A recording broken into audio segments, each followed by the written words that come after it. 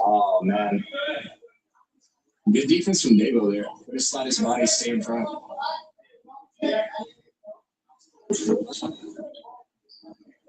Oh, that's a tough shot. That would get nasty. Dribble pull up. Comfortable on the top of the wing. Top of the key, whatever you want to call it. Matthew trying to sell the jab.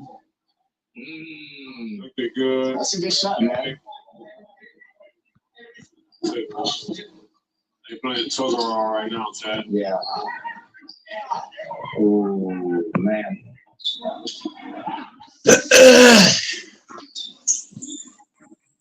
Oh, that's. Oh, shit. Is he counting that? Yeah. Good. It's in there.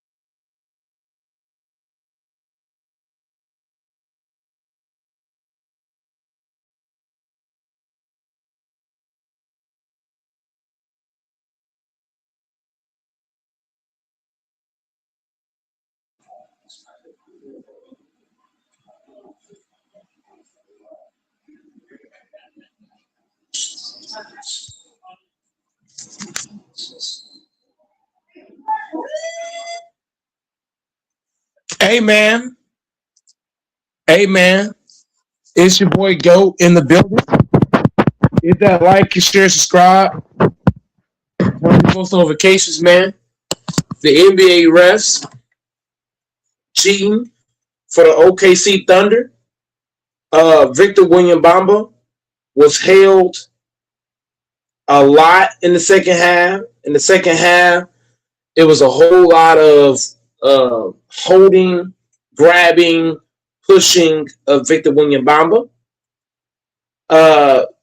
Castle's braid was pulled. The ref doesn't call anything. Hornstein should have fouled out in the first half. If we're being honest. If the referees are going to allow OKC to continue to get away with playing football style defense, I'm gonna tell you straight down the middle. OKC's gonna win this series because the refs are not calling a fair game. They're not calling a fair series. If the Spurs did these kind of fouls, if the Spurs were holding SGA like this, they would be fouled out of the game. Period. Let somebody pull SGA's hair. You ejected from the game. We watched OKC against the Suns. Devin Booker got a tech for no damn reason. Against the Lakers, we watched LeBron getting fouled, hit in the face by OKC, no call. We watched Chad hit Thero dead in the face, no call. We watched SGA try to break Austin Reeves' arm, no call. We're watching a whole lot of holding and grabbing in Game 2. Game 1, OKC played clean in Game 1. They lost. Game 2, they play football defense. They win. So I don't get why they letting one side play one way and not the other. That's the problem. I'm not mad about the non-calls. What I'm mad about is that you're holding one team to one standard and one team to the other. If you're going to allow OKC to play dirty, you might as well let both teams play dirty. Let it go both ways. That's all we're asking. But the NBA wants OKC to win so bad. So the Spurs got no shot in this series, bro. Like, I tried to agree with Texas. I tried to give Spurs fans a shot, but now, like looking at it, Look at how they reffing the OKC games. Yeah, OKC got this in the bag. OKC got no chance to lose, even without J Dub, because they get to play football defense. That ain't defense. They don't slide no feet, none of that. They playing how you play at the park. 6-3. 6-3. They playing how you play at the park type defense. The hood. Oh my God. I'm about to say you're getting comfortable, man.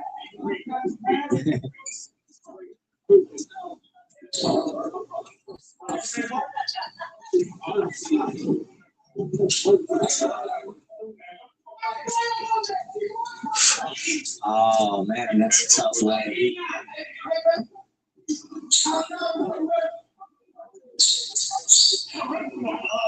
Wow. All over the place.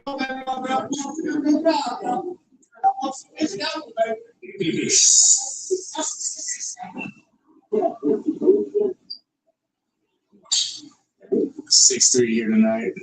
Dable at the line. Capitalized the free throw. He makes it 7-3. Oh, he hit that. Good hand. Block, man. 7-3. Matthews got possession now. How will he respond?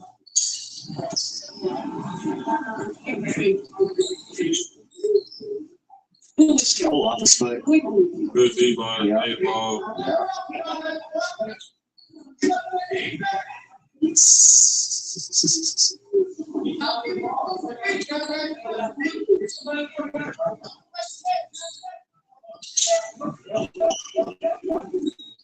Ooh, good hands. Good hands. There's a chess match going on.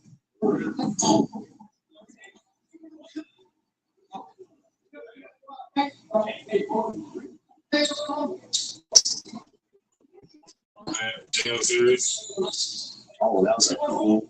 And one! They gonna walled up. 7-3 Dable right here. That's a tough shot if he hits. Good push offs, create space. Now, a little 10, 15 footer shot committee. That's the hardest shot in the game. That's a good shot right there, man. Oh my God. 6-7. Shoot a stick shot. I don't need mine. Rope up no right to his behind. The way that's just good. I don't need time. Yeah, the refs to be cheating, bro.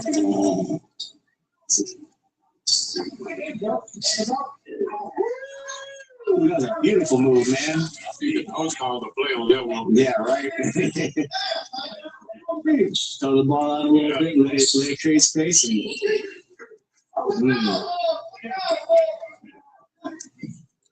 Foul two. That's 6-9. No Takashi. Oh, that's a good shot, man. That's a good shot.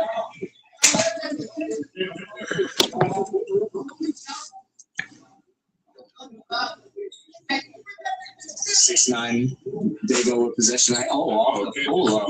I love it. Refs out here cheating.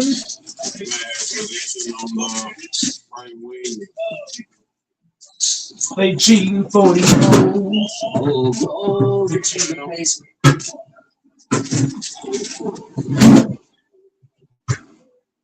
7-9.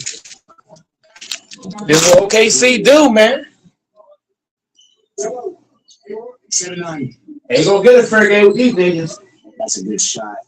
That's a good shot, man. 9 up. 9 up. Oh, he got a hand on that. That's a good catch and shoot, though. Good comfortable catch and shoot. 9 all. 9 both ways. Is that Dave over there? They go for 3. 12-9. 12-9, Dave with the lead.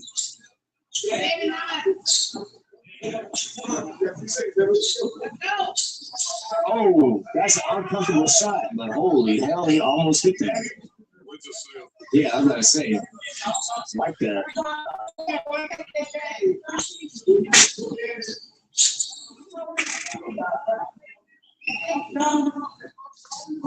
Man at the top. Mm-hmm. Nice big boy move. 11-12.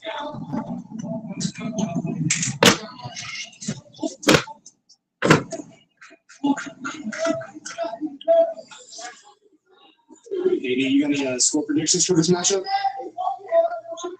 Not at the moment. No. Not at the moment. Look like it's more Favoring anybody. leaning towards a bright guy. Completely biased though. Completely biased. Leaning towards a bright guy. Oh, that's a tough finish, man. High off the glass. With the left. Davo was trying to go in glass pad, man. Timeout.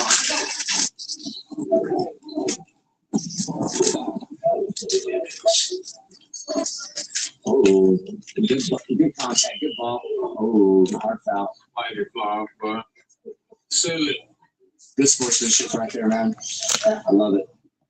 Mental Iron sharpening iron. Yeah, Luke. I actually had chicken tikka masala last night. That was pretty good.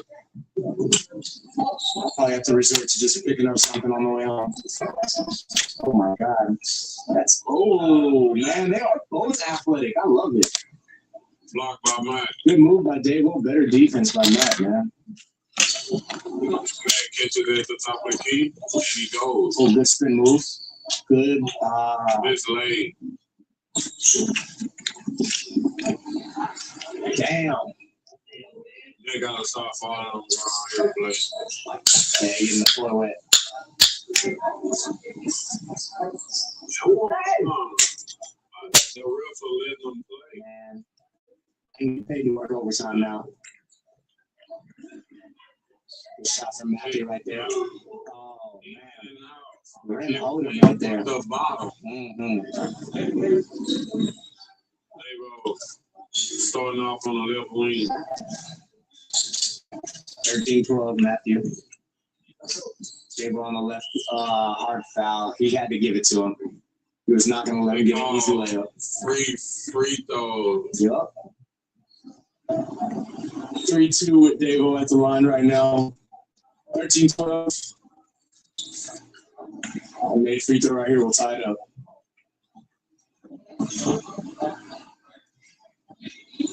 Oh, man. Good. Damn. LeBron for three. Fuck yeah, Ron. Good contact. Help him up. Help him up. They getting physical, man. I like it. They met each other and collided. Man, It's like we haven't seen a bucket in a minute, man. they missed free throw. I think. To the left. They like the left.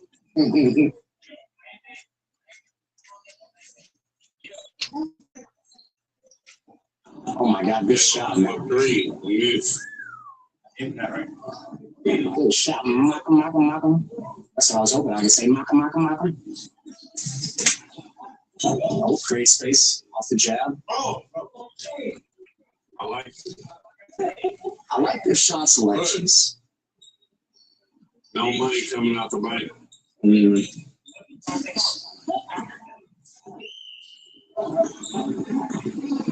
They are physical, man. They are not letting each other get any type of easy buckets. Davo at the line. 13-12, 3-2.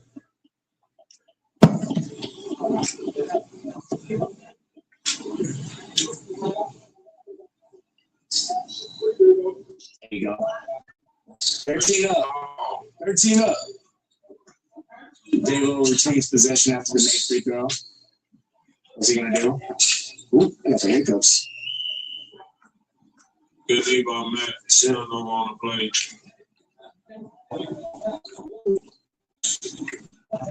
Damn, bro. Somebody need a water. Shit.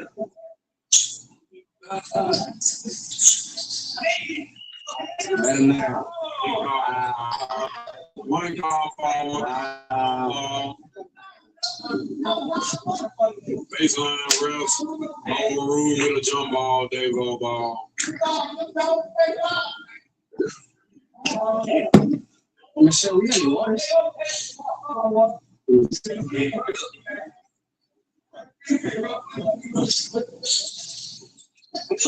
Oh my gosh. Travel on the play.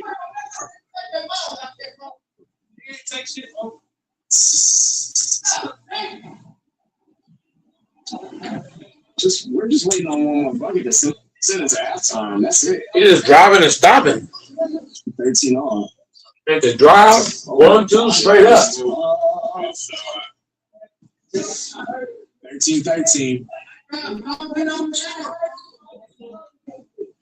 These damn hiccups, man. They got We had a 13 lock chat.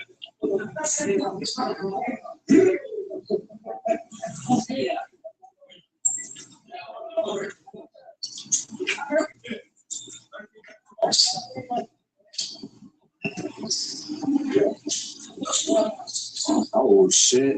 Oh my Devo. Devo. That looked a little something like 2018 Braun right there, man. 2016, 2018 Braun. Good ball. Devo take us ahead with a layup. 15-13. Devo is up at half.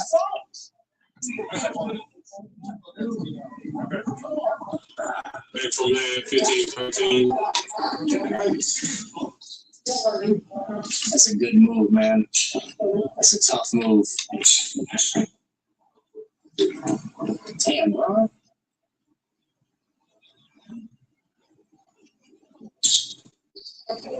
Matthew possession right here.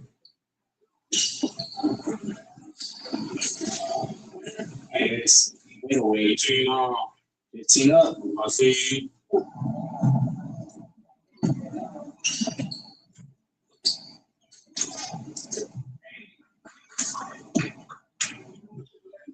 You see Devo want to block it. We got a new game, man. Fresh, clean slate. First one to 15 after this.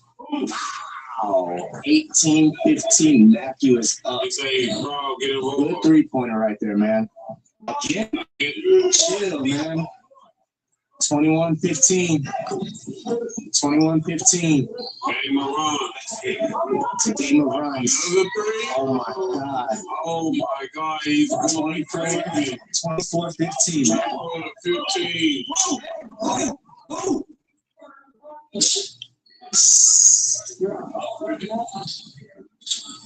my God. 24-15. He's getting ran off the court. So responding to the answer. How will he answer?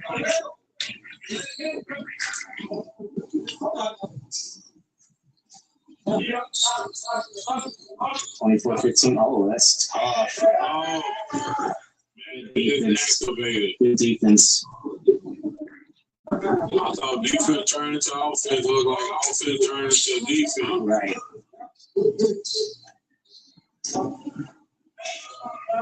Oh my God. Looked at night. It looks good. It looks good. 24-15. Let me see something, Davo. Get you a good bucket. All you gotta do is just see it going once. How am I mad? 15. Davo with possession right here. Stays with it. Stays with it. What was it called? Take foul. Oh, Shooting foul. they went to the line.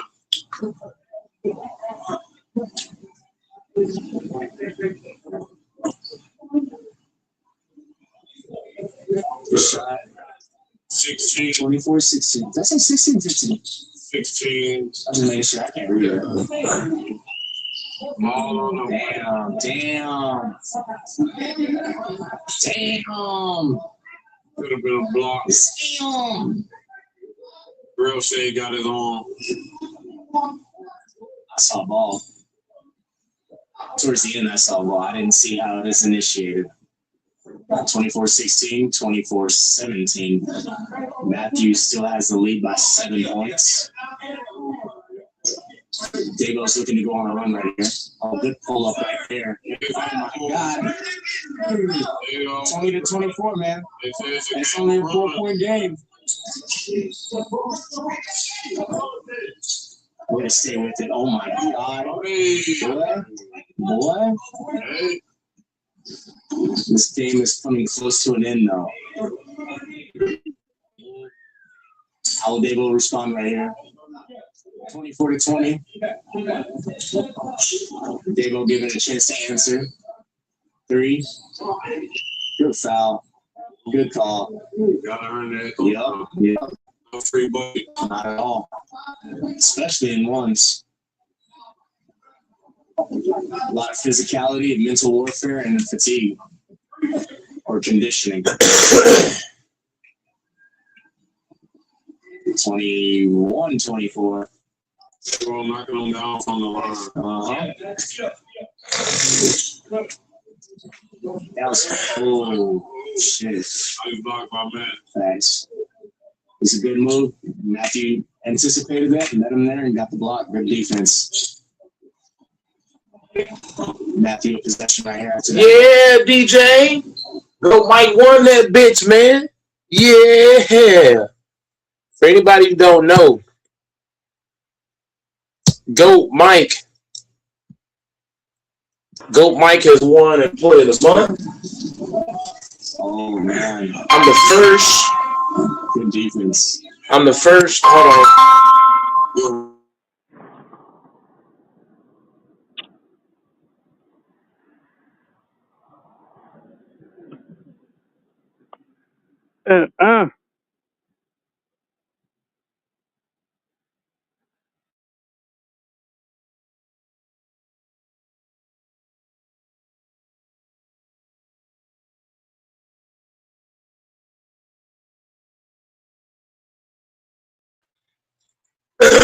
Yeah, I'm back. Go Mike won that award, man. I'm that dude, man. I'm that fucking dude, nigga. Oh yeah. So you won 40 is what I heard yesterday, right? I've got my 40th award, 40th Employee of the Month. Now, I'm not saying I won 40 this year. I won 40 in my career. But you got 40 in my career. 40 in my career. But this one I would say is the best one out of the 40 because I would say this one is the best for many reasons. We got all new. You gotta think about it. This year they changed a lot of the rules. That's the first thing. The second thing, we got a lot of new people in the building. We got more staff. We got 300 plus staff. There's different criterias every year for it. The other 39 times I won it, the criteria wasn't that hard. But I would say that the criteria to win it this year was next level. Like you had to meet so many requirements just to get it. So the fact that I won it and won it unanimously, I've never won the award unanimously. Each time I've won it, I was winning it by like 1, maybe 2 votes. But to win it unanimously and win it at a time where the criteria is higher, this one's the best one. Like this one, I'm gonna get in the damn picture frame or blow that motherfucker up or put it on my damn wall somewhere. Yeah, I'm fired up, BJ. Well, that's shit. I don't know what to say about that. But goddamn it, that was good shit, bruh. You got 40. I'm the baddest. Not I am 10, now listed. not 20, not 30, but 40. I am now. You gotta get 50. I am now listed, DJ, as the baddest cursed clerk to ever set foot in a grocery store.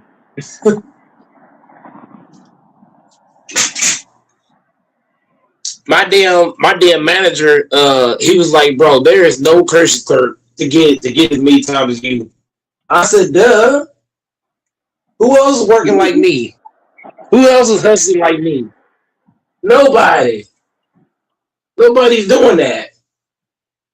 I be in that motherfucking DJ. I be out in the heat, sleet, snow, the rain, fucking cold, all kind of shit. 110 degrees, sick, tired, hurt. Like, I'm gonna go to work tomorrow fired up. I'm gonna be fired up like crazy. I'm gonna go in that motherfucker doing backflips. They gonna be like, what the hell? They go think I lost my damn mind. But you can't blame me though. My front end manager said, hey, when you come tomorrow, I know you're gonna be fired up. I said, duh. Oh shit! I'm gonna go It's about to be crazy. Man, every customer that see me, they gonna be like, "What the hell?" I ain't gotta say shit. All I'm gonna do is show them the damn award. I haven't claimed the award yet because I was off. I actually won it on the off day. My front end manager called me. He said, "Man, you won unanimously. Like you didn't just win.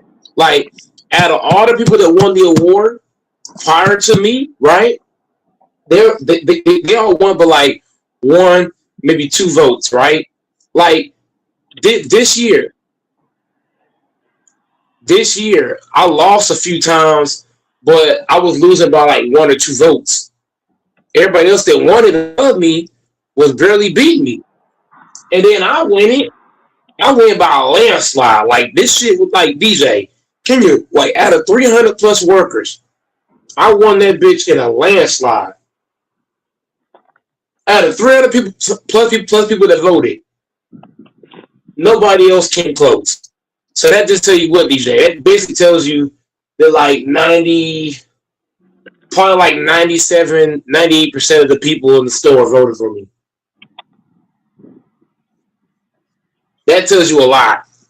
When you got doing the whole store voting for your ass, DJ, what that mean? You the baddest nigga in the store. You the baddest motherfucker. Pretty much. 24, 21. All the other cursed clerks voted for me. All the cashiers voted for me. All the grocery department. The only part of the store that didn't really vote for me that much was the video game and gardening section. But everywhere else, I just dominated. As far as the votes. Like what? Even the damn manager said, like, bro, the damn manager called me. He said, bro, everybody kept voting for you. I said, they better vote for me. All the shit I be doing, they better vote for my ass. But I think DJ, what helped me seal the award, I don't know if he's still there. I took a vacation. I'm here. Remember I texted you. Remember I texted you. I said I was going on vacation on the 23rd, right, of April. So on the 23rd, I went on vacation. Do you know, DJ? In the 1 week that I went on vacation, it took 10 people, DJ. It took 10 people to do what I do by myself. What that tell you? It took 10 people to do what I do alone. That's what made everybody, hey DJ, that's what made everybody vote for me. Is that when I went out for that week, they saw how hard my job was. You see what I'm saying, DJ? They saw how hard it was. They thought my job was easy, DJ. They thought my job was easy. They thought I was just making it look easy, right?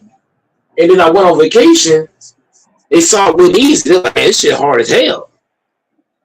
It took 10 people to do what I do by myself. So that's what sealed it for me. Because everybody started voting for me. When I came back off vacation, and they saw how one of me could dominate my whole position, they said, no, fuck that. We gotta vote for this nigga. You see what I'm saying, DJ? So they me going on vacation, it made them realize just how valuable I really am. So I don't know what you got on that, but I'm kind of like Luca. You know what I mean? Like how Luca let the Mavs lottery team. That's basically me. When I was out, my damn job at Walmart was a damn lottery team. It went from a championship team to a lottery team. I come back, a championship team. Even my damn family was like, they ain't shit without you. Even my family said that. My stepmom said that. My stepdad said that. My grandparents said that. My siblings said that. Well, it said, man, without you, they ain't nothing. They ain't lying. Anybody else gonna be out there, the motherfucker heat doing that shit? The hell? I be sweating so damn bad, DJ. DJ, you would think it rained outside. How about I be sweating? You would think it was raining outside. You would think it was a whole tornado out there. You would think it was a hurricane. Yeah, nigga, it's raining. I be sweating. I sweat bad, DJ. You already know this. I sweat like a motherfucker. You would think I was in a damn pool somewhere. Niggas better vote for my ass. The damn manager said that he's spooked of how many votes I got. The fucking manager said that. He said he's spooked of how many people voted for me.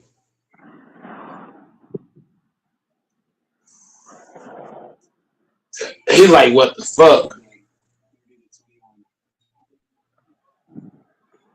All right, well, we're gonna have to talk about something because I know that's a good accomplishment.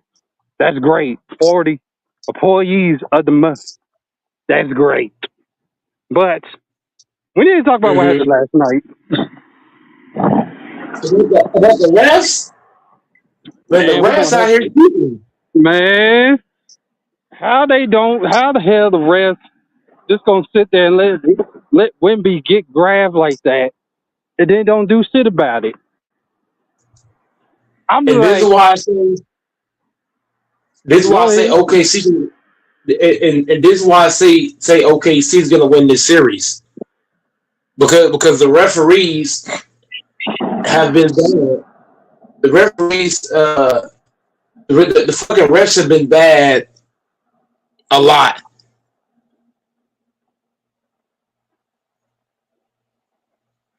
Hey, they appreciate that.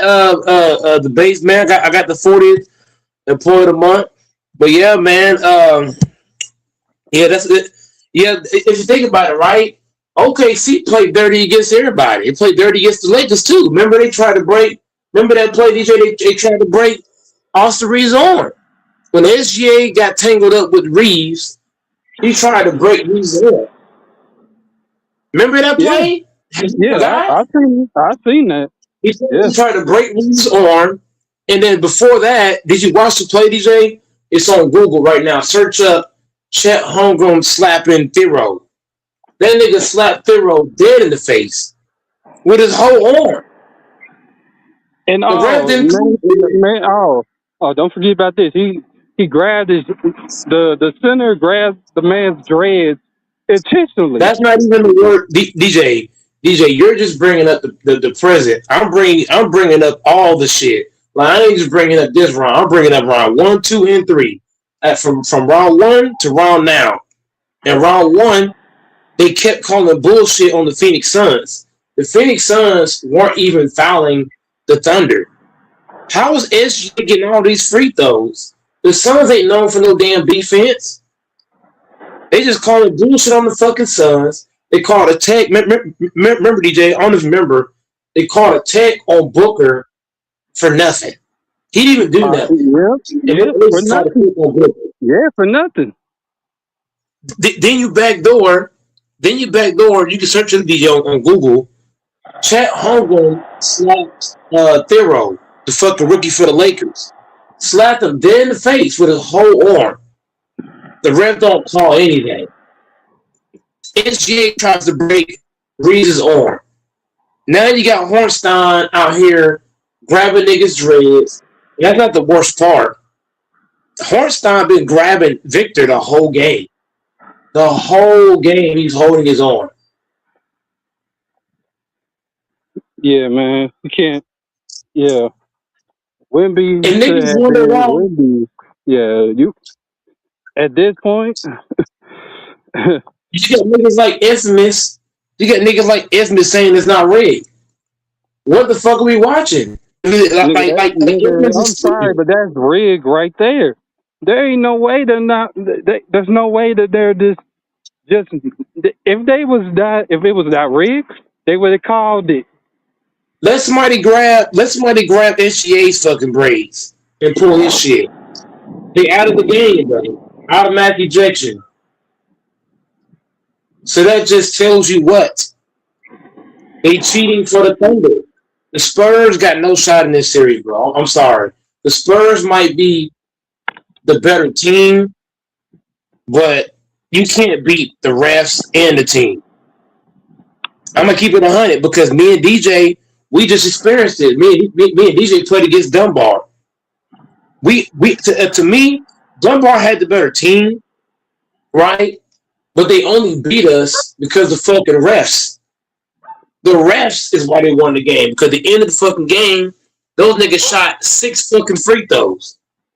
6. 6 of them. The refs can dictate a fucking game. FYF is a fucking idiot. And so is Infamous. Damn, what the FYF say? No, because he don't believe it's rigged. But here's the problem with FYF, and here's the problem with Infamous. DJ, anything involving millions and billions of dollars, there's going to be rigging involved.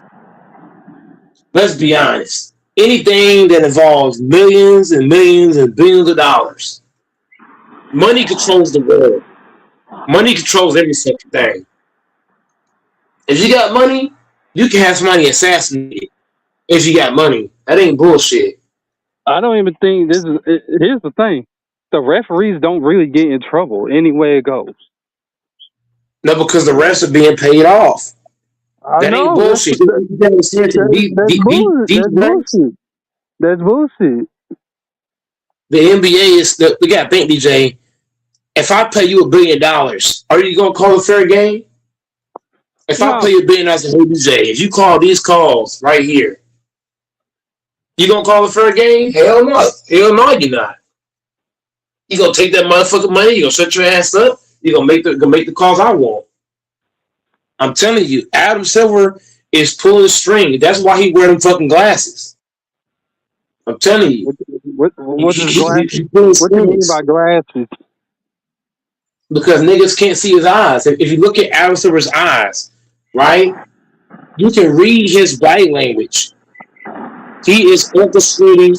Well, anybody who looks like Adam Silver, think about it, DJ. Adam Silver looks like a serial killer. Think about it. Well, he looks like one of them dudes.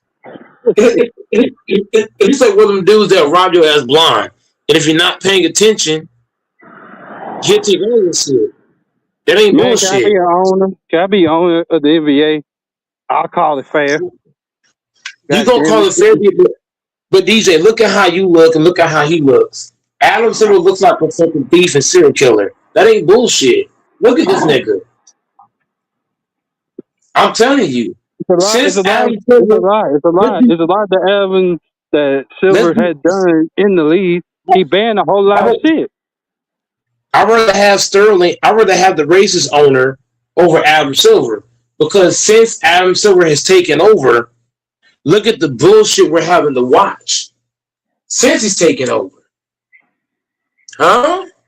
Yeah, I'm really done, bro. I'm looking forward to the NFL season. I'm done with this shit. I ain't gonna lie. I'm done. Nigga, if I you don't. You know why, DJ? The base. Tell this nigga. Hey, the base. Tell the nigga DJ. Does Adversary not look like a serial killer? Yes. Something wrong If you with him, really look bro. at him, And, if you and, really and look at I don't him, know whether they want Shea or Jokic to keep on being in front, but clearly Wemby is the best player in the league, bro. And they're doing stuff to try to make this man lose, bro. Because I don't know, maybe they feel like it's just too early for him to take over. They just trying to control the narrative, bro. Clearly the Spurs are better. Clearly he the best player on the floor, and clearly they was holding him on multiple fucking plays, bro. uh-huh. I'm not the dealing with this shit. I'm not the watching. whole I'm just game, not. all game, all game. It is I not even seen it. just. I was watching It the is. game, man. But if you watch the game, they're not just holding Victor. They're holding the whole Spurs team. Castle's getting held. Castle when Castle's making this move, he's getting held. When you watch Vassell, the whole Spurs team, when they're trying to make a basketball move, look at how OKC's guarding them. They're hand checking. They're in their fucking jersey. That's not defense. I'm sorry, bro. That's The just the, the dirty. whole Niggas was That's playing dirty. football out there trying to stretch the series out and make that man lose. One girl talking about, "Oh, you lying? You just mad? We gonna watch basketball, bro. That's on my life. I'm done watching the NBA, nigga. I'm done. Done with that shit. Infamous said that sports ain't Infamous and F1 said sports isn't rigged. What they don't understand, And that shit rigged. anything involving millions, the base. Look, anything involving millions of dollars is rigged, bro. Think about it. Anything that got millions and billions of dollars into it is not going to be fair, bro. It's about bets, or it's about trying to keep the face of the league where you want it. I don't know, but the league is definitely in control of this. The league is the ones that made the Spurs lose last night. Now, I would say this though. I would say that they should have been trying to have Dylan Harper be more of the playmaker, bro, and get that ball out of Vassell's hands unless he's driving it, lobbing it, or doing something like quick actions. Don't let him steady have it in his hand because he turned it over too much. Like, you can't turn it over that much. 2 games in a row and expect to win, though, go, Mike, because you know they're going to come out and score better. SGA going to be better. Like, you can't do that, though. So a little bit of it was the Spurs' fault, too, though. Brother Bates, if you watch it, Brother Bates, if you watch the game closely, all you're looking at is SGA and Victor. When you watch the game very closely, the whole Spurs team, when they're trying to make a basketball move, they're getting held. Like, for example, when Castle was trying to make his move, look at how Casey Wallace is hand checking. That ain't defense. What are we watching? What's the nigga name? Wallace. Wallace is grabbing the jersey of Castle. He's got his hand. Damon grabbing his balls, trying to guard him. That ain't defense. And it wasn't a good shooting night from downtown for either team either. So it's really closer than what y'all think. No, but the base. But the base. OKC don't gotta shoot the ball well because they're being allowed to play Darrell Reeves and Deion Sanders defense. They're playing football. Think about it. They're out here playing football. But it is not just Hornstein. It's the whole OKC team. Caruso is holding Victor as well. If you watch last game, Caruso, everybody he guards. You think Caruso sliding his feet? Fuck no. He out here playing linebacker. Lee, bro, I don't got a horse in the race. My team is out. I'm just saying, when it comes to basketball fairness, this is a mockery, a crime, bro. It is when you watch it, because if you watch even the last series, look at how many times a player should have been thrown out. Remember I told you Chet Holmgren, he slapped Thoreau in the face with his whole fucking arm. Slapped him in the face. And the ref ain't call shit. Did SGA try to break Reed's arm? No call. LeBron gets hit in the head three different times in the game. No call.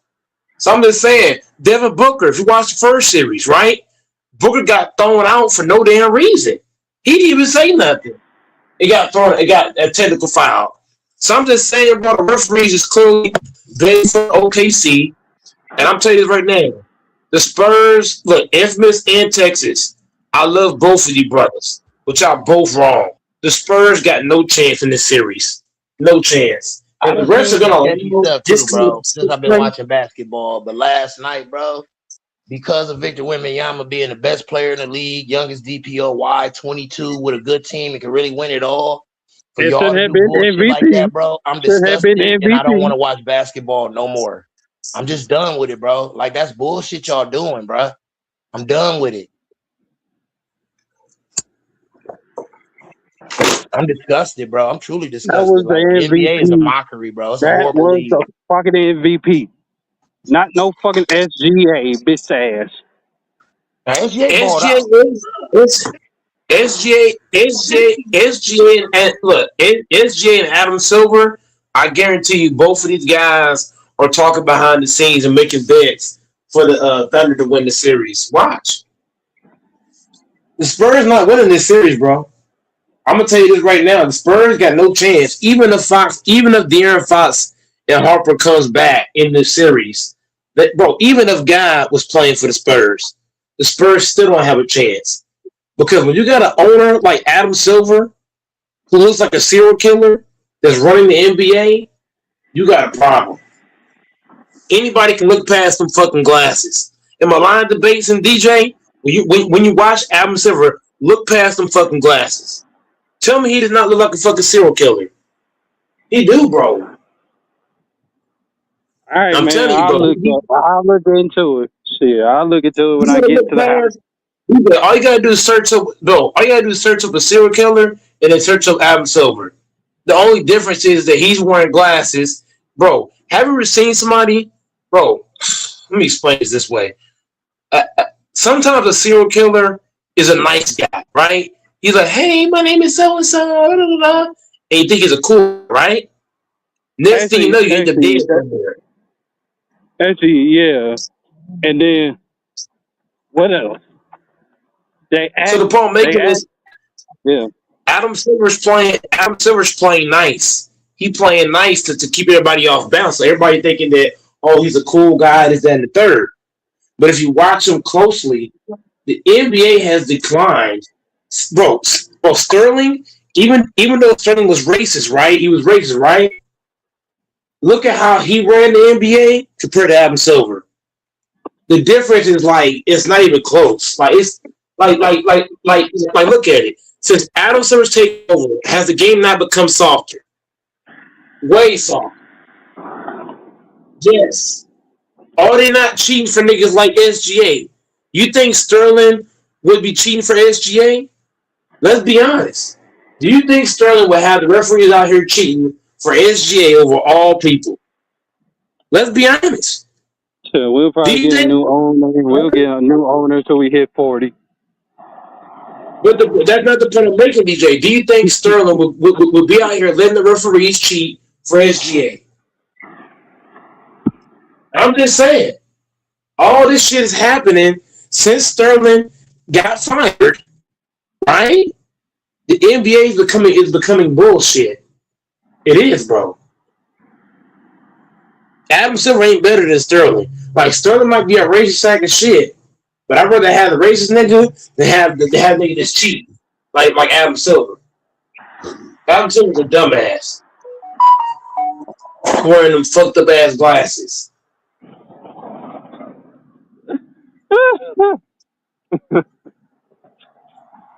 I'm just being honest. The fuck up glasses. Y'all know I ain't lying, bro. He's hot, bro. I'm telling you, he's wearing them glasses. I'm telling y'all, a lot of niggas falling for that shit. Because look, Sterling was what, DJ in debates? Sterling was what? He was mean, he was ugly, he was nasty, he was straightforward with you, right? This dude, Adam Silver, he's playing a nice guy. Oh man, I'm Adam Silver, man, and yeah, man, and look at favoritism. Look at how he look at how Adam Silver handed that MVP to SGA. Look at the way he looked at SGA when he handed him the MVP. Tell me there's not something going on there. Tell me there's not something going on between Adam Silver and SGA. Look at the way he handed him the award, and look at how he looked at SGA. To me, there's something going on there. To me, I'm blind debates and DJ. To me, I'm bullshit. There's something going on there, bro. When you watch him hand that award to SGA, you can tell there's something going on between those two. I'm not stupid. If my channel get banned, y'all niggas know why. I don't hold back shit. If I get banned or I get shut down, y'all niggas don't know why. Adam Silver came for Goat Mike. I'm just telling you, bro. Goat Mike's pointing out the facts right in front of you. At the Thunder win this series, it's gonna be because of the refs. Period. The referees out here cheating, and they know it. They know they cheating. Out here holding nigga on. You gonna call a foul for Casey Wallace, but not call a foul for fucking Victor. What the fuck we doing? ISO Joe fucking flopped last night. You know that shit? ISO Joe just threw himself on the ground and got a foul call. Fuck out of here. Who the fuck is ISO Joe? Yeah, I saw that BS. Fuck. Y'all saw that nigga ISO Joe just flopped to the phone and got a call? Fuck out of here. The rest is out here cheating for the Thunder because of SGA, bro. This Thunder team ain't better than the fucking Warriors. They ain't better than the 2016 Cavs. I can keep going. They're not better than the 2000 Lakers with Shaq and Kobe. They're not better than Lakers with Kobe and Paul Gasol. They're not better than the grit and grind Grizzlies. I can go on and on and on. This team's only winning because of Adam Silver. If Sterling was still the owner, or somebody other than Adam Silver, this shit wouldn't be happening. We'll be looking at different champions right about now. I'm telling you, bro. Even in game 6 last year against Indiana, I said this shit. Remember how Indiana had the lead on the Thunder, and they kept calling the bullshit ass calls for SGA. I'm telling y'all, they cheating for this nigga. This nigga out here getting SGA getting Kobe Bryant type calls. That's bullshit. That nigga ain't. Well, he's not nowhere near Kobe's level. You think Kobe Bryant gonna put up 20, 25, 30 points on the Spurs? He's putting up 50. If you put Castle on Kobe, Kobe's gonna end his career. Kobe Bryant will end Castle's career. There's nobody on the Spurs that can hold Kobe Bryant under 40 points. Even Wemby. But the point I'm making, DJ, is SGA's averaging 30. He's averaging 25 to 30 points against the Spurs. He's averaging 25 a game against the Lakers and against the Suns.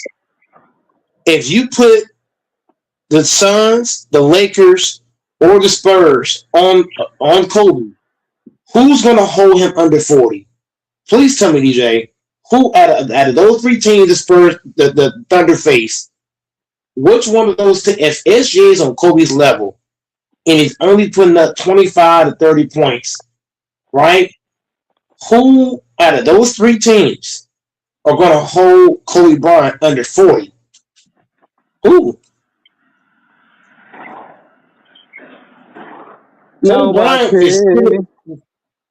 Kobe Bryant, DJ, he would average 40 on Marcus Smart. He averaged 40 on the whole Thunder team. He averaged 40 against the Phoenix Suns. Like, let me keep going. What about LeBron James? Prime LeBron James. He's averaging 40 on the Spurs. He's averaging 40 on the Suns. And he's averaging 40 on the Lakers. You keep going. What about Jordan? I'm going to bring up Jordan. What about Larry Bird? I mean, the list goes on. SGA is not a top 10 player all time, bro. He's not. He's not better than Tim Duncan. He's not even better than motherfucking Ginobili. I'm being dead fucking serious. Manu Ginobili is killing these teams right now. Right now, I'm talking burying niggas. We talking about Manu Ginobili want to get some of the best defenders in the league, bro. Like niggas smoking rocks. SGA, he all right player, but he ain't all that, bro. He not, bro. This nigga barely put 25, 30 points a game. How you better than LeBron, Kobe, Jordan? How you on their level? Fuck out of here. He not even He not dropping them numbers. He not dropping them numbers. Dirk Nowitzki would average DJ. Dirk Nowitzki would average 35 or more on this Spurs team. What? Dirk Nowitzki is burying all these fucking teams. Nobody on the Thunder stopping Dirk Nowitzki. Nobody on the Spurs. Dirk Nowitzki would come out here and bury all these niggas. One-legged fadeaways. Telling you. The niggas want to hype up SGA like he the next thing since sliced bread. Fuck out of here. SGA ain't better than fucking Victor. The only difference is that Victor's not getting the same respect that SGA is getting. But look at how Adam Silver looked at SGA's eyes, DJ. Look at how he looked in his eyes. Huh? Pause. I'm just saying. Go watch the video. Look at how a nigga looked at SGA. Yeah, look at my eyes. I don't know Yeah, look what at my the eyes. But DJ, imagine me, DJ, right? I'm the owner, right? Let's say, DJ, you was a mega superstar, right, DJ? And I'm handing you an award, and I'm looking at you a certain kind of way, right? What do you think I'm thinking? I'm about to cheat for your ass. I'm about to cheat for you. I'm about to make sure your ass win. I don't give a fuck what. I don't give a fuck what. I don't give a fuck what the rule book say. I'm gonna make sure DJ win.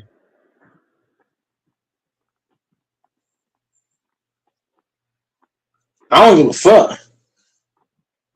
I'm about to call some bullshit. You know how many times a fucking boxer won that shouldn't have won? There's boxers that won that shouldn't have won. All because of the biasness. There's biases in every fucking thing. And that ain't bullshit. It's biases when it comes to voting, like presidential shit. There's voting in sports. There's biases in every fucking thing. Like DJ Milan, DJ, you can have all the qualifications, right? And I can say, no, fuck you. I'm gonna hire my homeboy. Out of biasness. You might have all the credentials. You might have everything necessary. But I say, nah, fuck that. I'm gonna hire this nigga. Even though you way more qualified. That shit happens, Mm-hmm. bro. You know what I'm saying? Am I lying, DJ? That Yeah, ain't you just not sports. lying.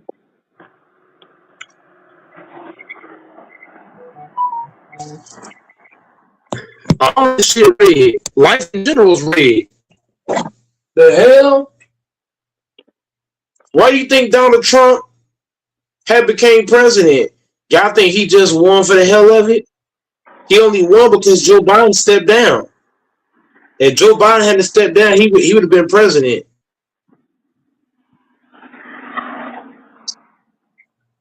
Yep. Tell me I'm bullshitting.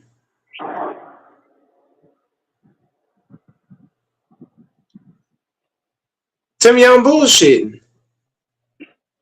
If Joe Biden hadn't stepped down, do we think Trump would have won? I don't. I think No. it took Joe Biden stepping down to allow Trump to win. DJ, do you think Joe Biden stepped down on his own, or do you think he was paid off to step down? Let's be honest. I believe he was paid to step down. I don't believe it was a health concern. I believe it was something else. I believe somebody paid him out like, hey, look, bro, we gonna pay you much money. We're gonna step down, ain't gonna let Trump win. Huh? That ain't bullshit. I'm telling y'all, Joe Biden was supposed to be president.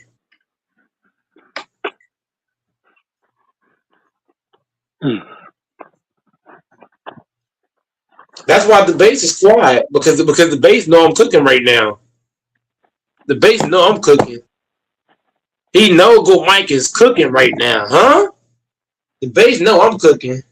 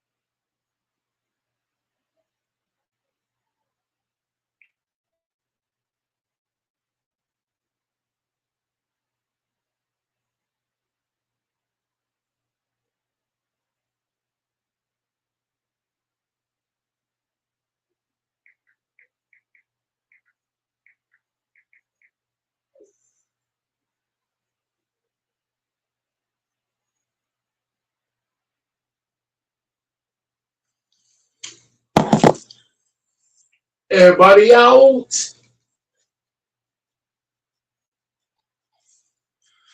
Oh.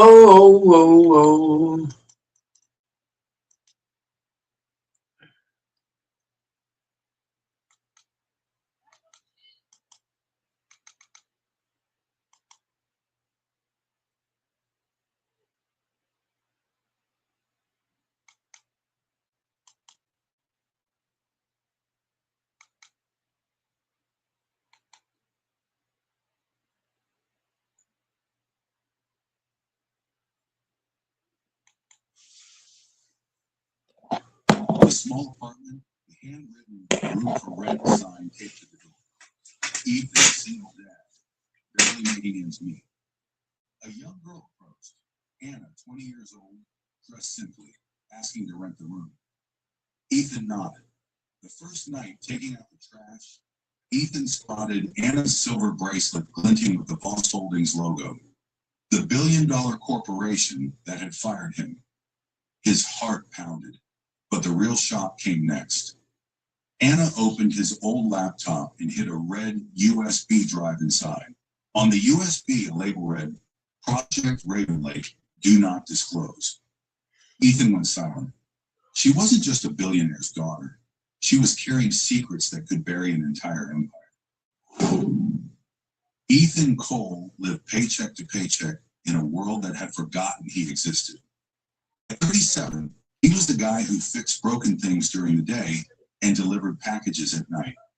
Single dad to 8-year-old Mia, ever since his wife Hannah died of heart complications 2 years ago. The medical bills had drained their savings. The funeral costs had drained everything else. The room for rent sign was his last resort. $200 a month would cover Mia's school supplies and maybe a few decent meals. Anna showed up on a Tuesday afternoon, looking nothing like the college students who usually answered his ads. No designer clothes, no attitude, no parents calling to inspect the accommodations. Just a quiet 20-year-old with earnest eyes and cash in hand. I'm studying art, she said simply. I need somewhere peaceful to work. Mia took to Anna immediately.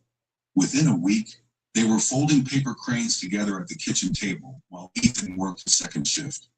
Anna taught Mia new origami patterns, helped with homework, and never complained about the thin walls or the heater that only worked when you kicked it twice. She was perfect, too perfect. That's when Ethan started noticing things.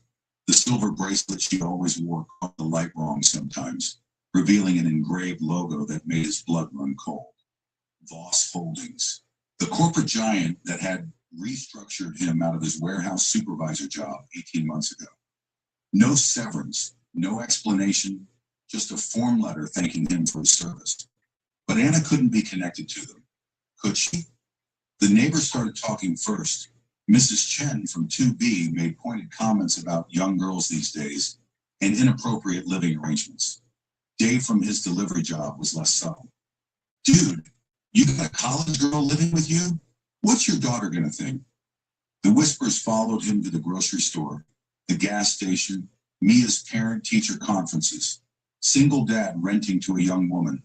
The math looked wrong to everyone who cared to judge. Ethan ignored them. Anna paid rent on time, kept her space clean, and made Mia laugh in ways she hadn't since Hannah died. That should have been enough, but the silver bracelet bothered him, and the way she sometimes stared at her phone with an expression he couldn't read. And the fact that she'd specifically asked to use his old laptop instead of buying her own. Mine crashed, she'd explained. College budget, you know? Except nothing else about Anna suggested money problems. Her clothes were simple but well made. Her art supplies were professional quality. And when Mia accidentally spilled juice on Anna's backpack, the leather absorbed it without staining, the kind of leather that cost more than Ethan made in a month. One evening, while taking out the trash, he glimpsed her through the kitchen window. She was sitting at his laptop, but not browsing or typing. She was inserting something into the USB port, something small and red. When she saw him coming back inside, she closed the laptop quickly and smiled the same warm smile she always gave him.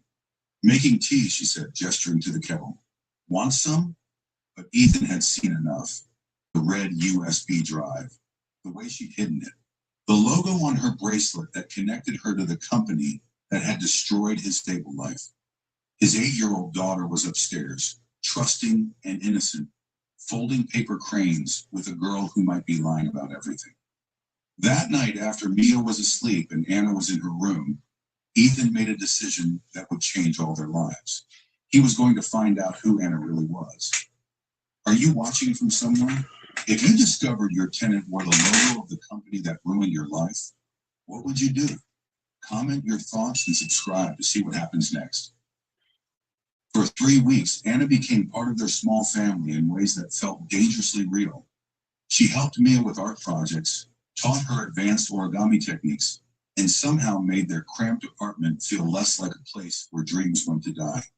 When Ethan worked late shifts, Anna made sure Mia had dinner and finished her homework. When Mia had nightmares about her mother, Anna sat with her until she fell back asleep. It was everything Ethan had hoped for when he posted that rental ad. A responsible tenant who genuinely cared about his daughter. So why did he feel like he was living with a ghost? The signs were small but persistent. Anna paid her rent in crisp hundreds, always exact change. She never ordered takeout, but somehow the refrigerator stayed stocked with expensive groceries. And that silver bracelet, she never took it off, even when washing dishes or helping Mia with messy art projects. The bracelet that bore the logo of Voss Holdings. Ethan had worked for their warehouse division for 6 years. Steady pay, decent benefits, the kind of job that let him plan for Mia's future. Then came the restructuring. 37 employees let go in a single day. No warning, no alternatives, just security guards walking them out with cardboard boxes full of personal items. Hannah had been sick by then. The insurance coverage ended with his job. The medical bills that followed destroyed everything they'd built together. But Anna couldn't know any of that. Could she? The doubt was eating him alive, especially when he watched her with Mia. His daughter's laughter had returned after months of grief-stricken silence. Anna had given them both something precious, hope that their little broken family might heal. The first real crack came on a Saturday morning at Peterson's Market. Ethan was counting coupons at checkout, calculating whether he could afford the name brand cereal Mia had asked for when his card was declined. Again. "I'm sorry," he told the cashier, his face burning with familiar shame. "Can you remove the—" "I've got it," Anna said quietly, appearing beside him with a platinum credit card. The cashier's entire demeanor changed. The same woman who'd been tapping her fingers impatiently while Ethan sorted through crumpled bills suddenly became deferential, almost servile. "Of course, miss. Right away." Anna's card went through without question. $237, paid with the casual ease of someone for whom money was never a real concern. The other customers in line stared. Ethan felt their judgment like a physical weight. The single dad who couldn't afford groceries, saved by his young female tenant's platinum card. Walking home in silence, carrying bags that Anna had paid for, Ethan finally asked the question that had been building for weeks. "Who are you really?" Anna stopped walking. For a long moment, she stared at the sidewalk, her fingers unconsciously touching that silver bracelet. "I'm exactly who I said I am," she whispered. "I'm just not exactly who you think I am." That evening, after Mia was asleep, Anna knocked on Ethan's bedroom door. "Can we talk?" She sat on the edge of his bed, looking younger than her 20 years, and told him the truth that shattered his world all over again. "My name is Anna Voss. My father owns Voss Holdings." The air left Ethan's lungs.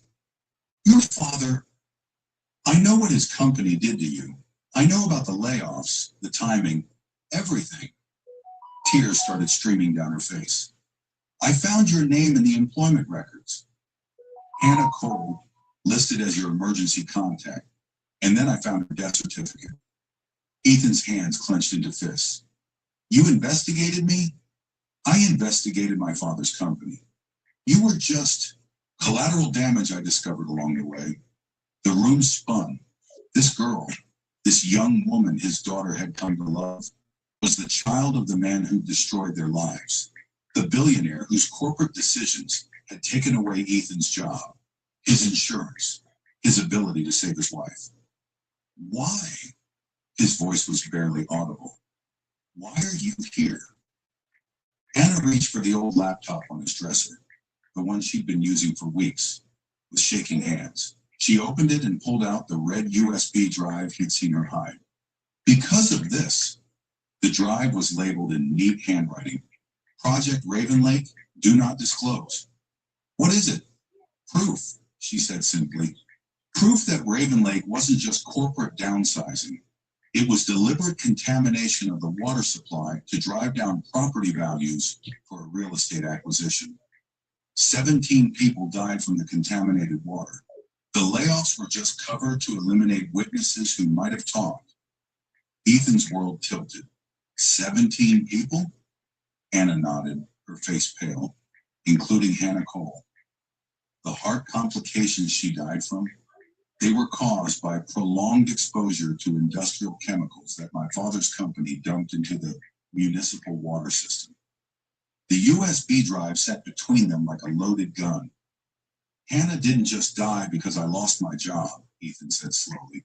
She died because your father poisoned her. Yes. Outside, a black SUV had been parked across the street for the past hour. Anna had noticed it first, her body tensing in a way that spoke of long practiced fear. They know I have it, she whispered. They know I'm here. And now they know about you and Mia. As if summoned by her words, the SUV's doors opened. 3 men in expensive suits stepped out, their movements coordinated and purposeful. They were coming for Anna, and they weren't planning to leave witnesses. The knock came at exactly 9:47 p.m. Not the polite tap of neighbors or delivery drivers. This was the sound of authority that expected immediate compliance. Ethan looked at Anna, whose face had gone completely white. The USB drive was still in her trembling hands. Mr. Cole, a voice called through the door. We'd like to speak with you about your tenant. Ethan's protective instincts kicked in. Whatever Anna had done, whatever secrets she carried, Mia was upstairs sleeping. His daughter's safety came first. Just a minute, he called back, then whispered urgently to Anna, hide that drive. Now. Anna shoved the USB back into his laptop and snapped it closed. Ethan, I'm so sorry. I never wanted to bring this to your home. Too late for apologies. He opened the door to find 3 men in perfectly tailored suits, the kind of suits that cost more than most people's monthly rent. Behind them, neighbors were peeking through curtains and cracking doors, drawn by the expensive cars and obvious drama. The man in the center was older, with silver hair and the kind of presence that commanded boardrooms. His eyes swept past Ethan dismissively before settling on Anna, who had appeared in the hallway. Anna, it's time to come home. I am home, she said quietly. The man's laugh was cold. This is what you call home? He gestured around Ethan's modest apartment with obvious disgust. A cramped rental with His eyes found Ethan again. Maintenance worker. One of the younger men smirked. Sir, maybe we should explain to Mr. Cole exactly who he's been harboring.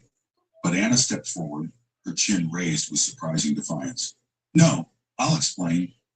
She looked directly at the growing crowd of neighbors, her voice carrying clearly in the night air. My name is Anna Voss. My father is Richard Voss, CEO of Voss Holdings. And I stole classified documents proving that his company murdered 17 innocent people. The statement hit like a physical blow. Mrs. Chen gasped audibly. Dave from the delivery service whistled low. Richard Voss's composure cracked for just a moment.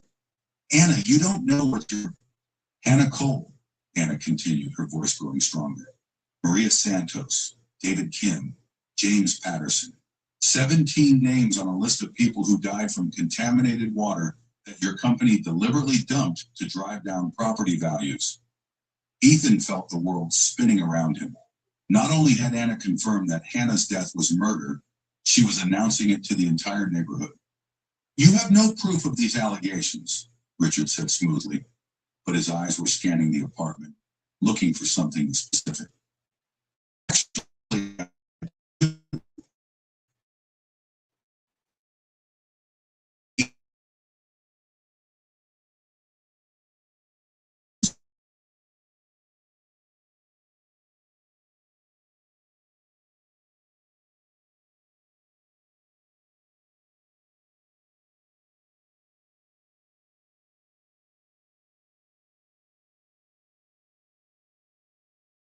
private family matter.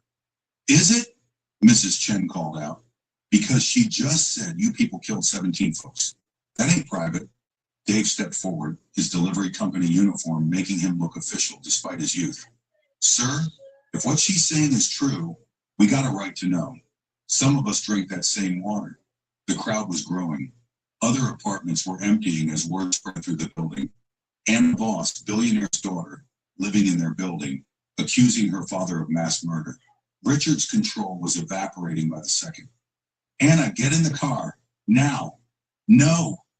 You're 20 years old. You're my daughter. You'll do as I say.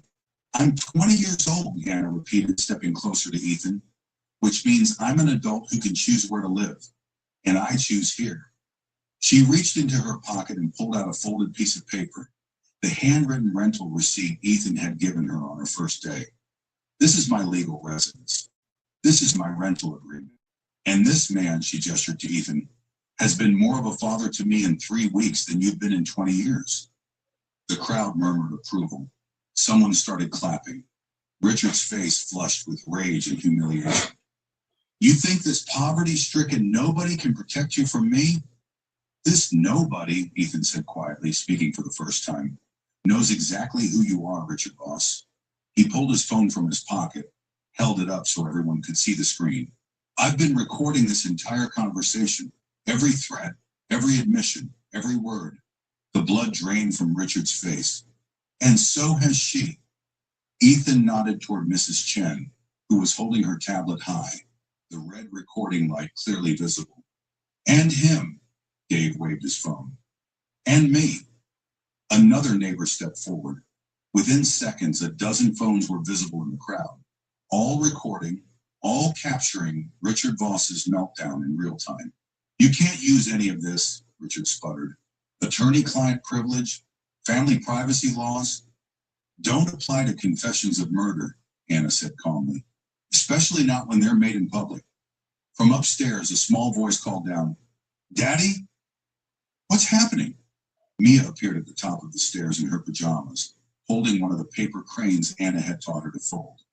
The sight of the 8-year-old girl seemed to break something in Richard Voss. Here was innocence, the kind of childhood Anna had never been allowed to have, the kind of family he destroyed with his corporate greed. Please, Anna whispered, her voice cracking, just let me stay. Let me do the right thing for once. Richard looked around at the cameras, the witnesses, the evidence of his empire crumbling in real time. This isn't over, he said finally. Yes, it is, Anna replied, because tomorrow morning I'm walking into the FBI field office with everything I have. And tonight, everyone here heard you try to stop me. As Richard and his men retreated to their expensive cars, Anna collapsed against Ethan's shoulder, finally allowing herself to cry. I'm sorry, she whispered. I'm so sorry I brought this to your family. Ethan looked at Mia, still clutching her paper crane, still trusting him to keep her safe. You didn't bring this to my family, he said quietly. You became part of my family, and family protects each other. The cameras were still recording. The truth was finally free. By morning, the world had changed.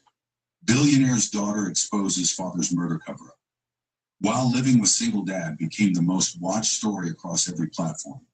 The video of Richard Voss's meltdown, captured from 12 different angles by Ethan's neighbors, went viral within hours. The footage was devastating. A corporate titan reduced to threats and stammering denials, while his own daughter stood up to him in a cramped apartment hallway. The contrast couldn't have been more stark. Wealth and power crumbling against simple human decency. Ethan's phone rang nonstop. CNN, NBC, local stations, podcasters, documentary filmmakers. Everyone wanted the ordinary hero who protected a whistleblower. He declined every interview. Daddy, Anderson Cooper called again, Mia announced over breakfast, carefully folding a new paper crane from the morning newspaper. He wants to fly us to New York. What did you tell them? That we don't need to be famous. We just need Anna to be safe. Smart kid. Too smart for 8 years old.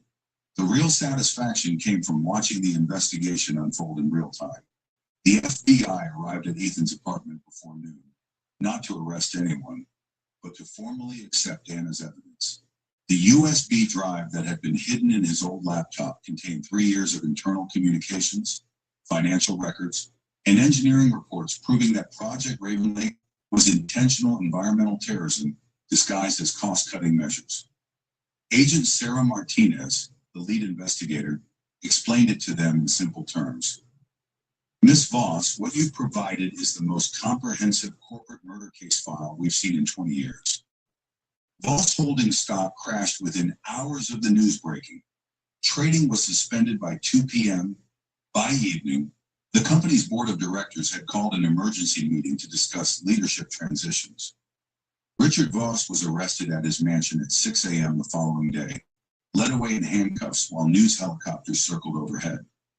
The man who'd once commanded boardrooms worth billions was now doing the perp walk in his bathrobe. The charges were extensive: 17 counts of negligent homicide, conspiracy to commit environmental crimes, obstruction of justice, witness intimidation, and racketeering. Each count carried a potential life sentence, but the sweetest revenge was quieter, more personal. The families of the 17 victims, including Ethan and Mia, were granted first priority in the class action lawsuit that followed. The settlement numbers being discussed started with 10 figures.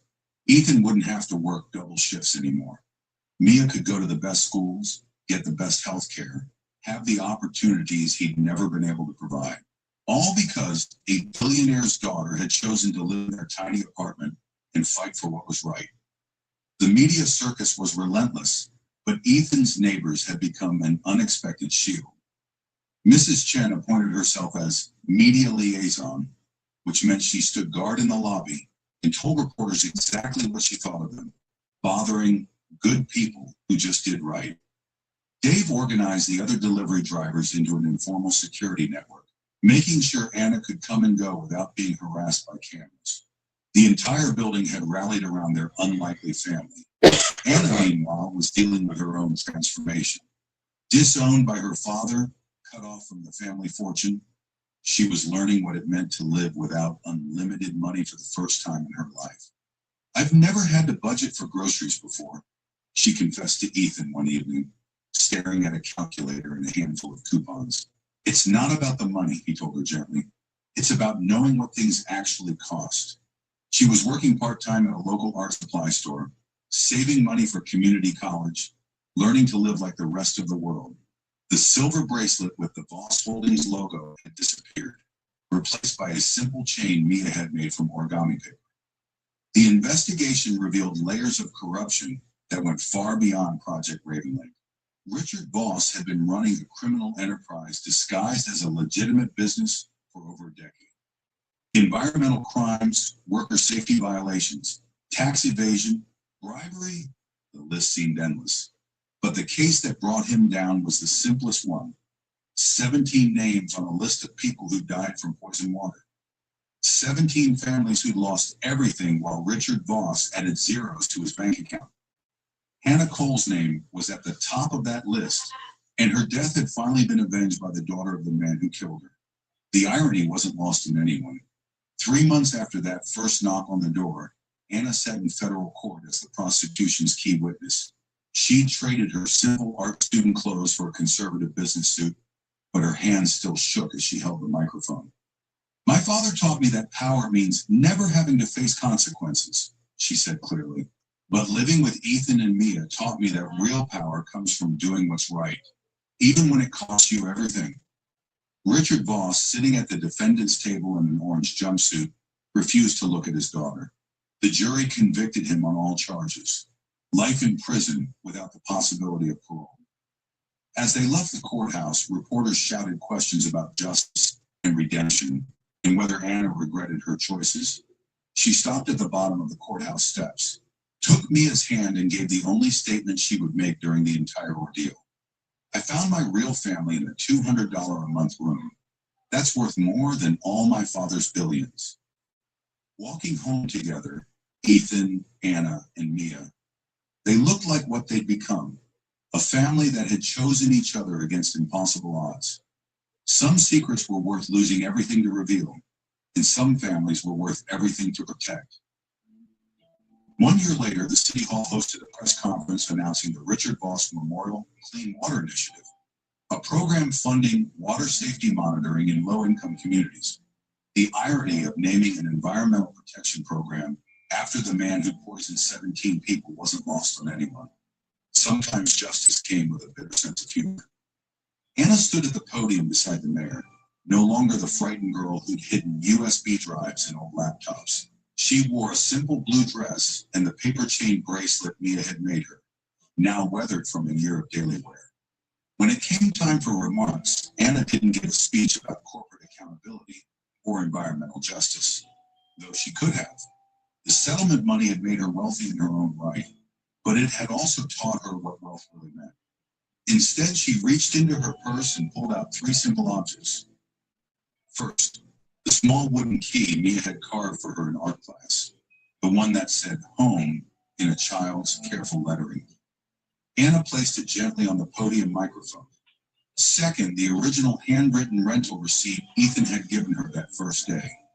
Now framed and worn from handling, she set it beside the key. Finally, a paper crane folded from the front page of the newspaper announcing her father's conviction. She placed it on top of the receipt, its wings spread wide. The symbolism was unmistakable to everyone who'd followed their story. The key that had opened the right door, the receipt that had protected her choice to stay, and the crane that represented hope rising from the ashes of corruption. A photographer captured the moment, and the image spread across social media with a simple caption, "The room she rented saved lives." After the ceremony, the 3 of them walked home to the same apartment where it had all started. The room for rent sign was long gone, replaced by a small plaque that read, "Cole Voss Family." "Are we really keeping my last name?" Anna asked, the same question she'd posed a dozen times since the adoption papers were filed. "Family isn't about names," Ethan said, unlocking the door with Mia's wooden key. "It's about choosing to stay when staying gets hard." Mia ran ahead to their kitchen table, where dozens of paper cranes hung from the ceiling, each one folded during their most difficult days, each one a promise that tomorrow could be better. Sometimes the most expensive room wasn't in a mansion. Sometimes it was the $200 space where someone finally learned what home really meant. Sometimes the most valuable inheritance wasn't money or power. It was the courage to choose family over fortune, truth over comfort, and love over everything else.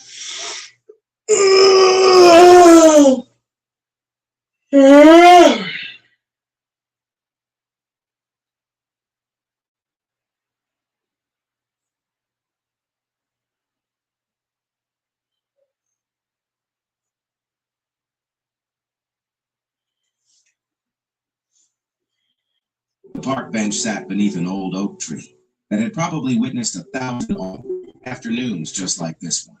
The leaves had turned brilliant shades of gold and amber, and they fell in lazy spirals to carpet the ground below. The late afternoon sun slanted through the branches at that particular angle that makes everything look softer, warmer, like a memory already being formed. Ethan Winters sat on that bench, coffee in hand, trying to find a moment of peace in a day that had been nothing but chaos. He was 36 years old, with dark hair and a face that showed both the success he'd achieved and the stress that came with it. He wore a navy suit because he'd come straight from the office, from a board meeting that had run 3 hours longer than scheduled, from decisions about mergers and acquisitions that affected hundreds of jobs but felt somehow meaningless in the broader scope of his life. Ethan ran a consulting firm that his father had started, and he'd spent the last 10 years building it into something bigger than anyone had imagined. But somewhere along the way, he'd lost sight of why it mattered. He'd lost his marriage to a woman who'd told him he was more interested in spreadsheets than people. He'd lost touch with most of his friends, all of whom had families and children and busy lives that didn't include room for a workaholic who canceled plans more often, and he kept them. So now he found himself alone on a park bench on a Thursday afternoon, having left work early for the first time in 6 months, holding a coffee he didn't really want, and wondering when his his life had become, something he was trying to escape from instead of embrace. He was deep in these thoughts when he heard a small voice beside him. "Excuse me, mister?" Ethan looked down and saw a little girl standing a few feet away. She couldn't have been more than 5 years old, with blonde curls that caught the golden light and wide eyes that held a mixture of hope and nervousness. She wore a teal blue dress with white trim, white tights, and pink sneakers that had seen better days. In her hands, she clutched what appeared to be a handful of envelopes. "Hello," Ethan said, glancing around for a parent or guardian. The park wasn't crowded, but there were a few people scattered about, taking advantage of the beautiful afternoon. He couldn't immediately tell who might belong to this child. "Are you by yourself?" Ethan asked gently. "No, my mommy's over there," the girl said, pointing toward a bench about 30 yards away. Ethan could make out a woman sitting there watching them. She raised a hand in a small wave, acknowledging that she could see her daughter. "She said I could give out my invitations, but not to go too far and not to bother people if they look busy." "I'm not busy," Ethan said, and realized with a start that it was true. For the first time in years, he truly had nowhere he needed to be. The little girl brightened. "Really? Because I'm having a birthday party, and I'm inviting everyone in the park today. I'm going to be 6 on Saturday." She held out one of the envelopes, which Ethan could see was handmade. The envelope was pink construction, paper with stickers of butterflies and flowers decorating it, and his name slot was left blank since she didn't know it. Ethan took the invitation carefully, touched by the obvious care that had gone into making it. "That's very nice of you to invite me. What's your name?" "Lily," the girl said.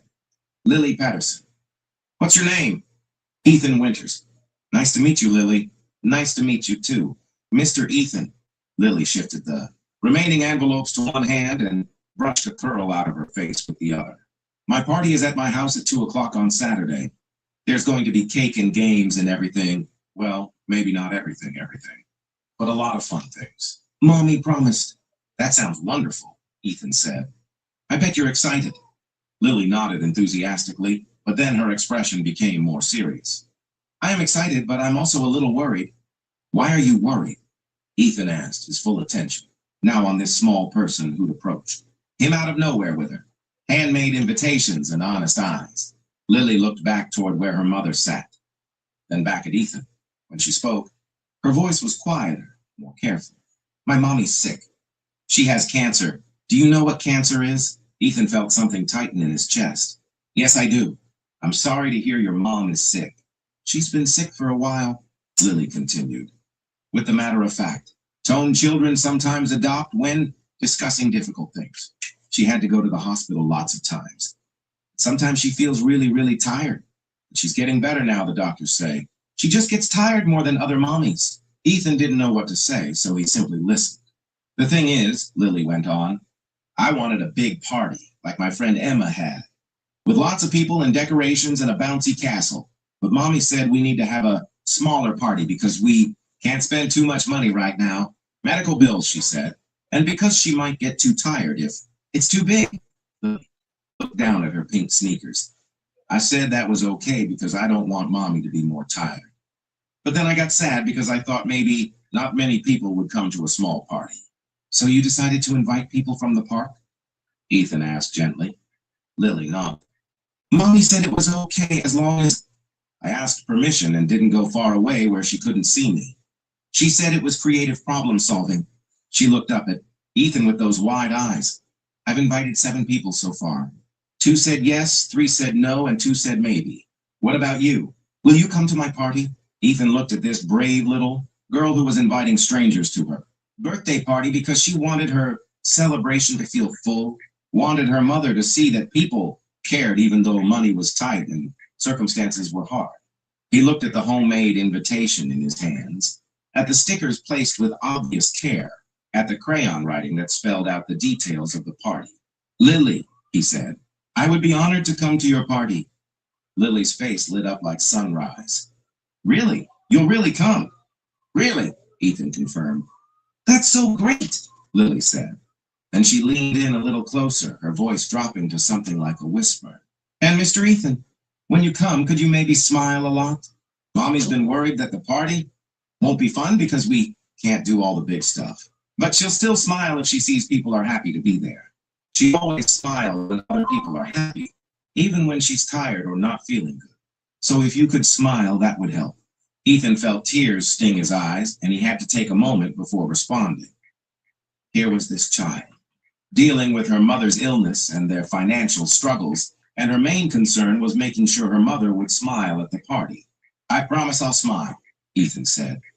In fact, I'll do my best to make it a great party for both you and your mom. Would that be okay? That would be really, really okay, Lily said solemnly. She waved goodbye and ran off to invite other park goers to her party, leaving Ethan sitting on the bench holding a pink envelope covered in stickers. He watched her mother stand up and intercept Lily, crouching down to talk to her, probably asking about her success rate. The woman looked tired even from this distance, but she smiled at whatever Lily was saying, and Ethan could see the love between them. Ethan opened the invitation. Inside was another piece of construction paper folded in half, with "You're invited" written in careful letters at the top. Below that was information about the party, Saturday at 2 p.m., an address in a neighborhood Ethan recognized as modest but decent, and a note at the bottom that said, "Please bring yourself and a smile. No gifts necessary." Ethan pulled out his phone and added the party to his calendar. Then he did something he hadn't done in years. He left work early the next day and went shopping. On Saturday afternoon, Ethan pulled up to the address on the invitation. It was a small house with a neat yard, decorated with balloons and a homemade "Happy Birthday Lily" banner. He could hear music and children's laughter coming from the backyard. Ethan had spent most of Friday evening and Saturday morning preparing. His car was now packed with supplies that he hoped would make Lily's party special without overshadowing what her mother had already planned. He knocked on the door, and it was opened by a woman in her early 30s with blonde hair like Lily's and the same kind eyes. She looked thin and tired, but her smile was genuine. "Hello," she said. "You must be one of Lily's park invitations. I'm Claire, Lily's mom. Thank you so much for coming. Please don't feel obligated to stay if you have other things to do. I know my daughter can be quite persuasive." "I'm Ethan Winters," he said, "and I'm happy to be here. Actually, I was hoping I could talk to you for a moment before I go to the backyard. Is that okay?" Claire looked curious but nodded, stepping outside and closing the door behind her. "Is everything all right?" "Everything's fine," Ethan assured her. "It's just that Lily invited me to her party, and we had a conversation about how you've been sick and how the party is smaller than she originally wanted. And I was hoping you'd let me contribute a few things to make the day special." Claire's expression shifted to something more guarded. "Mr. Winters, that's very kind, but I can't accept charity. We're doing fine. The party might be simple, but it's enough." "I understand," Ethan said gently, "and I respect your pride, but I'm not offering charity. I'm offering a birthday gift for Lily. She invited me to her party, and I want to give her a gift. The only difference is that my gift isn't wrapped in a box." He walked to his car and opened the trunk. Inside was everything for the party that Claire's budget probably couldn't stretch to cover. A professionally decorated cake from the best bakery in town, party favors for all the kids, a piñata shaped like a unicorn, decorations to add to what was already there, face painting supplies, a cotton candy machine he'd rented for the afternoon. Claire put her hand to her mouth, and Ethan saw tears in her eyes. "Mr. Winters, I can't—" "Please," Ethan said. "Lily told me something that I can't stop thinking about. She said her mommy will smile if people are happy at the party, and I'd really like to see both of you smile today. Will you let me help make that happen?" Claire looked at him for a long moment, then at the supplies in his car, then back at him. "Why are you doing this? You don't even know us." Ethan thought about the question. "Because a brave little girl invited a stranger to her party and reminded me that there are more important things in life than the things I've been focusing on. Because I can help and I want to. Because sometimes we all need someone to show up for us, especially when times are hard. And because Lily asked me to smile, and I realized I haven't had much to smile about lately. This gives me something." Claire wiped her eyes. "You're going to make me cry before the party even starts." "Happy tears?" Ethan asked. "The happiest," Claire confirmed. They spent the next 20 minutes setting everything up, and when Lily saw what Ethan had brought, she threw her arms around his waist and squeezed tight. "You brought a real unicorn piñata," she exclaimed. And is that cotton candy? I've always wanted to try cotton candy. Happy birthday, Lily, Ethan said, grinning down at her. The party was a tremendous success. 15 kids ended up attending, a mix of Lily's school friends, neighborhood children, and 3 people from the park who'd accepted her invitation. Ethan helped run the games, operated the cotton candy machine, and made sure every child felt included and had fun. But his favorite moments were the quieter ones, when he caught Claire's eye across the yard and saw her smiling as she watched. Lily laughed with her friends. When a little boy who seemed shy asked Ethan to help him with the face painting, and Ethan drew a surprisingly decent spider on his cheek that made the boy beam with pride. When Lily blew out her candles and made a wish, then looked directly at her mother with such love that everyone there felt it.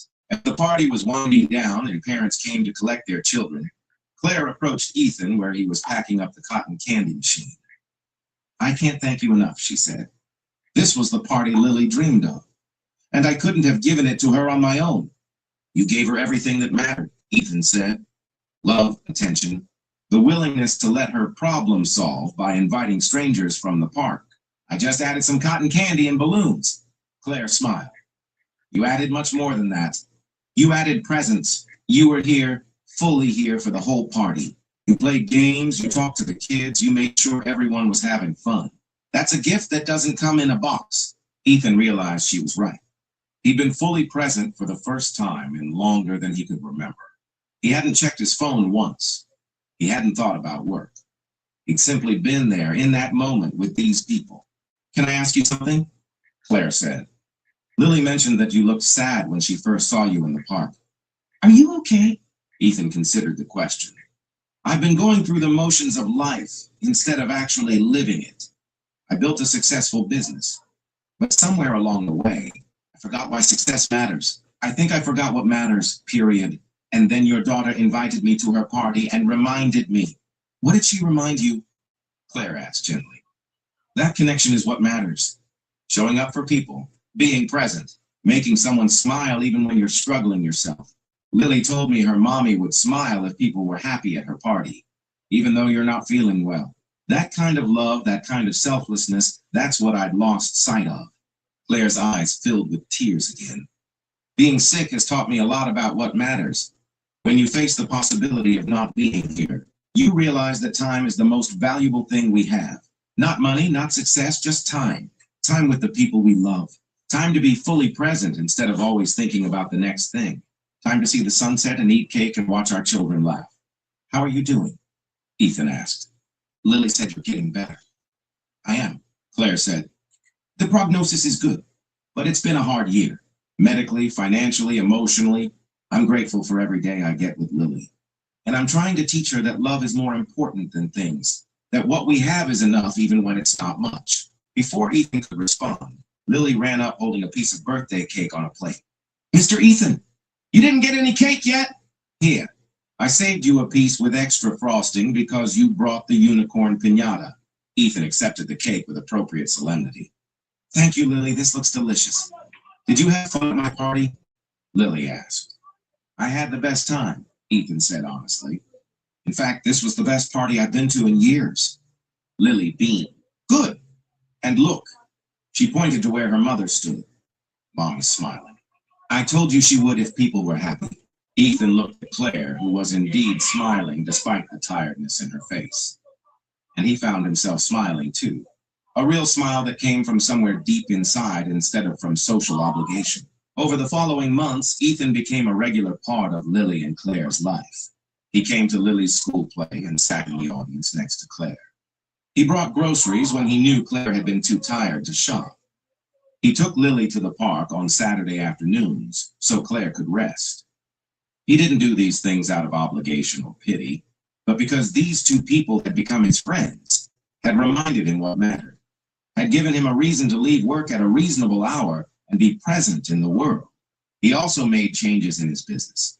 He stepped back from day-to-day operations, hired a strong management team, and rediscovered the joy of mentoring young professionals instead of just managing them. He started a foundation that helped families dealing with medical debt, funding it anonymously, because he'd learned from Claire that dignity matters as much as assistance. A year after Lily's 6th birthday party, Ethan was back on that same park bench where they first met. It was autumn again, the leaves falling in the same lazy spirals. But this time he wasn't alone. Claire sat beside him, watching Lily play on the swings. Claire's hair had grown back after her treatments, and the color had returned to her cheeks. She looked healthy and happy in a way that made Ethan's heart sing. "I've been thinking," Claire said, "about that day when Lily invited you to her party, about how one small act of courage from a 5-year-old changed so many things." "She changed my life," Ethan said simply. "I was lost, and I didn't even know it. And then this brave little girl walked up to me and invited me to her party. She taught me that showing up matters, that being present is a gift, that making someone smile is worth more than any business deal I could close. She thinks you're magical," Claire said with a smile. She told her, "Teacher, that you're like a fairy godfather who showed up and made her birthday wish come true." The trip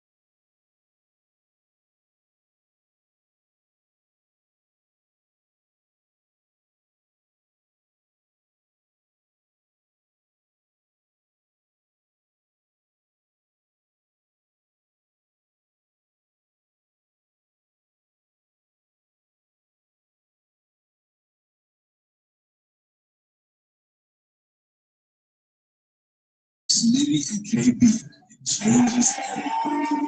Athleticism, energy, firepower. Missing pieces New Orleans has been searching for. But standing across from DMB, a team who was already headed to the finals. A team playing with complete confidence. School, Zay, and Bruce. Battle tested, and a standard of excellence they refuse to lower. To them, Lamar is still chasing something he's never been able to reach. But today, the story can change forever. Will Lamar finally climb the mountain? Or will DMV remind the world why they moved the spot for New Orleans? DMV, a new chapter or an old tale?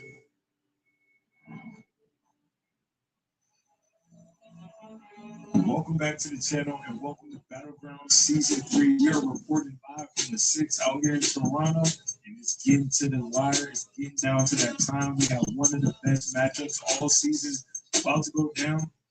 Yeah, what do you think about this matchup right here? The DMV is yet again playing against New Orleans. I was sick of seeing it, but I will say I love seeing it at the same time. I will say this. Lamar's got to get it in. Lamar and Team New Orleans have to get it in because Upper School, especially, has been running away with a lot of wins when they match up. So I will say this series, this Battlegrounds, we have seen a different Lamar. We have DMV versus New Orleans. Let's get to the floor.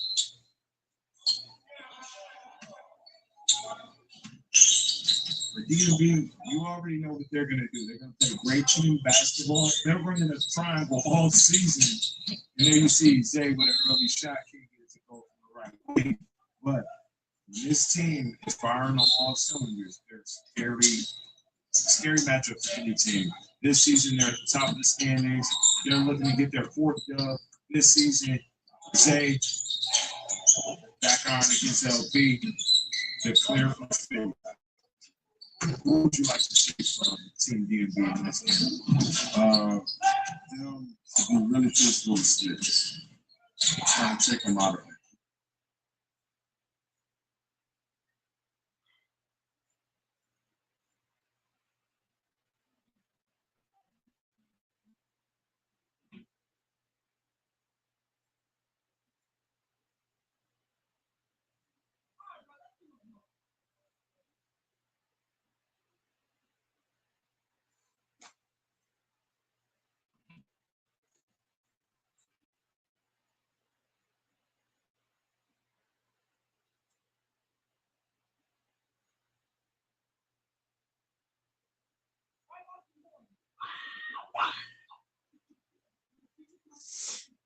What's going on? Every Walmart Plus member knows free delivery means unexpected guests of any size are not a problem. Carl looks like he can eat. He's a machine. This is why I'm a Walmart Plus member. Groceries delivered free today. I see you. The Western Conference Final. Stay cool. Oh my God, yo.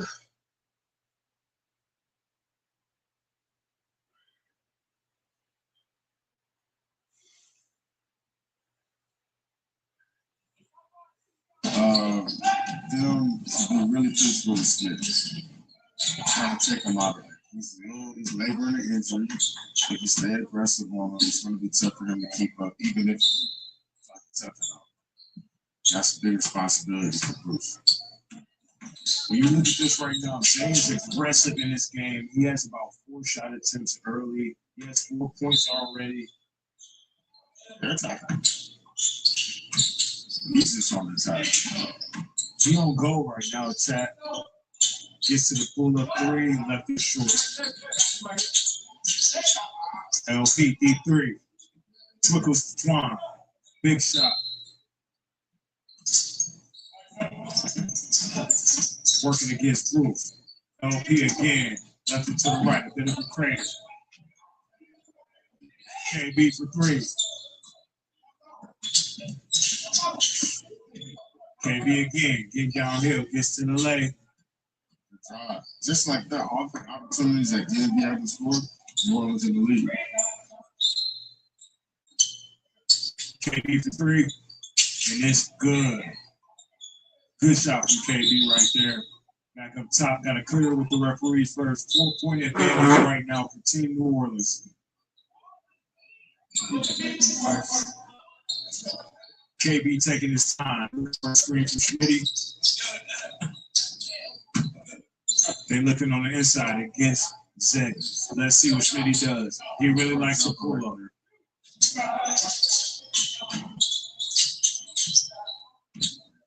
Haven't heard much from Bruce lately. He's going to Uncle School. He said, I can't miss, I can only step back. Uncle School with it. Protects the ball, gets to the lane. He was trying to foul. Zay, fullback dribble. Something to like himself up. Uncle School, bow, get it up the net. 4-point lead right now for Team DMV. They're really starting to get active. Uncle School for a little pep in the step. Step back once again. Back arm. Schmitty with the clear. That's a grown man finish right there from Schmitty. Well, I'd like to see this on the long season, but it's good to see it right now in one of the biggest games for them. LP. Can't get it. Ball popping around. Clear from KB. Yeah, we know LP wants this matchup. KB for three. That's the X factor for this team. Well, it's a good help side. I know people don't like to help from the corner, but if School feels that, he gets the steal. And KB scoring first. KB once again, another 3-point shot, gets it to go. KB working against Uncle School. 4-point advantage first. New Orleans can get that one clear from Zay. A little bit of a hot step. That's on the score. He had 1 3-point early. KB can't get that one. Zay pacing it out. Turn. Flow. So KB's got 11, right? From the looks of it, KB is really hooping right now. 15, 14. They've been playing through Zay all day. Zay with an in and out. Frost. Jumper is good. Tie ball game. DMV, New Orleans, Battleground Season 3. Late in the season, Zay, no good. Lamar just couldn't track the ball. Hustle is there from both teams. Over to KB, he's been on fire in the first half. Once again, gets a big 3. New Orleans up 3 points. KB on the attack. Boom. Good strip by Zay. Uncle School. Back to Zay. Over to Bruce. Good finish. Both teams playing really good basketball. Story of the game is KB. You got that right there. It's a 1-point ball game right now. Zay gets to the spot. Left it short. Schmitty gets to that midi pull up. No good. He's acting with the School right there. School. Nice walk through. I like that.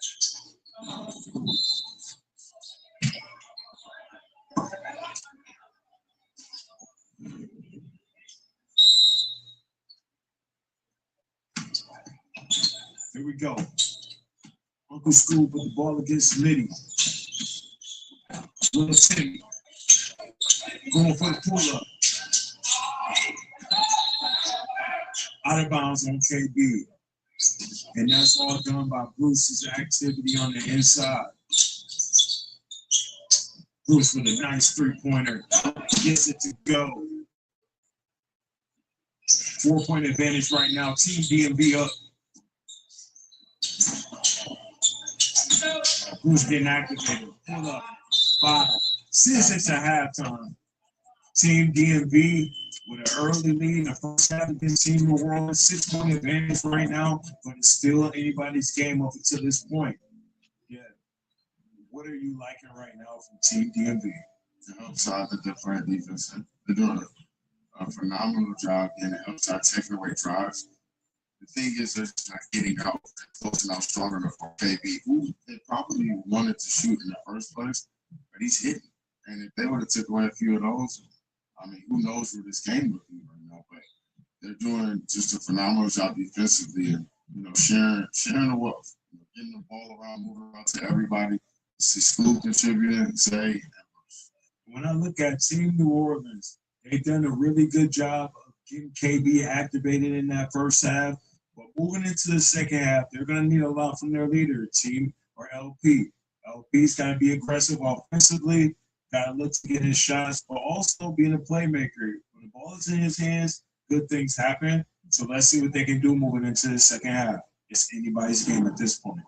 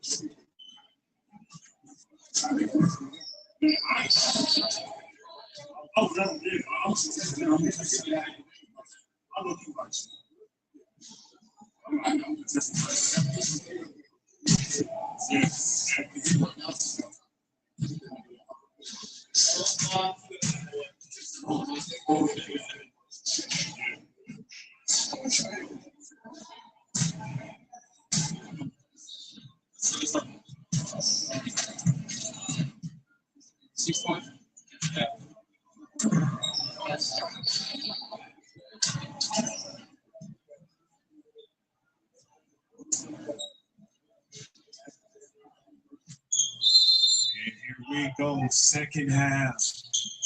This is the money half right here. Big game for DMV in New Orleans. Bruce with the pull up, left it short. KB off the board.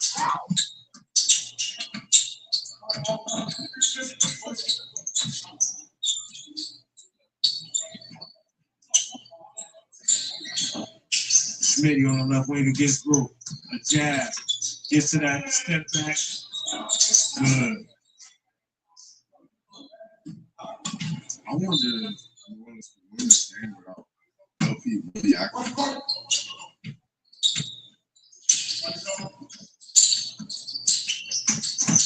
LP get to the layup and get it to go. Bruce. Hesitation, pull up, no good. A great defense by KB. Nice poke to his teammate. Over to LP. School hustling. Schmitty. Getting down here. That's a great take foul by Bruce. You don't give up the easy layup. He was beat. But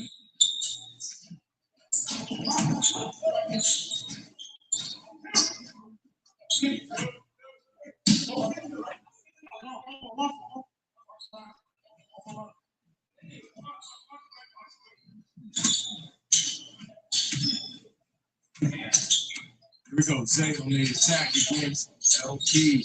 Uncle School. Back to Zay. Back to School. School. Great flow. Great test. Good. Timeout on the floor. This is just like a replay every time they play. It is. I mean, playoff energy different right now. Every possession, every run now. If you're locked in like we are, you already know it's the best time to tap in. I teamed up with DraftKings Sportsbook to bring you closer to the action. What I like is how fast everything moves. Whether it's live bet, player props, or checking odds in real time. DraftKings keeps you in it while the game is happening. I've been building on my slips based on matchup, pace, and recent performances. Nothing crazy, just reading the game and seeing what the value is. What are your picks this week? Who do you think shows up big? Let me know. Get in on the action and sign up using my promo code EIL. Trying to do it.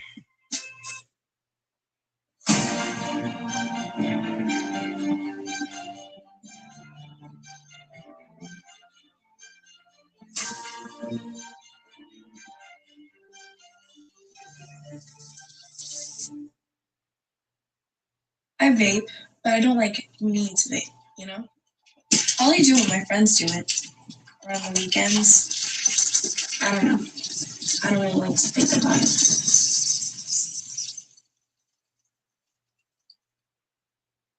No nicks, cuts, or bumps. Sarongs, bye.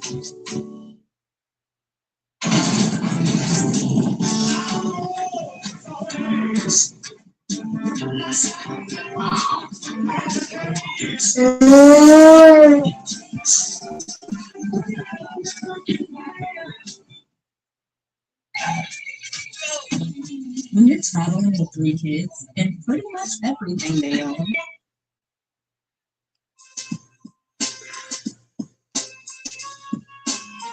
Last season they had this out here. Marshall, this would be the difference. Smitty got here, but the game is far from over. We know that. I just want to see Lamar get more looks. That's the main thing. They cannot win if he's not doing his thing. And maybe just shout out to the defense. You know, maybe a lot of people may not like or think that DMV is the most exciting. They're kind of like the Spurs. They just get the job done no matter what. If they got to muck it up, they got to go get a bunch of layups, whatever. They're just so connected as a team. And you need to see more connectivity, obviously, for New Orleans. Yeah, the motion from Team DMV is so good. The action, they're playing through contact. They're not complaining. They're just fighting. What I'm seeing from Team New Orleans, they get a little deflated after they go and drive and they miss it. Come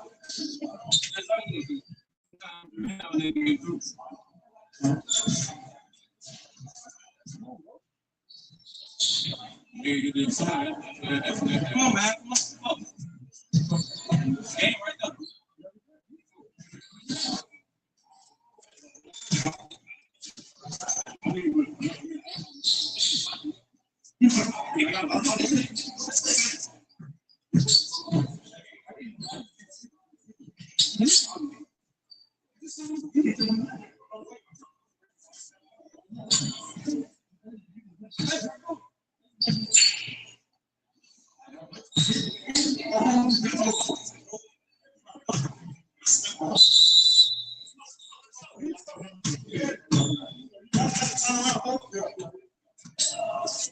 Yeah, the motion from Team DMV is so good. The action, they're playing through contact.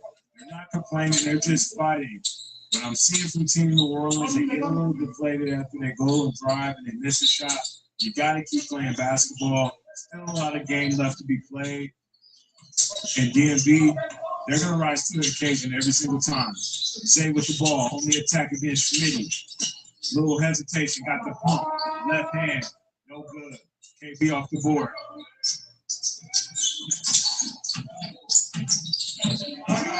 Wide open shot for LP. He rushed it just a little bit.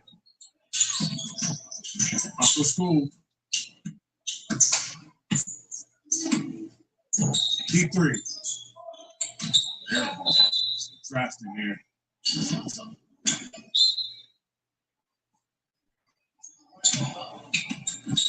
LP, pull up 3. Gotta be a little frustrated. Just giving him the shot. KB with the clear over in the corner, working against Bruce Maddow. Head fake, reverse leg, good. He's been the only thing moving for Team New Orleans, and they need him to do this. This is a good sign for New Orleans. Staying within striking distance and then wait until LP joins the party. Head to the line right now. Hopefully this free throw can really help him get his jumper flowing. Well, something to look at. Both teams have something that can just run it up. They have a player that can just run it up. That's Foog, that's Lamar.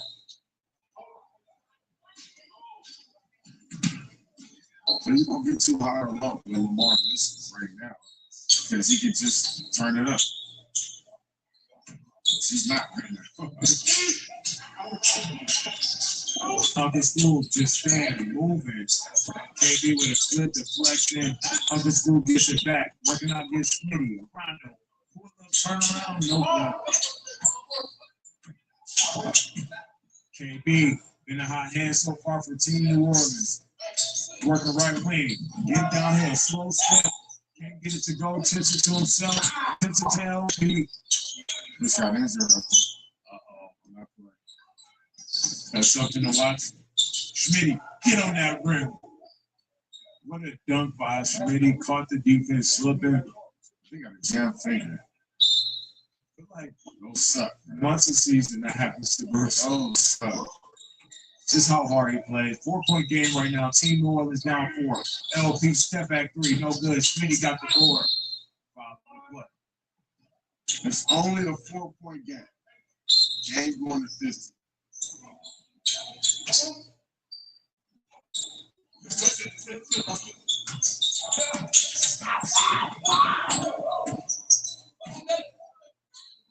Turn around, full X KD. He is unbelievable in this game. He is unbelievable. Wow, KB has about 20 points for his team. Back on the inside to KB work from the high post. Gets that pull up again off the face up. Draws a foul.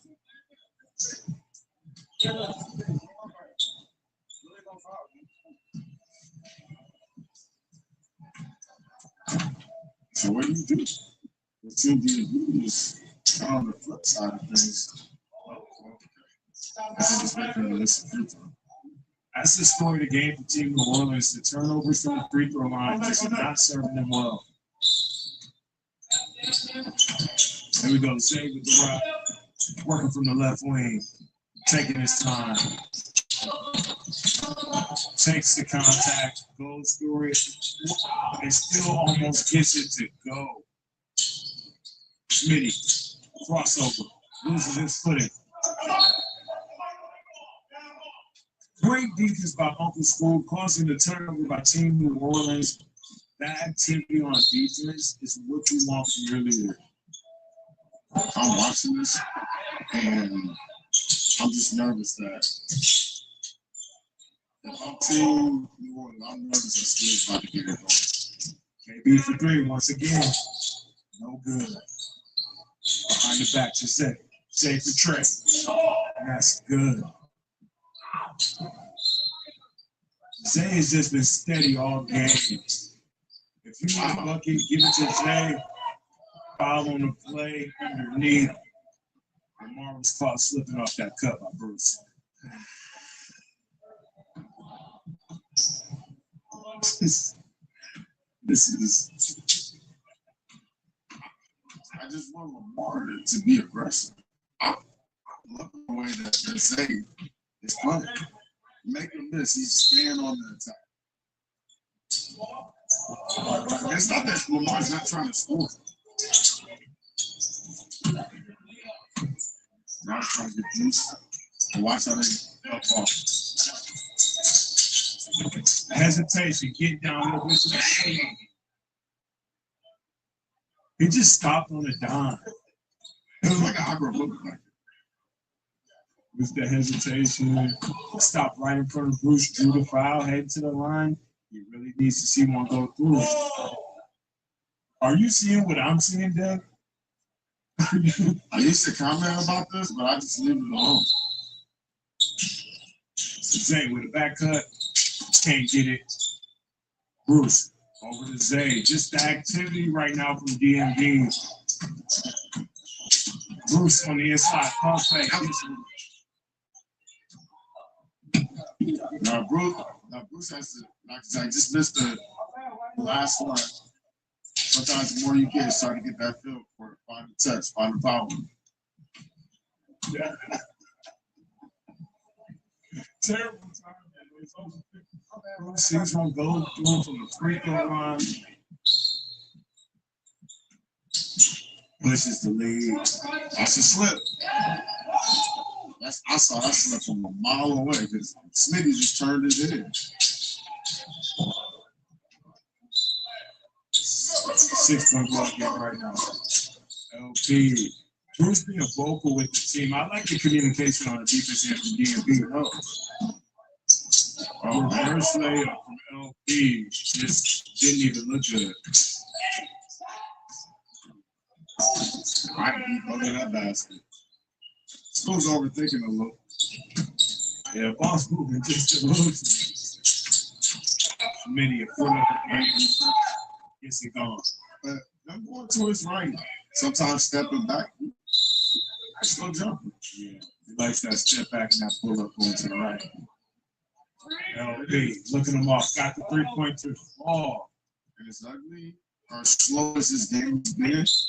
The way the DMV wants it. 2-point game. 1-point game, actually. 32. Yeah. LP D3.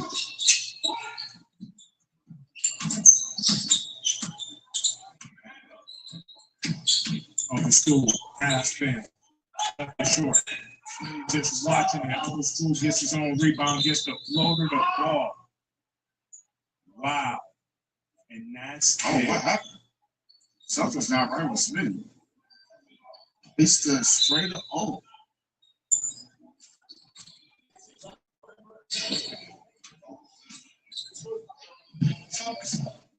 he's really feeling something. That's not good. What are we seeing? Schmitty coming out the locker room and getting back to this action. Scary sight right there for Team New Orleans. Schmitty had to go to the locker room. Looked like a dislocated shoulder or something, but he's back. He's fighting. He said, I'm going to compete with my guys. Matched up against Zay. Zay to Bruce. Bruce with a 3. No good. I've seen so many times where a guy will come back and play good. We don't switch. LP with a little bit of a bounce in his step. He got that jumper to go. He's feeling it. Follows his own shot. Hit by Bruce. No rebound. Zayden Perez walking him down. 3-point shot. KB with great defense once again, but New Orleans cannot get the rebound.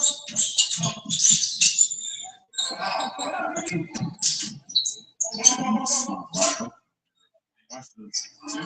I've seen this so many times. They got the lead. 2-point lead. Team New Orleans, just like that. They got their player back, and he came in and hit a big 3 for them.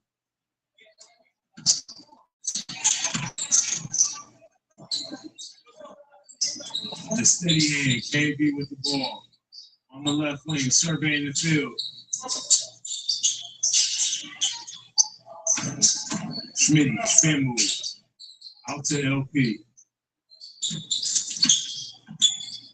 He in his back. We've seen that in Proving Grounds. He can't get that one though. My knees hurt just watching him. Uncle School, step back, no good. KB wide open 3. Great contest by Uncle School to get back into play after falling down. Tried to get it to Zay. KB was stuck. More power in the play. Oh, look at, we got Bino on the court mopping it up. Just a utility guy. He does everything for this program over here at Ballside. Good to see him out here playing his role. He was about to suit up and Smitty couldn't play.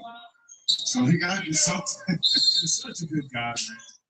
Here we go. Back to it. DMD. Nola. Uncle School. Get Smitty. Taking his time. Doesn't like what he sees. A little bit of a pullback. Step back 3. Good. He started School well up until that point. 1-point ball game now. DMD is up.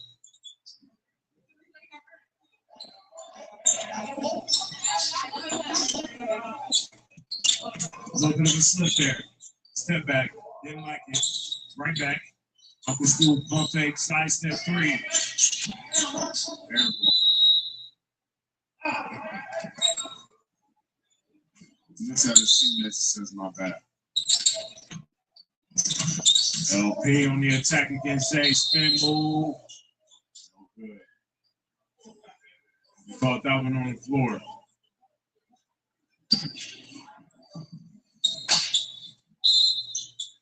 This attack is a long time.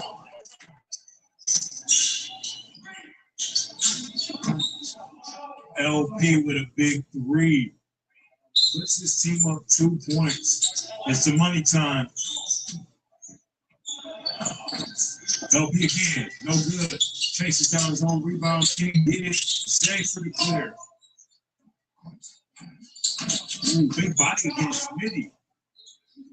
Gets him over there twice. This 79-year cover.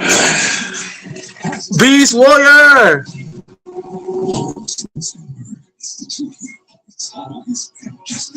No, Spurs not winning this series, bro. Can't beat the refs and the team. Spurs not winning this series, bro.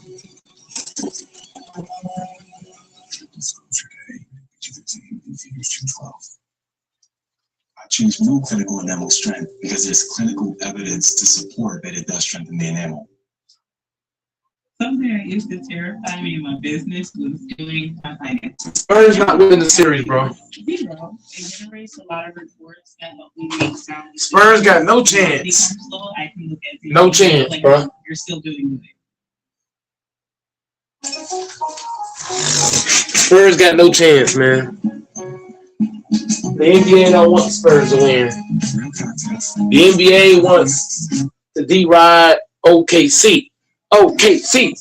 Shout out to Mr. Biaggi. I watched him exactly that. That's his trainer. He's gonna miss it either way, but it was Goldson. Oh yeah, LP and Uncle School. I like this matchup. LP didn't get the shot, follows his own. Gets it to go. He's got it out. 42-40 is coming down to it. KB, we heard a lot from him in the first half, not so much recently. Going against him. The NBA is gonna make sure OKC win. Trust me. OKC's getting to play football defense. Ain't no way to beat that. The NBA wants OKC to win. I'm telling you. Niggas out here cheating. LP, Uncle School, getting downhill, bump, turn, left hand hook, no good. LP gets his own shot. Good rebound, good finish. 4-point lead right now, Team New Orleans. Looking to take down the undefeated DMV team. Deep three, nothing. Great hustle by Smitty. Taking his time against. Yep. OKC is the Kansas City Chiefs of basketball. Stood him up there. Yep. They're the Kansas City Chiefs of basketball. Yeah. That's facts, Beast. Always attack the students.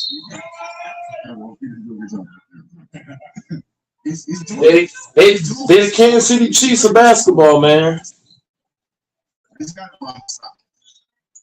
With a competitor like Zay, Just one blue. Very tough to get consecutive stops.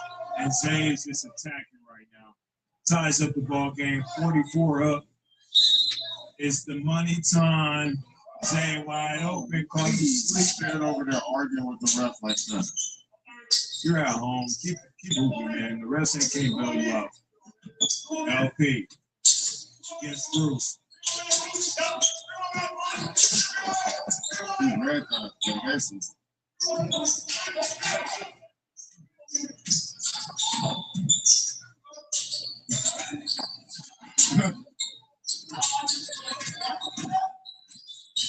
Got it. Over to KB. We got a timeout on the play. All right, if you're in the huddle with Team New Orleans, we got 6 points left to go in this game for either team. Essentially a 2-possession game. What are you doing if you're Team New Orleans out of this timeout? Man, honestly, do the same thing you've already been doing. You know, Lamar has been activated, and that's kind of what got them in the game, right? Smitty's been active on the boards, got a catch and shoot three. I would just let Lamar continue what he's already doing. The more thing I'm worried about is defense. You got to get a good closeout on School because he's going to get open. You got to play sit down and guard Zay on the drives. know that he's going to shoot early on the scoop layups or the floaters. Like he's shooting early. That's why it's so hard to guard him. So it's tough because it's game and anything you give up. The cost of the game, you got that right. What I want to see from this team or either team is just continue to play through the whistle. Do not argue with the refs. Man. Go get a bucket and don't give up wide open looks. He got lucky on that play to say missed it. He was arguing with the ref. He's wide open.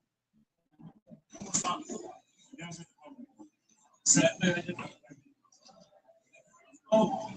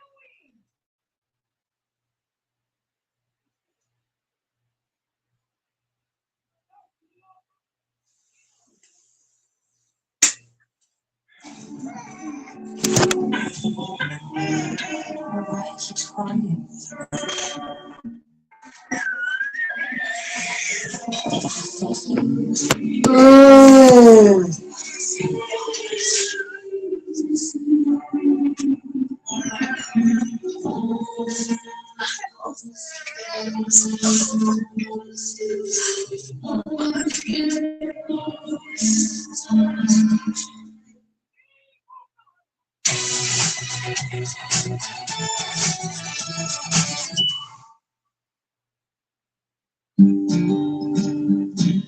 Wrangler Cody collection carries my release at every stage, so you can walk a little. It's more than a shave. It's the first thing people notice about you. Beast Warrior. The Eagles and the Chiefs shouldn't have been in the same ring. The Chiefs had no business being in the Super Bowl. That was probably one of the worst Chiefs teams I've seen in a while. So don't do that.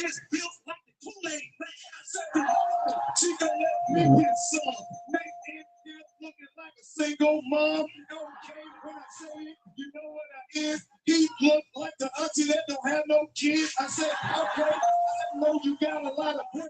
Stop winning, boy. On your head, I said, man, between two get paid, you gonna bring them out. Are you trying to get waves?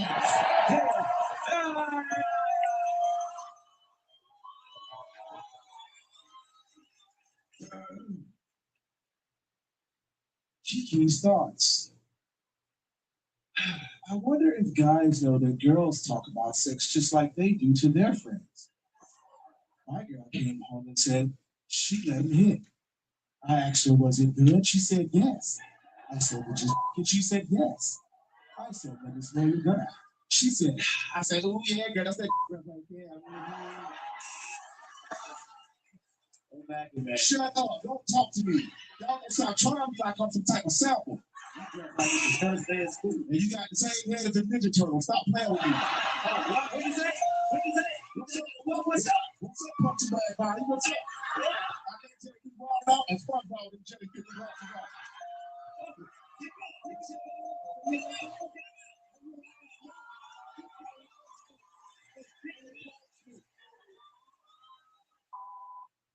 Hallelujah, you reached the voicemail box in the deal. If this is past the falling, look, I said, I'm only going to come by the church when y'all get a smoking section. Hallelujah. If this is the FBI calling, this is Tyler Perry or Tyler Perry's family. Still talking so much. Yes.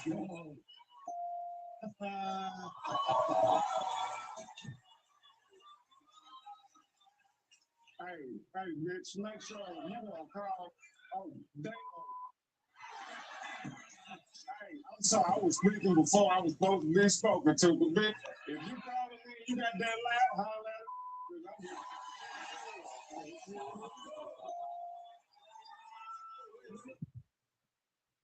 Hey, come on. You was laughing at me being short. After that divorce, I don't know how we seem so chill. If that marriage was so short, it makes me look like Shaquille O'Neal.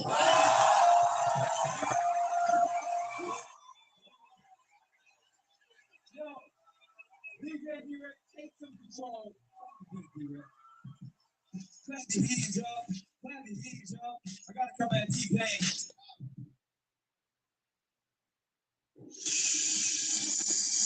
Northern Tool and Equipment. Get serious. When I was little, I liked to move around, but Girl Scouts helped me see that there's more to it. This is crazy. So crazy. No, I'm so excited. You don't understand. I cannot, no, for real, you don't understand. I cannot believe that I'm sitting here with one of my favorite castmates from Wild 'N Out. Man, listen, you have seen him win many a rap battle and fight online. Y'all give it up for Hitman Holler's new teeth.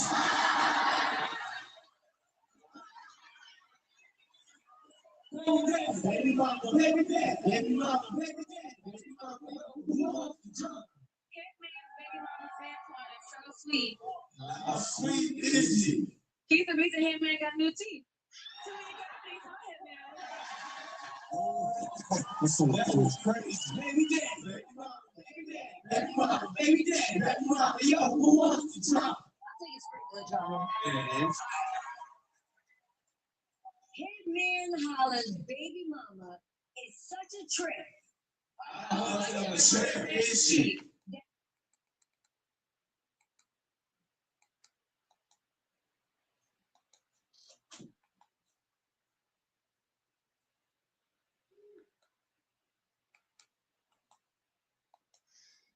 Oh my God.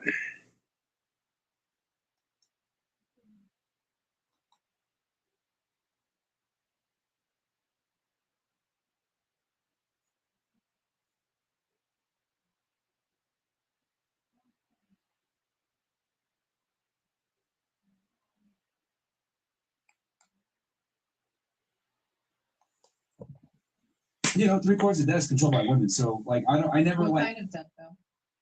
What kind of debt? It could be college debt. It could be a credit card debt. Consumer. Consumer So debt. healthy debt. In fact, in this country, you need debt to be able to have. Right, What if, let's increase. Want to say something? Well, I have a question. All right, Bella. So, that one question I asked you guys, would you guys rather OnlyFans girl or star? Okay. But No, if you gotta neither- pick one. Yeah, Mark. You gotta pick one. Yeah, Well, no, yeah, it wasn't pick one. optional. Yeah, Mark, come on. You have to. I go with electro. Why? Because there's a likelihood that she would have less. Yeah, OnlyFans, sure. What about your crush? OnlyFans. But sorry, it's inevitable. You know, she's gonna have countless sex with a lot of different partners. Yeah, So, yeah. so yeah.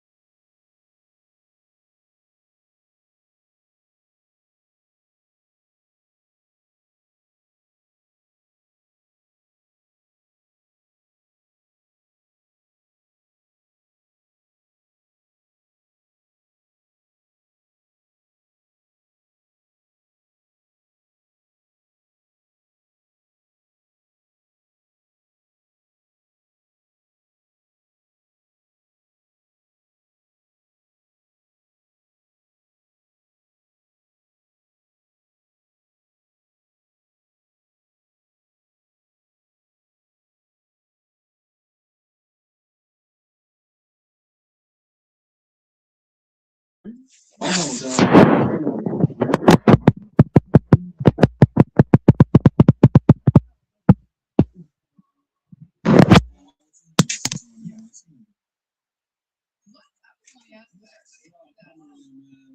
say like maybe. Yeah, right. You need this trip. What? No, this trip was only one. Who? Who else? Who do you think it was? I mean, you know. Old Bear? Over there? What you mean? How I know?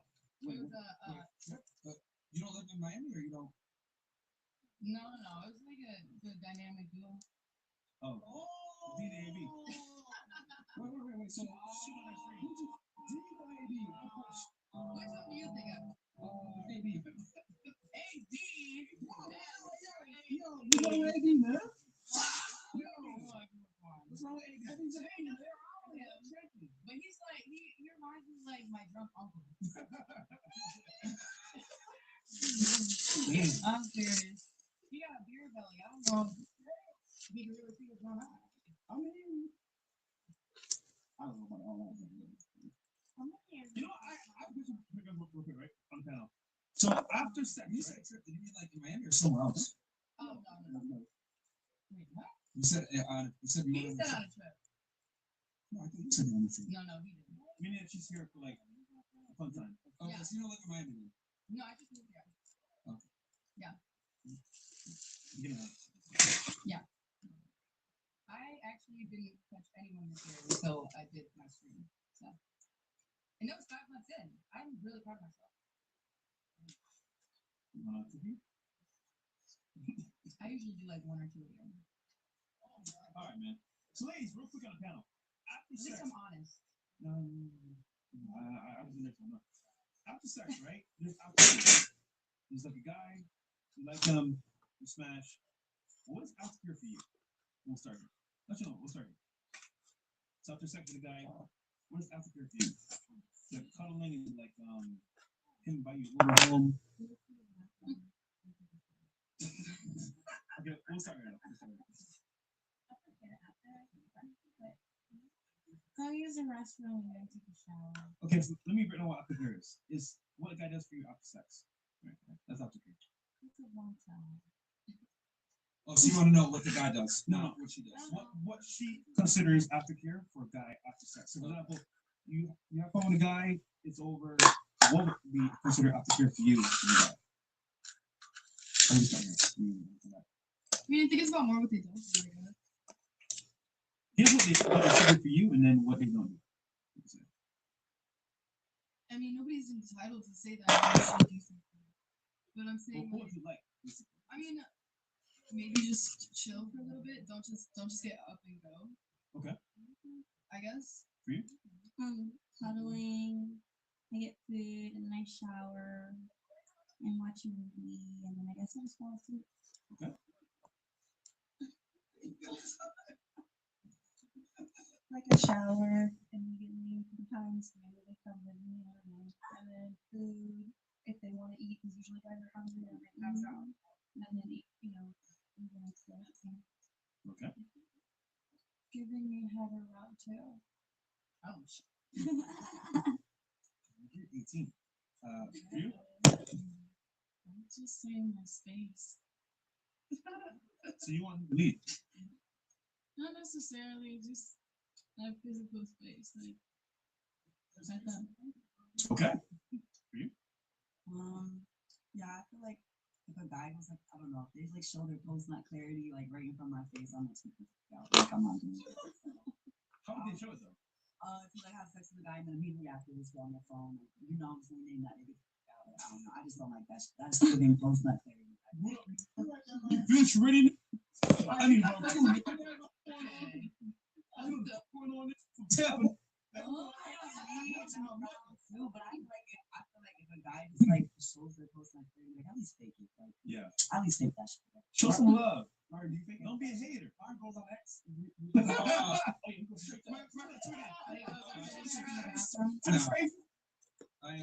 Juice.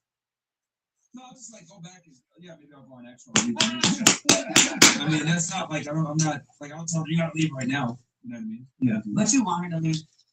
I don't really care. Like I'll like go do some work or some shit like that. I'll go check emails. I'll look at the news or whatever. A lot of times the girl will be like, "Oh, I want to watch too." All right, this is going on in the Middle East. Shit. Where's the chill? It's about just being respectful. Okay. I try to like not I've less bimbos nowadays than I did before. So like I try not to so that I don't have to deal with that headache. You know what I mean? Quality over quantity. Quality over quantity. And so I've like that's one thing I've kind of filtered for a bit more as of recently is like it used to be like, all right, she's hot, I'll tolerate it, but now it's like if she's Myron's really a chill guy. Yeah. For you?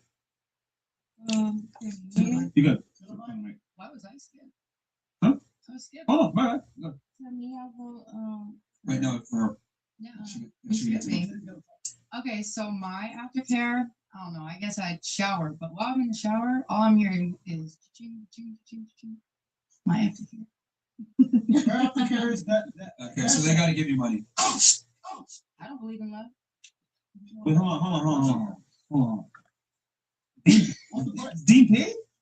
Huh? Dean paid? Did you see all the stuff I got from that? Was that a double?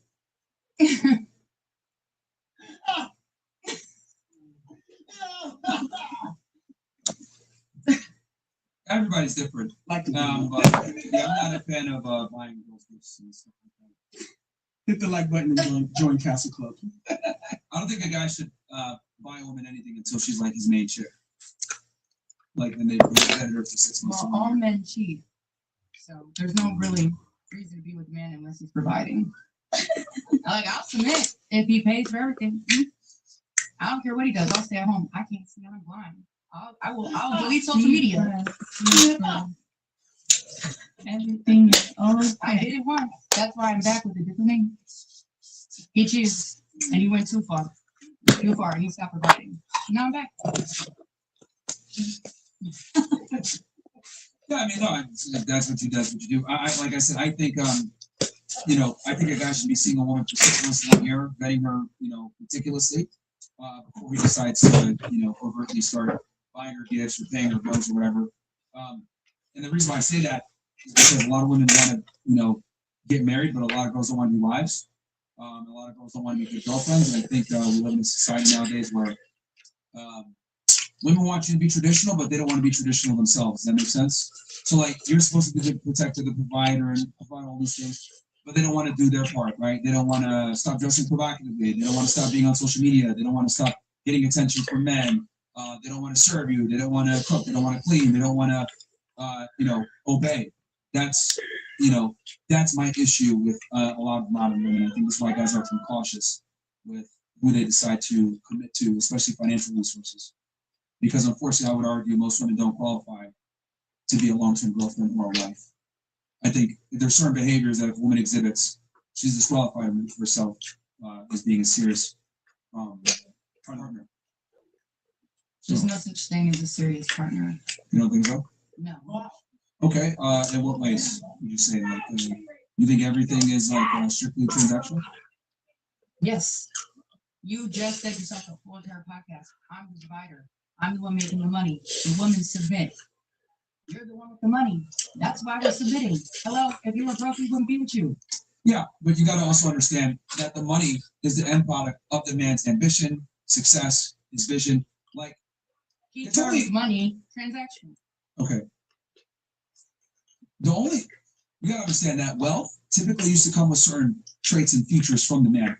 We live in a modern era now where anyone can become a millionaire, but historically speaking, for a man to achieve wealth and be successful, especially financially, he had to have a bunch of different traits that typically made him an attractive guy. He had to know how to network, communicate. We don't care about typically, that. What? Women don't care about that. Don't care about what? The traits and all those things. They absolutely do. They absolutely do. Okay. There is ugly celebrities out there. Ugly, just whatever.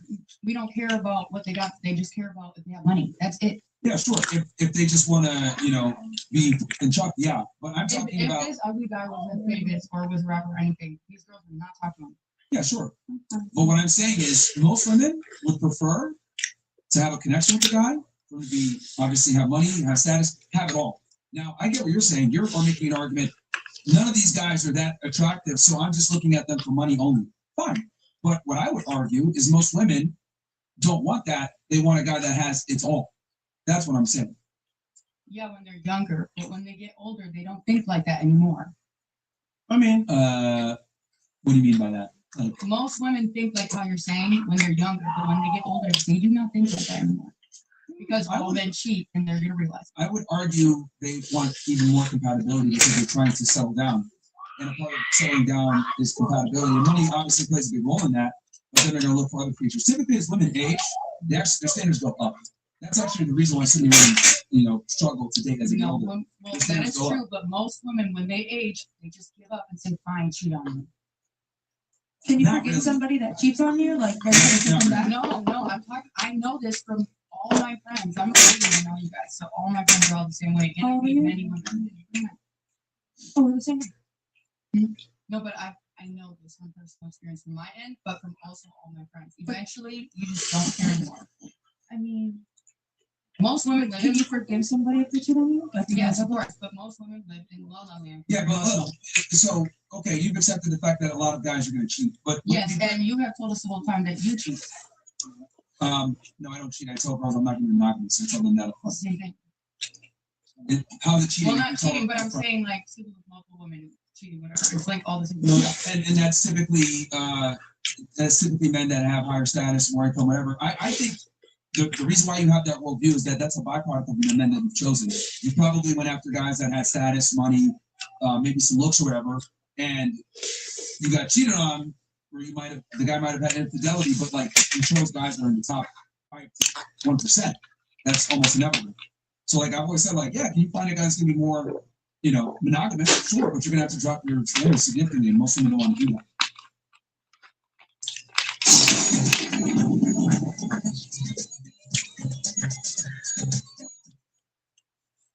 If patients use Pronamel clinical enamel strength, it will actually help to protect the enamel for a lifetime. Hey, look at you! Florist by day, student by night, PT by dawn, Dean's List by dusk. Always powered by Penn State World Campus. With more than 175 in-demand programs, Penn State World Campus delivers on your time. It's just like our new house. I hope you have an American Home Shield warranty. Leaky toilet? Fixed. Oven beyond repair? If AHS can fix your comfort item, then replace it, no matter its age. Sign up today at ahs.com. I'll have another. Make it a double. Dad, Mom thinks she's at a resort again. Yeah, she told me. Wouldn't you rather not resort to a virtual resort? This is much better in real. Most women don't want an average guy. This is going to want an average guy. They want an exceptional guy above average guy. Comes with some perks. That comes with some perks, but also some negatives, and women don't actually, comprehend it all the way. It looks like you've made peace with it. Well, you made peace with it from the stance where I need to get my money up front, and that's fine. But if you're only with guys for money and nothing else, there's no way you're going to fully submit to them and obey them and respect them and adore them. If you're only in it for the money, I think to get the best out of a woman, she has to adore you too and be emotionally connected. If she's only connected to you for the money, well, that's a problem. The money needs to be a component of what you bring, but it can't be the only. I guess you have to have chemistry. Yes, chemistry is important. Yeah. Sure, but you're saying none of men's that main matters. focus for me is to provide. Yeah, that's your priority. Yeah. Is provisioning and nothing else. Yeah. But I'm sure with that metric where you want provisioning only and money only, I guess that's probably come at the cost of chemistry. Come along back in the day. No, what I'm saying is that since you're prioritizing money so much, that's probably coming at the cost of chemistry. That's not how every woman thinks. So every woman has her own opinion. Everyone treats men differently. Every woman is different. Like some can be submissive and some can be like dominant. And she's just a little different. It's not how I think. So How do you think, Ed? I don't think they I don't know. I do know, but okay. So I'm submissive. I want to treat my man so good that he won't want to go anywhere else. Where's your man? I will say that if I want women, if you want women, but I'm taking my time because I have a lot going on. Okay, so here's the thing. I love when women say this. Let me be very blunt. You guys are actually all very similar. Women are not as special as you guys think that you are. You guys like to say this so that you can kind of try to command a bit more attention. Well, you're trying to differentiate yourself from her, and I'm trying to argue that you're not really that much different from her. I'm just saying that. You said we're different. Yeah. And I'm saying you guys are not that different. I'll tell you why right now. There's a couple things that women look for. Looks, money, status, competence, right? Now, when it comes to every girl, she might value money more. She might value looks more. She might value intelligence, competence more. She might value status more. But every girl has the same requirements. It just comes down to where are they in the hierarchy. What's most important? Some girls prioritize money. Some girls prioritize looks. Some girls prioritize height as a component of looks. But women are generally looking for the same thing, is what I'm trying to say. It's the same thing. It's a common denominator. I just said it. Looks, money, status, competence. That's not, no, because I've dated not. A lot of guys. Somebody, I never said that. I've dated people without looks. Sure. So what was the redeeming factor why you were with them if they weren't good looking? Because they did things that were manly, like that made me feel good. Provider. Not even a provider that. Not even a provider that gave me like the feeling of that my dad gave my mom, and I knew that because my dad and mom was together. Okay, so the competence is to be a proper leader. That's what I'm saying. Yeah. But that's still not what I'm saying. Everybody don't care about that. Everybody doesn't like that. No. Okay, I think you misunderstand what I'm saying. There's multiple things that you look for. They're all the same things. Yes. Makes sense? Some girls prioritize things more than others. So in your case, you didn't care about the money so much, but his competency of being a man is what you were attracted to, despite the fact that he was not as attractive. Right.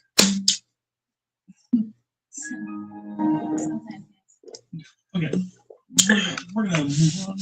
Yeah, move on along. All right, what's your aftercare after sex? What do you like? Shower, use the restroom, warm towel. All right, clean. For him. And then for you? Me, I don't really have sex often, so like I think take shower, like curling, all that. I think that's a bare medium.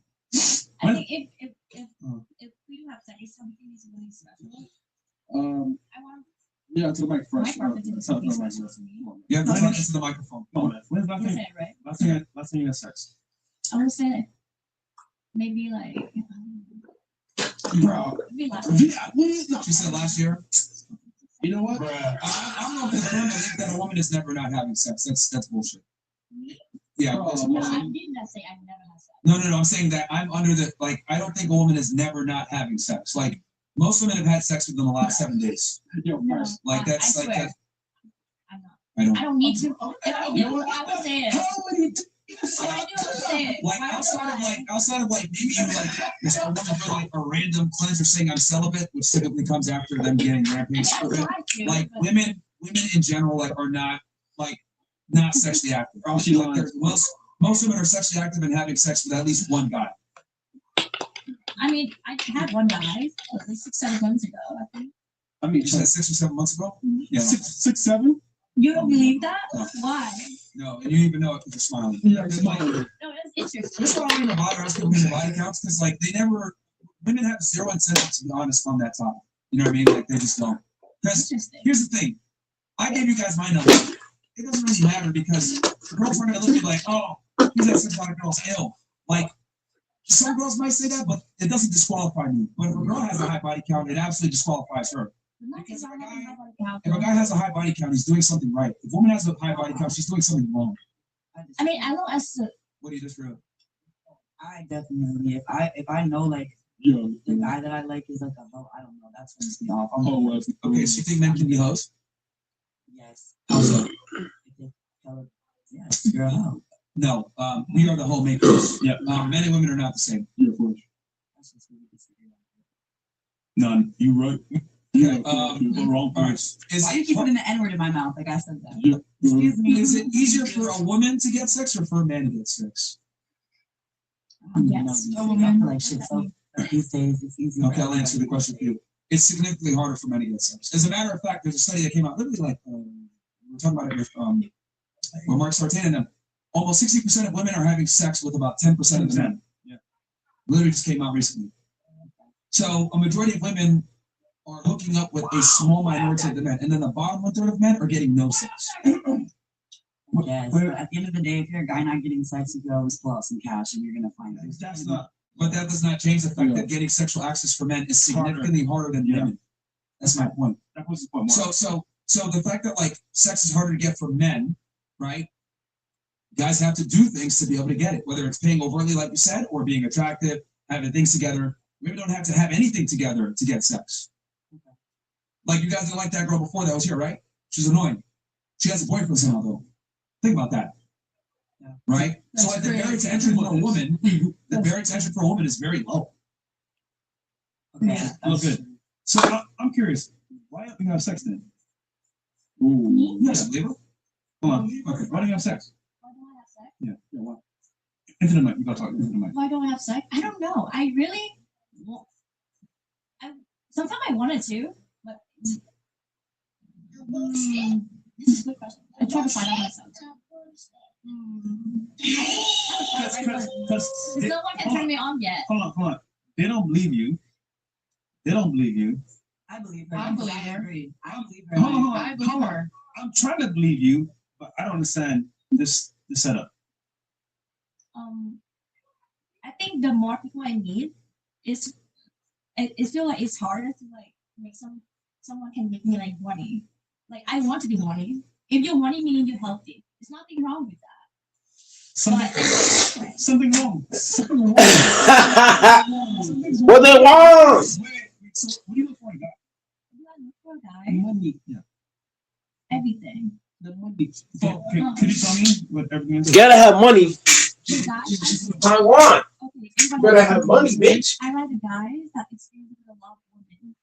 Okay. So when the guys experience a lot of women, they know what they like and what they don't like.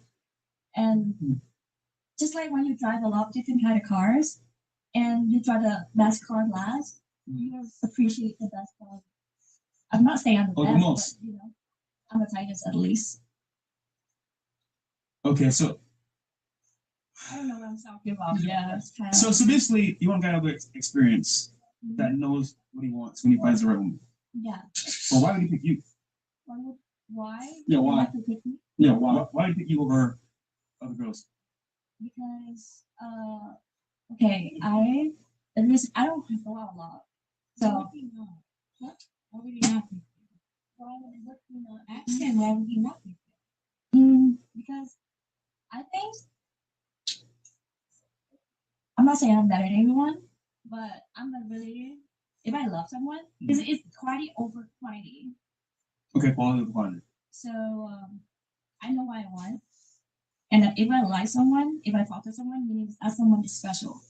So if two people know what they want and come together, they build something up, not just I don't know. Okay, I have the idea, but it's hard for me to explain it. You know what I mean? Because so like you're yapping right now. I feel like because I don't care if you believe me or not. I personally don't have a lot of sex. If I'm not in a relationship, I don't do casual. Oh no, I believe you. I believe you. I don't do casual. I'm just saying, for me, maybe we'll go back to his point how he said it's easier for women to get sex. Okay, so when something's so disposable to you, why would you be feeling for that all the time? You know what's crazy? That's a very good point. Walk outside and get. It's so available to you. Why not? But what if like it came with many benefits, like money or like That's one aspect of it, but me personally, I can only speak for myself. I really am only freaked out if I'm in a relationship and I have feelings for you. To be honest. Last time you had sex, when was that? Well, I just got out of a relationship, so when I was with him, which is about a month ago. So you have not had sex for a month? No. And I've gone over a year without having sex. I don't give a Yeah. Okay. What about you? 5 months or December. So that's December? So you can celebrate. Well, I'm 19. Well, I'm not saying I'm saying like I'm still pretty young. So I don't know. So you haven't had sex for like 5 months. How do you get off? Dildos, masturbation. Right, like- You know. I mean, in the same way, yeah. I mean, like I masturbate for sure, yeah. But like, Like, so what? I think maybe it was more because of like, I don't know if it was because I was in a domestic for like years, and if that like kind of turned me like different. Shut up!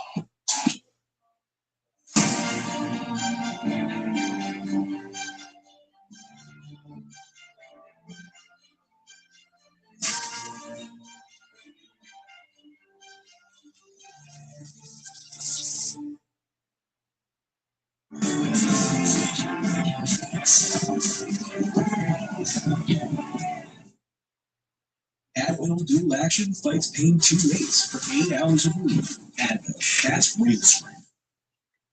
Meet your new obsession, full face waxing. Learn more and book today at waxcenter.com.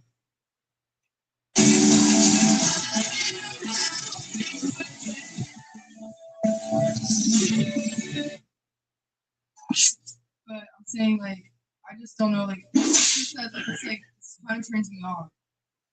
But also, I'm not putting myself like, I'm not like tricking either. I'm not saying like, oh, I'm going to and then don't do it. I just don't really like put myself in the position at all as much. Okay. I'm a bit more like driven. Maybe because I live with my little sister. Who knows? Yo, Chad, I don't believe her at all, man. Why you capping? I mean, like she have a tattoo of it says art. Okay, what about you? That's what it says. Last week. Okay.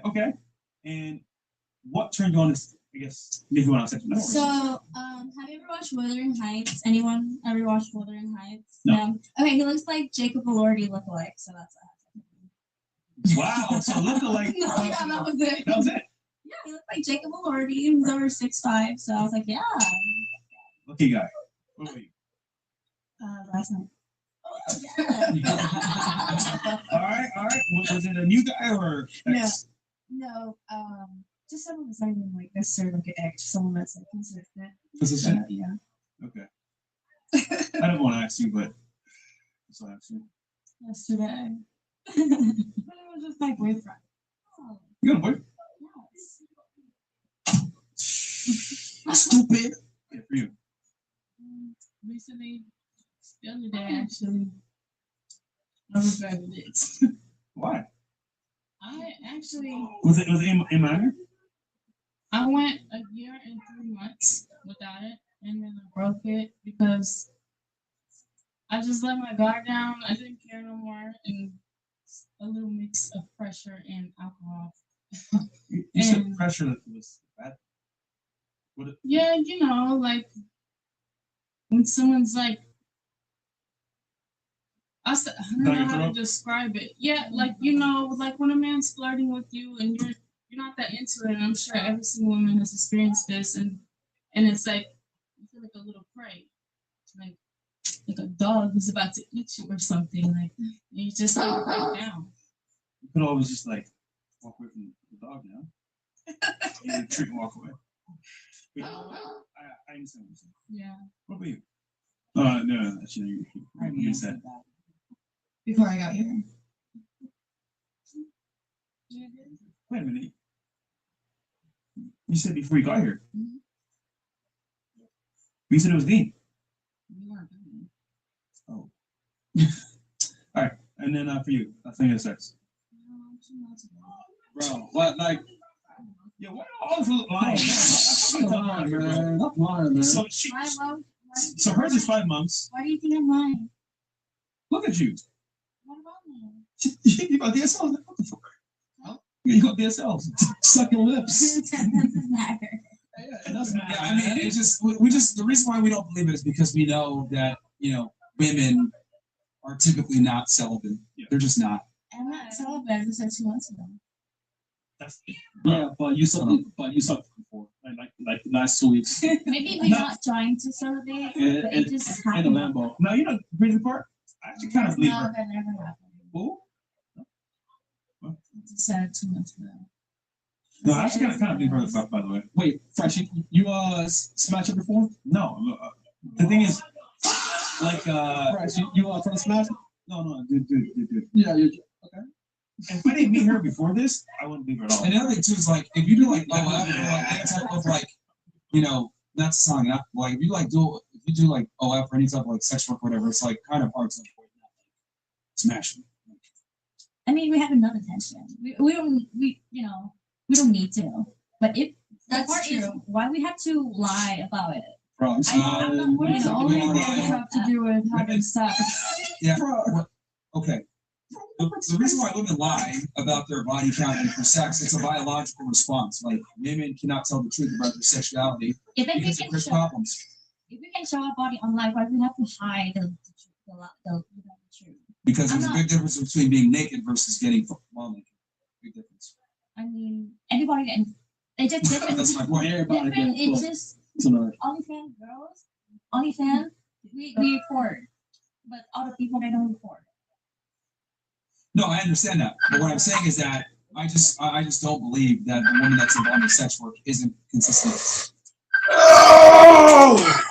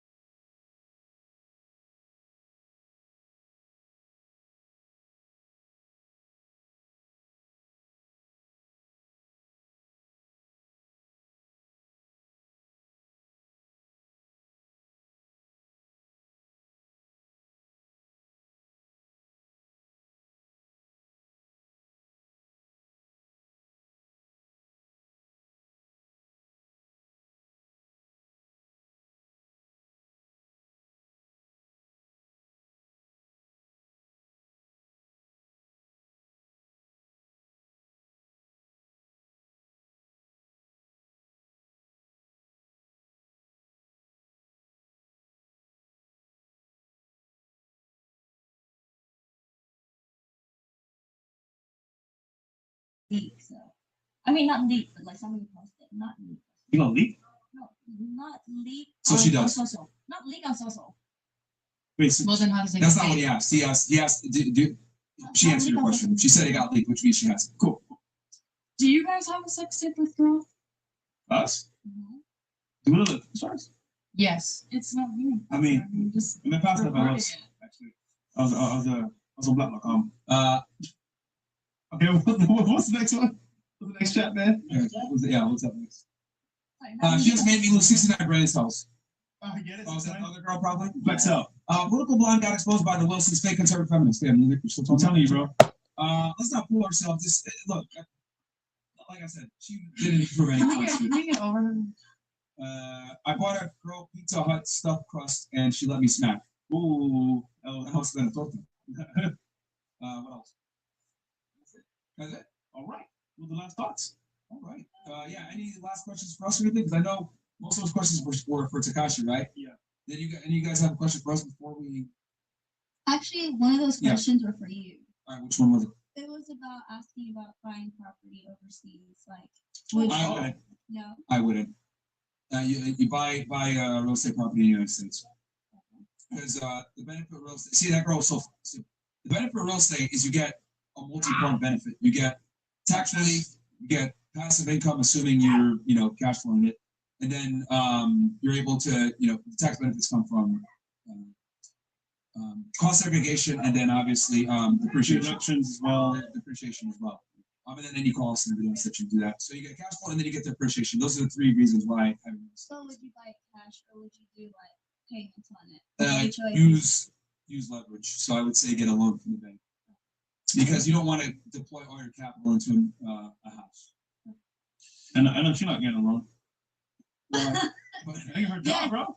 I am. I want to do it. I see what you're saying. I know what you mean. She I gets wanna straight do it. cash. Yeah, the best route is use FHA loan, put your 5 to 10% down, get into the property, live in it for a year, and then you move out after a year. That's the best way to go. What cities would you recommend? Like in Florida? Yes, because I want to start in Florida. States. Well, I mean, look, Florida, the market's state, the market's cooling off. So anywhere, and people aren't moving here. I would say, look, any deal can work if the numbers work. As long as it cash flows, you're good. But I'd say at least buy a duplex or a triplex if you're in a house hack, which is like rent it out. Well, you got to live in it for a year. Would you do like Airbnb, Verbo, or all?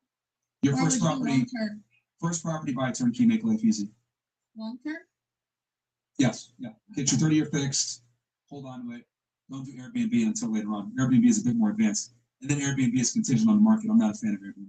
You can make a lot of money, but then you also have drought seasons. So it's a pain in that too. And then there's like people scam and shit like that. They'll, charge back if you don't do something specific. Like Airbnb is a nightmare. Yeah. They try to make it seem like Airbnb is so good and easy to get into. Nah, bro. It's Airbnb is cap, bro. Like all these people that say, "Oh, I do Airbnb," 9 out of 10 times it's some stupid retard that doesn't own the property. He's arbitraging it, and he's like, selling it for the guy, and he gets a percentage. Like all these Airbnb pros are cap. If it was that easy, why do sell it to you? Yeah. But then the first property. But then again, the first property. But that's how they sell the property too. They're like, oh, it's short term rental. Like they'll try to sell it to you that way. Short term rental. It's a scam. Yeah, and I would say for your first property, it's get not your a scam. butt. Just buy it regular, It's not a scam. 30-year fixed, FHA loan, duplex, triplex, or fourplex. Get in it, live in it for a year, pay little to no rent, have your tenants offset the cost, and then move out after a year. That's by far the best way to start in real estate. Airbnb, fixing and flipping, all this other, don't get into that because that's far more advanced and it's going to create a headache. For your first property, turnkey, FHA loan. That's the best one. Don't buy international. I wanted to do it so bad because I know No. right now overseas it's like really popular. Don't do it. Don't do it. You're not going to be able to enjoy some of the same tax benefits and everything else that comes with it. I have something I want to say. I just want to say shout out to Detox for getting me on the podcast tonight. All right, we'll do last thoughts then. Any other questions before we do last thoughts? All right. Awesome. We'll start here. Thoughts on the show? Get it, love it? I mean, Now that the girl's gone, it's a lot better. Mike. Sorry. I mean, now that the one girl's gone, it's a lot better. This is my first time doing anything like this, so it's pretty cool. Shout out Cash. I shout out the girls because they actually were really welcoming. Girls can be pretty competitive, so they're pretty nice and stuff. So, you know, I say you're a lot nicer than they make it come across as well. So I would say, yeah, good all around. Yeah, they always get the stuff that where I'm saying like you're dumb or some shit like that, but you know, they never like. I mean, Gina came in. You don't teach guys how to do this. I'm like, actually, we do. Like, we teach guys how to make money, not be losers, all that other stuff. But you know, we just watch the clips. You're nice. Stop the cap. Yeah, well, me well. Or she's the one that said it. Six capsules treat, by the way. Or the other case where the girl is disrespected from the beginning. Yeah. You know what I mean? Like, they always see the clip where I'm like, get the fuck out, but they don't show the 2 or 3 hours before where they were being insufferable and annoying. I think you're fair. Insufferable. For you? Honestly, I enjoyed it. It was pretty fun. I like meeting new people and just yapping, so it was fun for me. Cool. Double international. There you go. Okay. I enjoyed it. I just wish we had more time with 6ix9ine and like kept up like a sex. I know, sex right? vibe. And like you really kept get it this up that fun. Yeah, I was surprised. Like, She was just being insufferable at this point, and it made everybody like dread this whole podcast. This would be so fun asking him and like having our sex lives, and it would have been so much more fun experiencing it with him. But obviously, I've been here. This is my 3rd time, and you guys are really nice. So everyone was really nice. 3rd time, you're so single? Well, I mean, it's been a couple of years. I've had a couple. I mean, that's what I'm saying. Like, you want nothing? Why, you trying to get a girlfriend? I mean, you.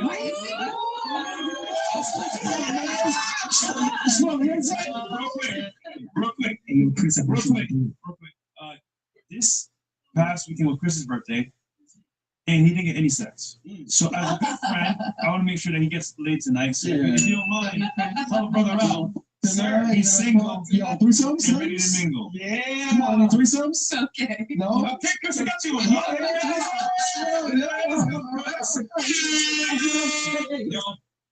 If are sensitive, even biting into a popsicle can hurt. Try new Sensodyne Clinical Repair. One bite changed how I create content. Let me tell you about the TikTok Creator Growth Challenge, where you can grow faster and earn rewards up to $30,000. I could take the same creativity I put in my long form content and reach even more people on TikTok. And you can do that too through Creator Growth Challenge. Join today. With all these hills and honors points, I could stay for free. The wall of Astoria and Maldives. What about the canopy of Paris? Resistance is being done. We use these local precious resources. Can you grab it hard though? It's also because wait, Mo.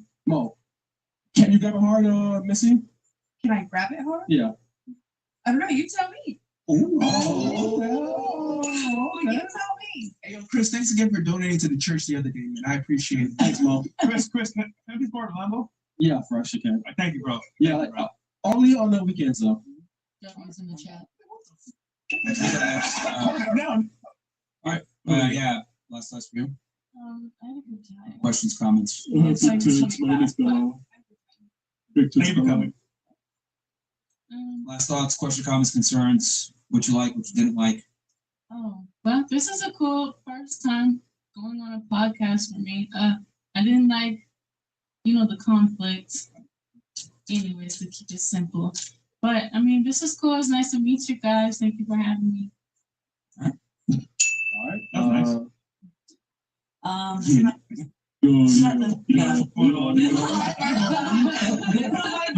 the podcast, and besides your little jokes, I feel like you guys are actually like a lot more like cool people than the internet like portrays you guys to be. And my only complaint really was that y'all didn't meet this mic.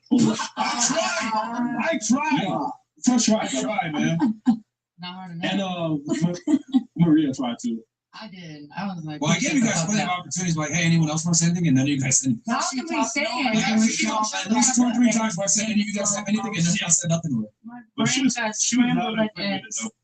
She's a professional debater. Yes. She already thinks she's already Professional. Yeah. A professional Feminist. yes. Insufferable. Yeah. Anyway, it's fine. So yeah, she come out off, so it's hard to know. Yeah, she's not a professional debater at all. But Yeah. that's fine. Maybe you guys. Thank you, Tom. Yeah. I had a great time. Not good. Yeah. Good to see you again.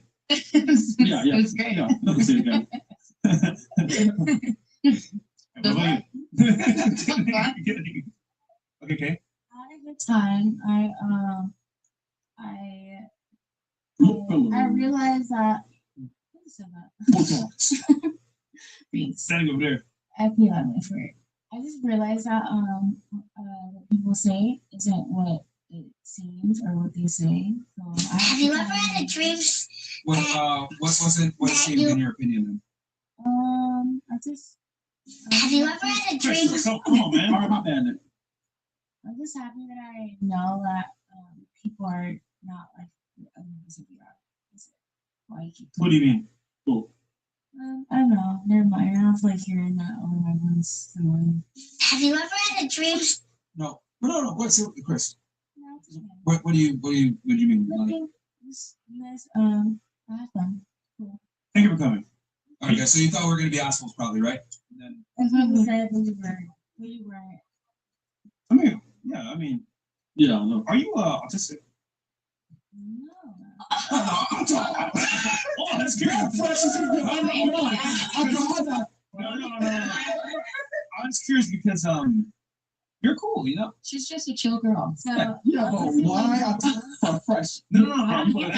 As in, like, I don't get that. when someone's autistic, they're different. You know, they're special. And I feel like you're special. You know. So okay, so yes. Yeah.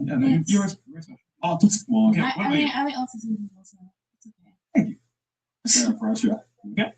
So, not gonna lie, I heard a lot before I came to the podcast. I never was podcast, but I heard a lot from you guys, especially this. You guys hate women. I don't think so.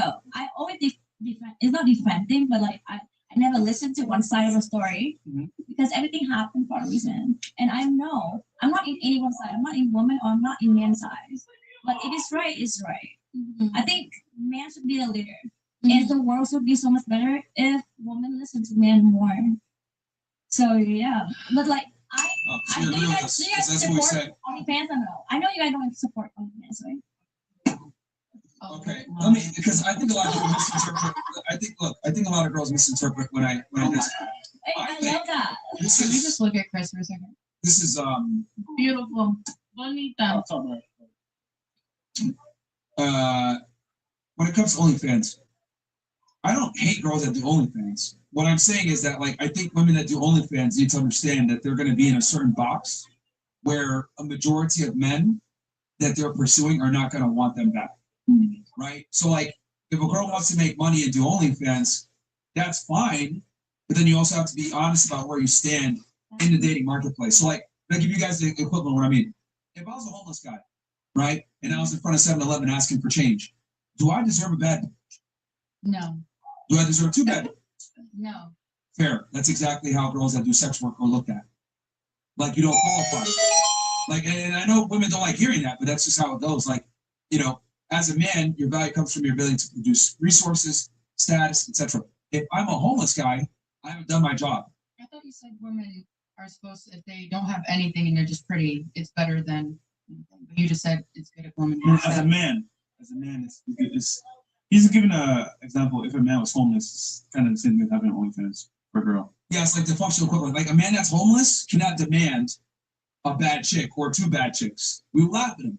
He's on TikTok complaining, man, none of these chicks want me.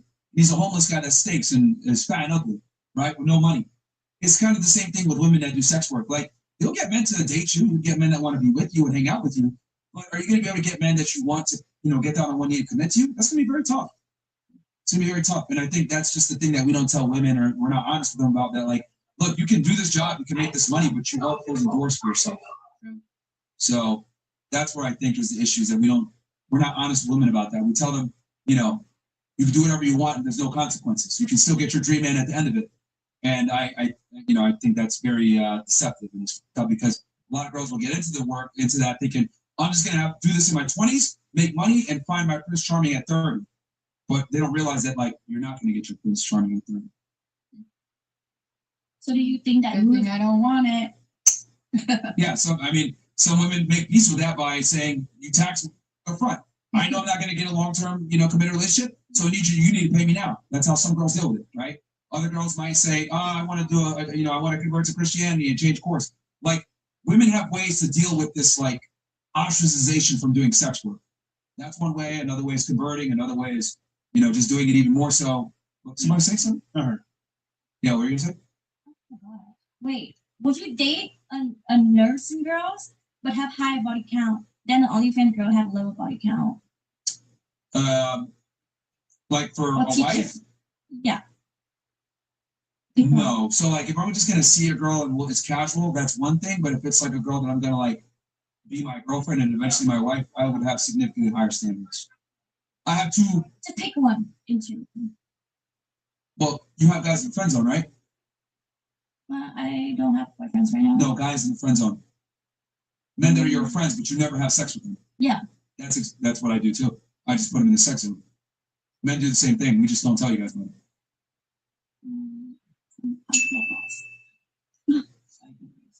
Guys have girls that are in the wife zone, or serious girlfriend zone, and then they have girls that are in the sex only zone.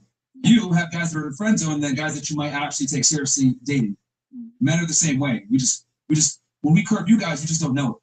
Do you think this nowadays OnlyFans? If you live in Miami and you do OnlyFans, you actually need more wifey material than the girl who work at the restaurant. Not really. Not really. No. And the reason why is because let's assume you're a virgin and you're on OnlyFans, right? Even though you're a virgin, you're still on OnlyFans. It's still bad to be with you because that's embarrassing for the guy. I think it depends though. I don't know. It's embarrassing to be with a guy that cheats on you. So. Not really. You said that you're okay with it. Well, for others, He's not with them. Well, it depends. If your guy has money and status, that just comes with it. Women don't lose status by their guy cheating on them. Men lose status with their girl cheating on them. It is. Women lose status if the man cheated on me. If the man cheated on me, it'll be my fault. I'll say sorry. Okay. Do you know who Kobe Bryant's wife is? No. Okay. Kobe Bryant's wife, he cheated on her, and people still have a lot of respect for her. She's a philanthropist, all this stuff. No, she said if he cheats, I'd say sorry. What was that? I'll hate that. If he cheats on what I'm trying to say is that women don't lose status if their guy cheats on them. That's the woman's fault for letting the man cheat on them. No, I'm saying if the man cheats on the woman, she's not going to lose status. But if the woman cheats on the man, he loses status. Like, look at Will Smith. Yeah. Look at Will Smith. What's so funny? Something wrong. Something wrong. Yeah. So anyway, yeah, men. If a guy's girl is promiscuous, he loses status. If a woman's guy's promiscuous, she doesn't lose status. Yeah. Men and women aren't the same. So. But like man, I don't think that cheating never exists. Cheating never exists. Cheating never what? Exists. Like I don't consider cheating is real. Really? Yeah. Like.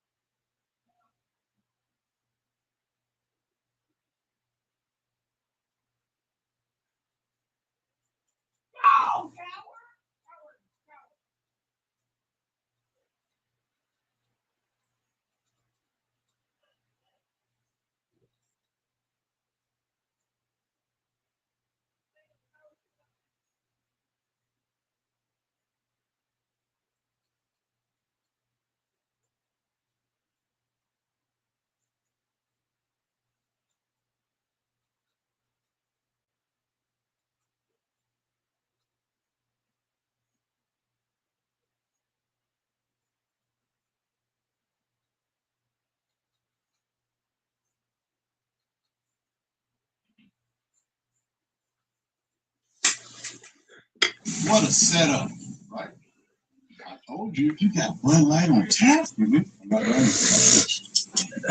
Whoa, now I just gotta finish the house. Probably next year sometime. Anything for the clean, crisp taste of Bud Light.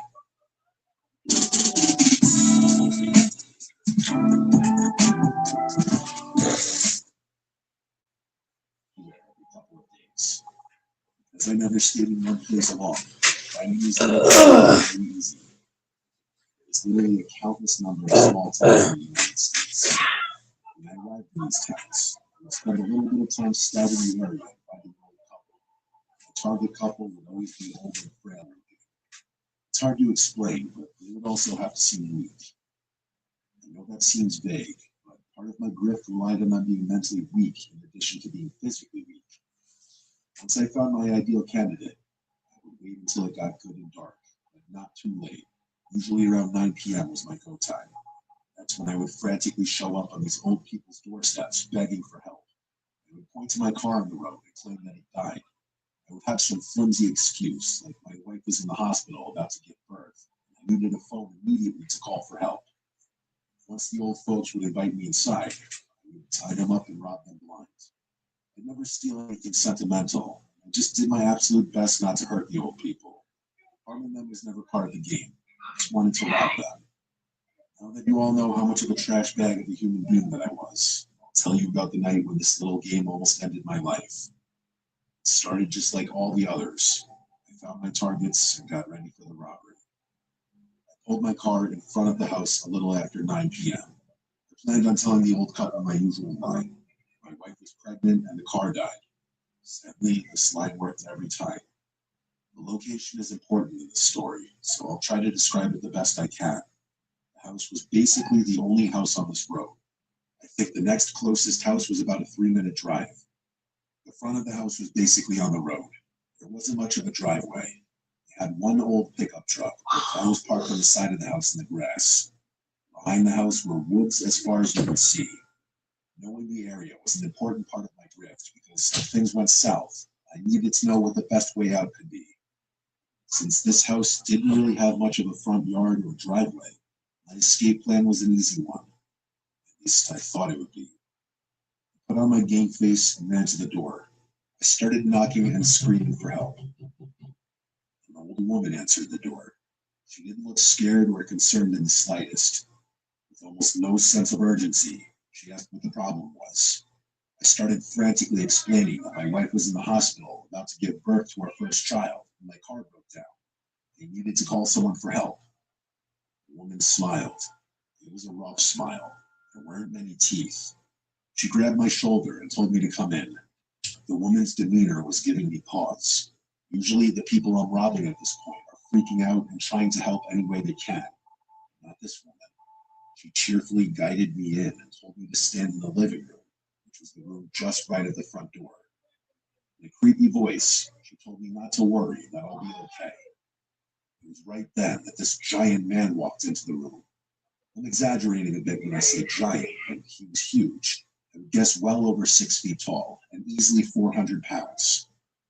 He had a bushy black beard that stuck out from his face about 3 inches. But the two most notable things about this large man were that he was holding a hunting rifle in his hand, and he was not old. This man couldn't have been more than 25 or maybe 30 years old. Younger people were not as susceptible to my game, so this was a major oversight on my part. The woman spoke up and told me that this was her son, and he'd go out and take a look at my car. Before I could even get a word out, she shouted Hank at the top of her lungs. She started telling me that her husband Hank is in the other room, and he'd for sure help me. She continued yelling for Hank, and at the same time, her son went outside. I started to panic a bit, because her son would clearly see that my car is fine, and I didn't think just rushing out was the best idea since he was walking around with that rifle in his hands. Hank limped into the living room where I was standing, and then he just stared at me. The old woman said something about helping me, and Hank just mumbled something under his breath.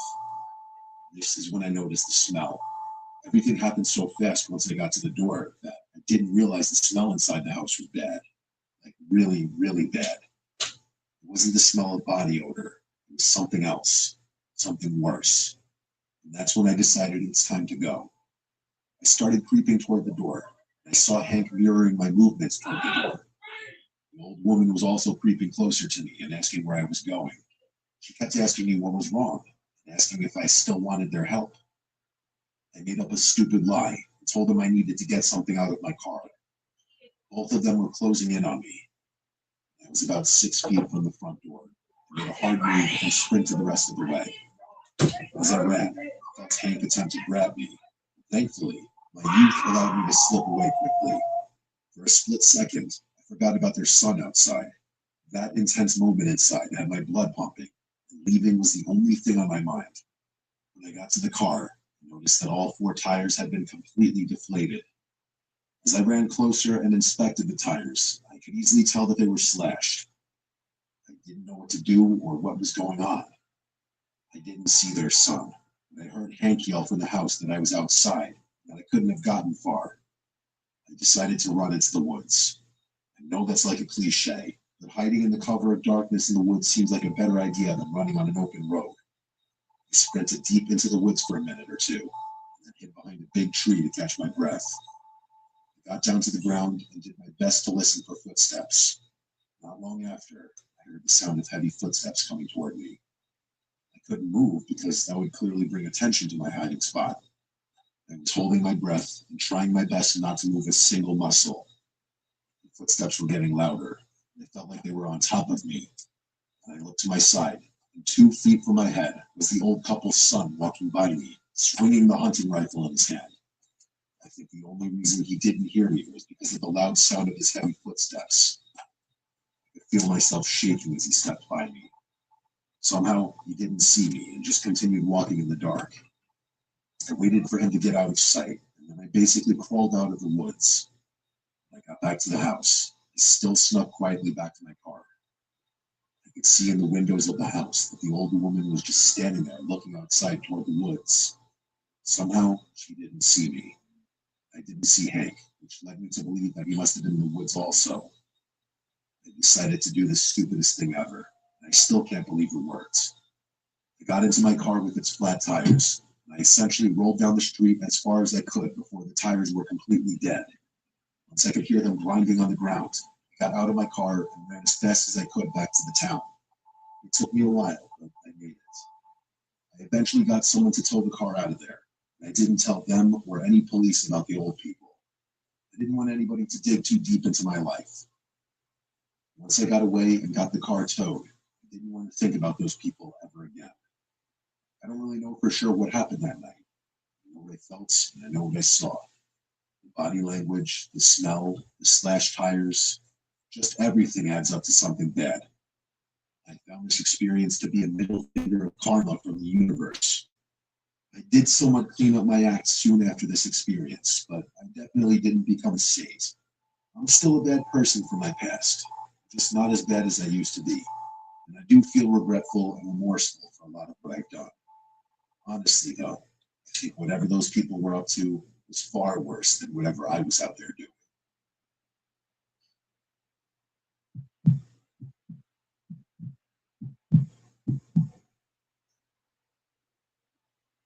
I've never shared the story before in its entirety because I don't like the way it makes me look. Basically, I spent a little over a year being a criminal. I worked as an overnight security guard for this large strip mall in my hometown. For obvious reasons, I'm not going to mention the name of my hometown, the mall, or anything else that could potentially get me in trouble. For the first few months, I took my job very seriously. Once I had the lay of the land, I realized how insanely boring my job was. At first, it was like a dream job. I'm a night owl, so staying up all night is nothing new. I also don't love people. This job had about zero human interaction. I would monitor the security cameras, make a few nightly walks around the mall, and basically listen to podcasts or watch shows on my phone all night. This honestly got old a lot quicker than I thought it would. It was the boredom that got to me. I needed something to give me a little spice in my life. I spent most of my life to this point never getting into trouble. I wasn't a bad kid. For all my adult life to this point, I had never gotten as much as a traffic ticket. One night, after monitoring the cameras, I realized that one of the back doors didn't have a camera near it. I don't know how that could ever happen, but I was happy it did. I should explain the layout of this strip mall. Just like any other strip mall, the stores are all lined up in the front. What was cool about this mall is that behind every store was a large back room that connected every store to the security office. From the office, I had access to every store, so even though the front door of the store would be locked, I I could still gain access from the back room. After discovering that back door with no camera, it got me thinking. I wondered where all the other blind spots were. I started paying closer attention to the cameras and making notes of all the blind spots I could find. I would make my nightly walks. I would go to some of these blind spots and do something stupid like a dance move. And then when I got back to the office, I would play the tape back and see if you could see me dancing. If you couldn't see me, I knew the spot was blind. And I made a note in my phone of the exact location. Once I noted every blind spot, boredom set in again. I started to think of ways I could utilize these blind spots with the back door. I started with something small. I went to one of the stores and took a hat that was on a rack in a blind spot. I opened the back door and put the hat in a box outside the door. When I left that morning, I drove around back and took the box. Next night, I showed up. I played the tape back from when I took the hat. When I left, there was no video at all of me. I had convinced myself that I had perfected the art of stealing just like that. And that's exactly what I did for a long time. At some point during the shift, I would just steal something because I could.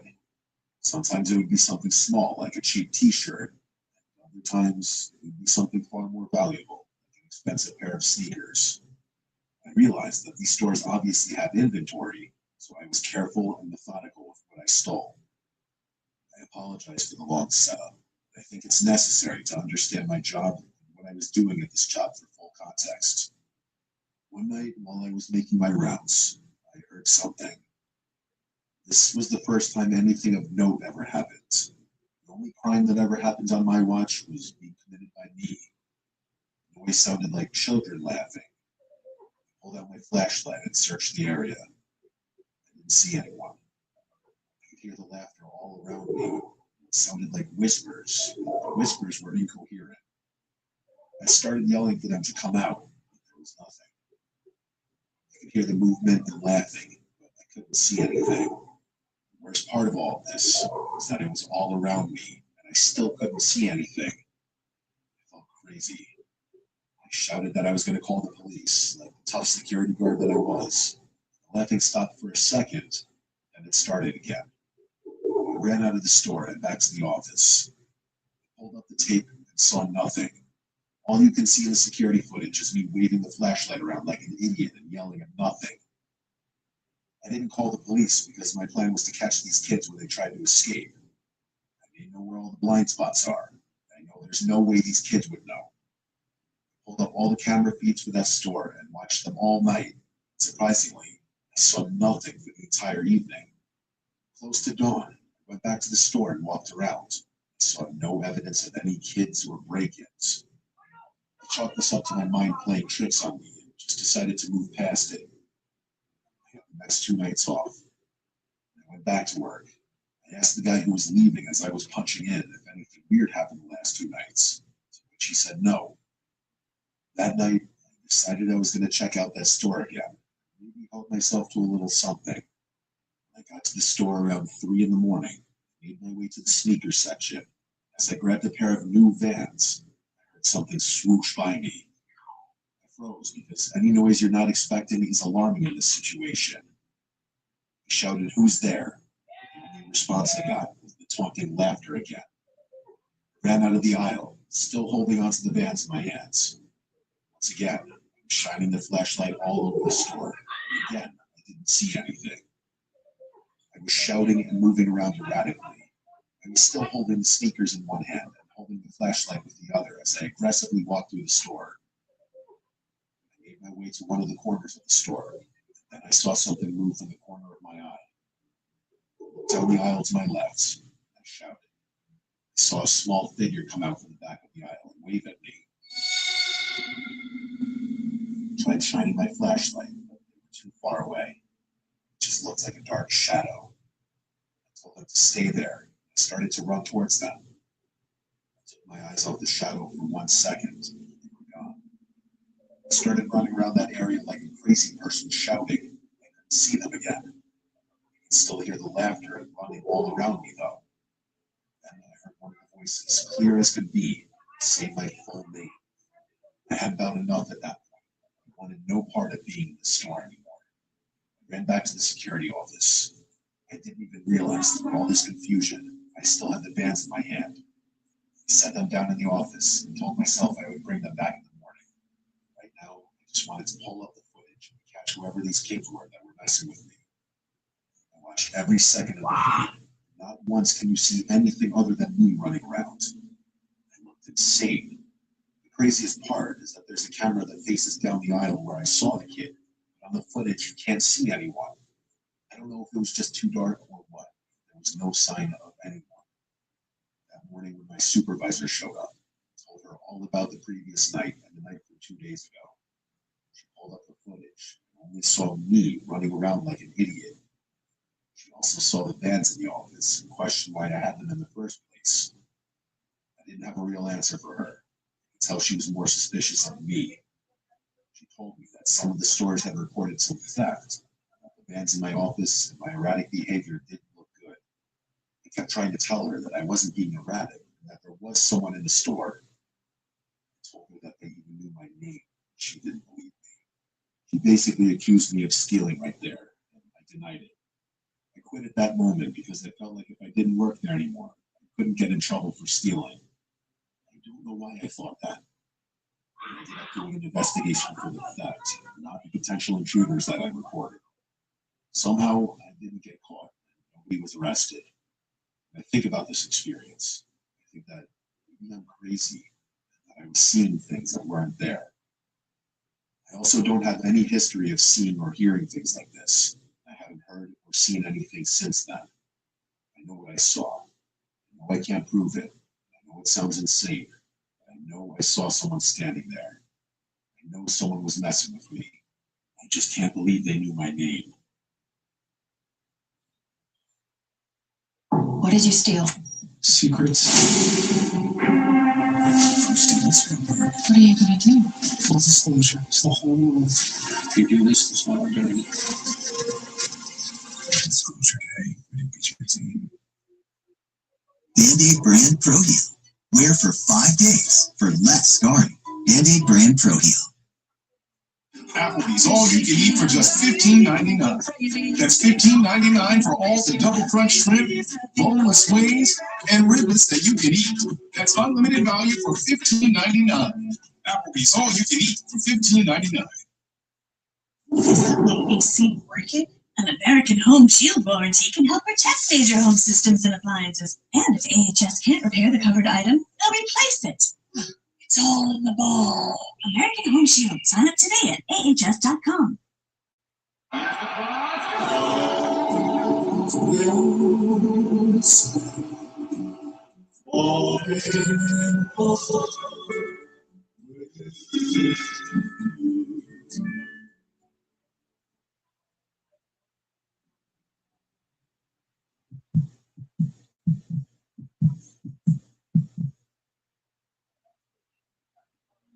Dear Mr. Nightmare, I've been watching your videos from and the stories you've narrated have reminded me of myself and something I've done in the past. I'm not proud of it, but I think it would be interesting for your viewers to hear a story from the quote, bad guy's perspective. For that reason, I'll obviously choose to stay anonymous. So I wouldn't say I was a bad person before this. I mostly kept to myself, went to class, did what I had to do, and went home. I've always been socially awkward. I didn't really have friends, but it never bothered me that much because that was normal to me in my school days. And then one day, I got paired with a girl for a presentation in one of my classes. I'll call her Emily. She was normal and easy to talk to, the kind of person who made group work enjoyable. The first time we met up in the library, we went over the outline for about an hour. I found myself paying attention to things that had nothing to do with the project. Small things about her and the way she talked and wrote. I realized instantly I had a thing for her. After that, we exchanged numbers to stay in touch about the presentation. And that should have been the end of it. That night, I looked her up online. It wasn't hard to find her after saving her number so I could see her Snapchat profile through contacts, which is how I got her name. Within a few minutes, I had her Instagram. And from there, it just kept going. I thought it was harmless. I was just curious because honestly, this was the only real female interaction I had for a long time. And I was infatuated. I scrolled through her photos. I saw where she went, who she spent time with. I started noticing details in the background that I could kind of piece together. It turned into me checking her accounts constantly. It had become part of my routine. Within a few days, I had a pretty good idea of what neighborhood she lived in. I took things too far. I looked up how to find someone's address with their phone number. I realized how easy it is. I found it. I drove past her house once, and I circled back and slowed down. There was a light on upstairs. I wondered if it was her bedroom. I noticed the red car parked in front of the house that I was pretty sure was hers because it had a parking sticker for our college on the side window. I should have stopped there, but I got addicted to stalking this girl. It turned into something I did a couple nights a week. I always stayed in the car and told myself I wasn't crossing a line, even though I clearly already had.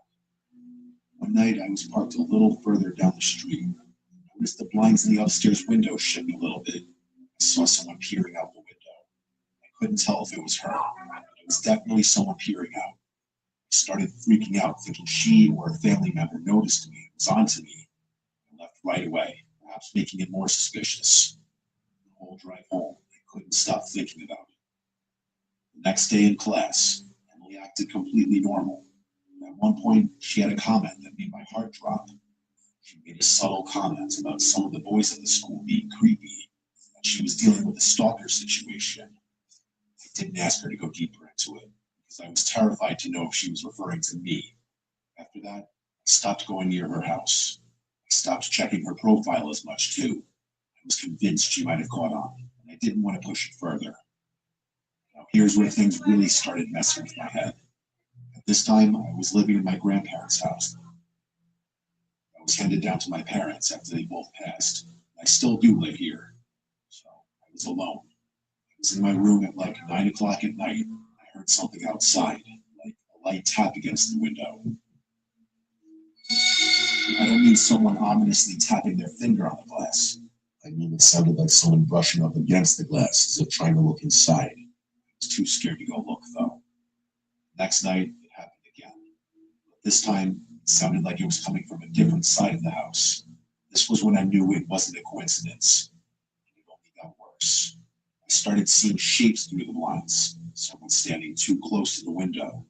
It was never clear enough to see who it was, just enough to know that there was a person or multiple people circling my house. I stopped opening the blinds completely after that. I stayed in my room with the door locked and the lights off. This went on for days. I stopped going to class entirely. I barely left my room unless I had to. It was a person or a group of people trying to see if I was home. I started using my limited money to have any food or necessities delivered because I didn't want to leave the house. Every sound made me feel like someone was right outside.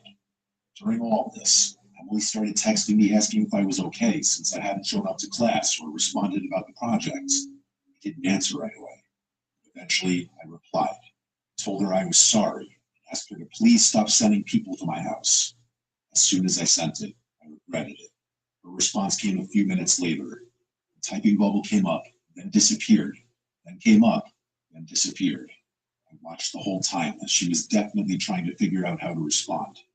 When she did, she responded confused and concerned, asking what I was talking about. That was the moment it really hit me that maybe she had nothing to do with any of this. I tried to play it off like I sent that message to the wrong person. She surprisingly didn't question it after that.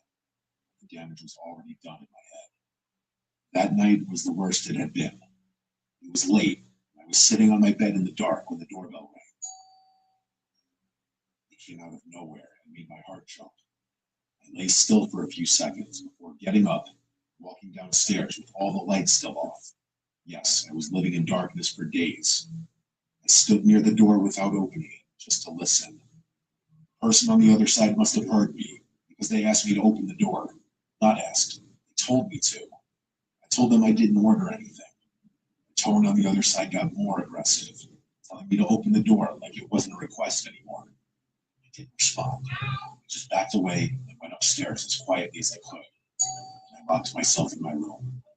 They spammed the doorbell for a solid minute. I was hiding in my bed like a coward. After a minute or two, it stopped. I went to stay with my parents for a few days. friends, not telling them the reason, because I didn't want to explain my creepy actions. The rest of my time working with Emily in class was very awkward. I never found out if she sent her family or friends or whoever to my house. If it wasn't her, I don't know who it could have been. Regardless, I never went to her house again or stalked her page again.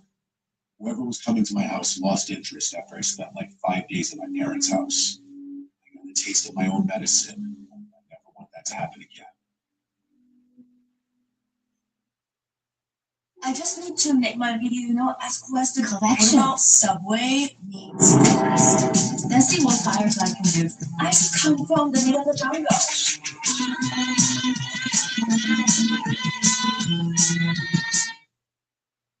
Hey, look at you! Floors by day, student by night, PT by dawn, Dean's List by dusk. Always powered by Penn State World Campus. With more than 175 in-demand programs, Penn State World Campus delivers on your time. Gunner supports all golfers. The naturals, the tryhards, the players just here for the fit tips. Our performance frames get the job done, even if you don't. Shades for every round. Gunner. Cash App has very much helped me save my life. So when I need it, it's just there. The Bush Guy, cold and smooth survival skills. My watch is broken. You can tell time by measuring the sun's distance from the horizon. Looks like happy hour. Head for the mountains.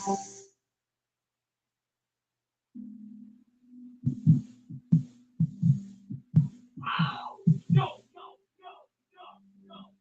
2 years ago, I was what you would call lost in life. I didn't have any direction. I worked dead-end jobs, had no relationships, and just blindly went through life. Something was missing in my life. I tried filling the void with a lot of different fixes, but I was always left feeling empty. Until one day, I did something strange. Something that gave me such a rush. I trespassed into a home in my neighborhood. Don't worry, I know how sketchy this is. Basically, I knew the owners of the house, and I knew they were at work that day. Earlier that morning, they had some workers go to their house to do some kind of construction project.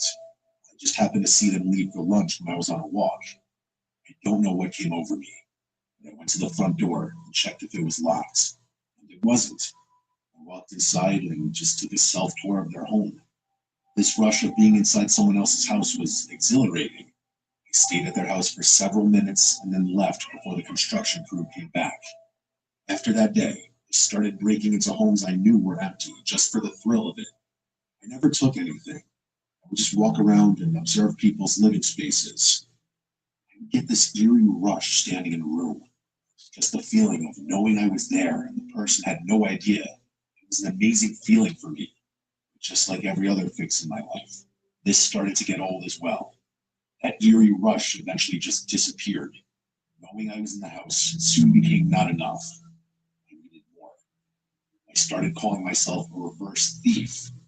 I would go into these homes and leave something behind, something inconspicuous. Even though I would never see the reaction with my own eyes, I would fantasize about the reactions. For example, one time I left a folded blanket on the living room couch, a blanket that I brought with me, not one that the owners already had in the house.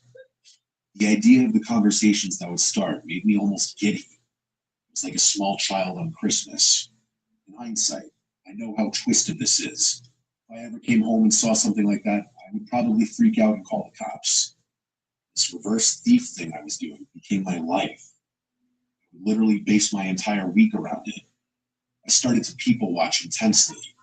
Once I had an idea of their schedule, I would locate the home and find a weak area to enter the house when the owners weren't home.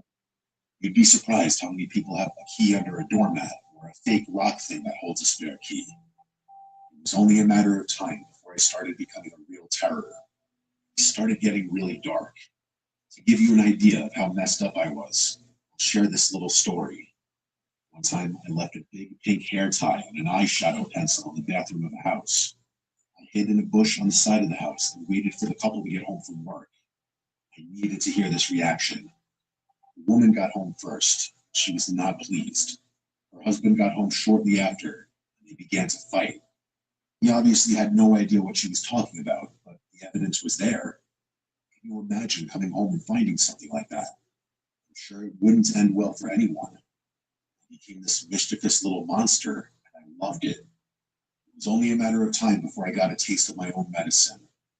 One afternoon, when I got home from work, I noticed something on my counter in the kitchen. It was a little vase with one small yellow flower. This is for sure something that wasn't there when I left that morning. Next to the vase was a note. It was written in cursive and said, "You know it was you." I felt sick. I checked all my locks, and everything appeared to be locked up. I couldn't think of anyone who could have done this to me. I was always so careful not to leave a trail. I went to my bedroom that night and locked the door. Calling the cops wasn't an option because if this person actually knew who I was, they could ruin me. I thought about going back to my parents' house, but that was a headache I didn't want to deal with. That night, I did some soul searching. I decided it was time to end my reverse thief charade. I woke up in the morning expecting to have another surprise. Thankfully, there was nothing. I ran some errands, and when I got back home, I wasn't so lucky. This time, I did have another surprise waiting for me. Once again on the counter was a note accompanied by a dead bird. The note said, "We're coming for you." At that moment, I ran to the bedroom and started packing a bag. I was going to stay at my parents' house until I could figure out a plan. When I got to the room, I heard something shuffling. It wasn't coming from the room. I heard something from the vent. I went over and put my ear to the vent that was on the ground. There was movement coming from downstairs in the basement. There was no doubt in my mind that someone was down there. While listening, I could hear voices. They were too muffled to understand what they were saying. At least I thought they were voices. I slowly got up. I was trying not to make any noise, even though I had already been home for several minutes. I grabbed my bag, slowly made my way to the door. Each step I took, I felt like I was making a lot of noise. Every time I thought I heard something, I would freeze. Once I realized it was nothing, I would continue my slow walk. I got to the front door, which was located right next to the door that led to the basement. My curiosity was killing me. I wanted to know who was messing with me and who was potentially in my house. I opened the basement door. I could hear quiet voices talking. I was sure that they were voices now. As I took one step onto the creaky wooden stairs, I heard a loud shh. I shouted down the stairs, but nobody shouted back. I knew I heard voices literally 3 seconds ago. I was too scared to go down and look, especially if there were more than one person. I turned around and slammed the basement door. I crept out of the house quietly. I got in my car. I kept looking back at the house to see if anyone followed me. Nobody ever did. I drove to my parents' house and told them I needed to stay there for a few days because the landlord at my place was fixing some plumbing issues. I stayed at my parents' house for a week. After making it that long without any more weird gifts or notes, I thought it might be safe to go back to my house and see if anyone was still there. While I was staying at my parents' house, I also contacted my landlord and asked if I could get out of my lease a month early, which he agreed to. I planned on staying at my parents' house for the next month while I packed everything up, just in case these visitors came back. I got back to the house to start packing things. The first thing I noticed was that the door was unlocked and wide open. I know I didn't lock it when I left, but I definitely closed it. The next thing I noticed was that they left several more gifts in the kitchen. Another dead bird, some more flowers, and a little toy car that looked just like my car. I went to the bedroom and listened intently to the vent. I didn't hear anything. So I went to the basement door, opened it, and started screaming down there. No noise at all. I grabbed a knife from the kitchen just in case and went to the basement. He was there. I felt a brief moment of relief. I thought to myself, maybe they figured I left for good. Because of that, they left. At least that's what I hoped. I wasn't going to take any chances, though. I grabbed a few essential things and ran to my car. I just didn't want to be in there anymore. Since I had a month to move out, grabbing everything right now was a waste of time. I reversed out of the driveway. As I put the car in drive, I saw something. Directly across the street was an older couple standing there. Not super old, they were like in their 50s or 60s. These were two people whom I've never seen before, which wouldn't be weird on its own. What made it weird was that the older woman waved to me, and I noticed a small yellow flower in her hand. Looked like the same type of flower that was left in my kitchen. The man next to her didn't do anything. He just stood there and watched me. I didn't engage with him at all. I stepped on the gas and drove away. I looked in the mirror one time as I sped down the street, and I could see them still looking in my direction. When I was driving back to my parents' house, I took a roundabout way. I didn't see them follow me, but I was paranoid now. I spent the next few weeks afraid of my own shadow. Every noise made me jump. Every person who got too close, I thought they were trying to grab me. I can say that this experience changed me for sure. That day I got that first flower was the end of my reverse thievery. To this day, I have never been caught. But even more disturbing to me is that I still have no idea who broke into my home and why. If it were that older couple, I can honestly say I have no idea who they were. The only thing I can say for sure is that crime doesn't pay. Because eventually, you always get what's coming to you, one way or another.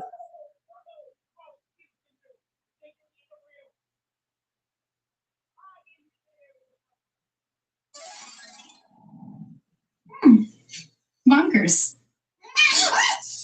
Ah, I didn't see you there. And you brought friends. Lots of new faces here. Am I in danger? Make me good snacky snacks for kids. Better when it's bonkers. You guys hang out. I'll be in my room. If you need anything, just holler. Sleep better and save bigger during the Memorial Day event at the Living Spaces Sleep Center. Save 25% on a Helix Twilight Luxe mattress or save up to $1,500 on a Purple King Size mattress. Don't miss the Memorial Day event only at the Living Spaces Sleep Center. Living Spaces.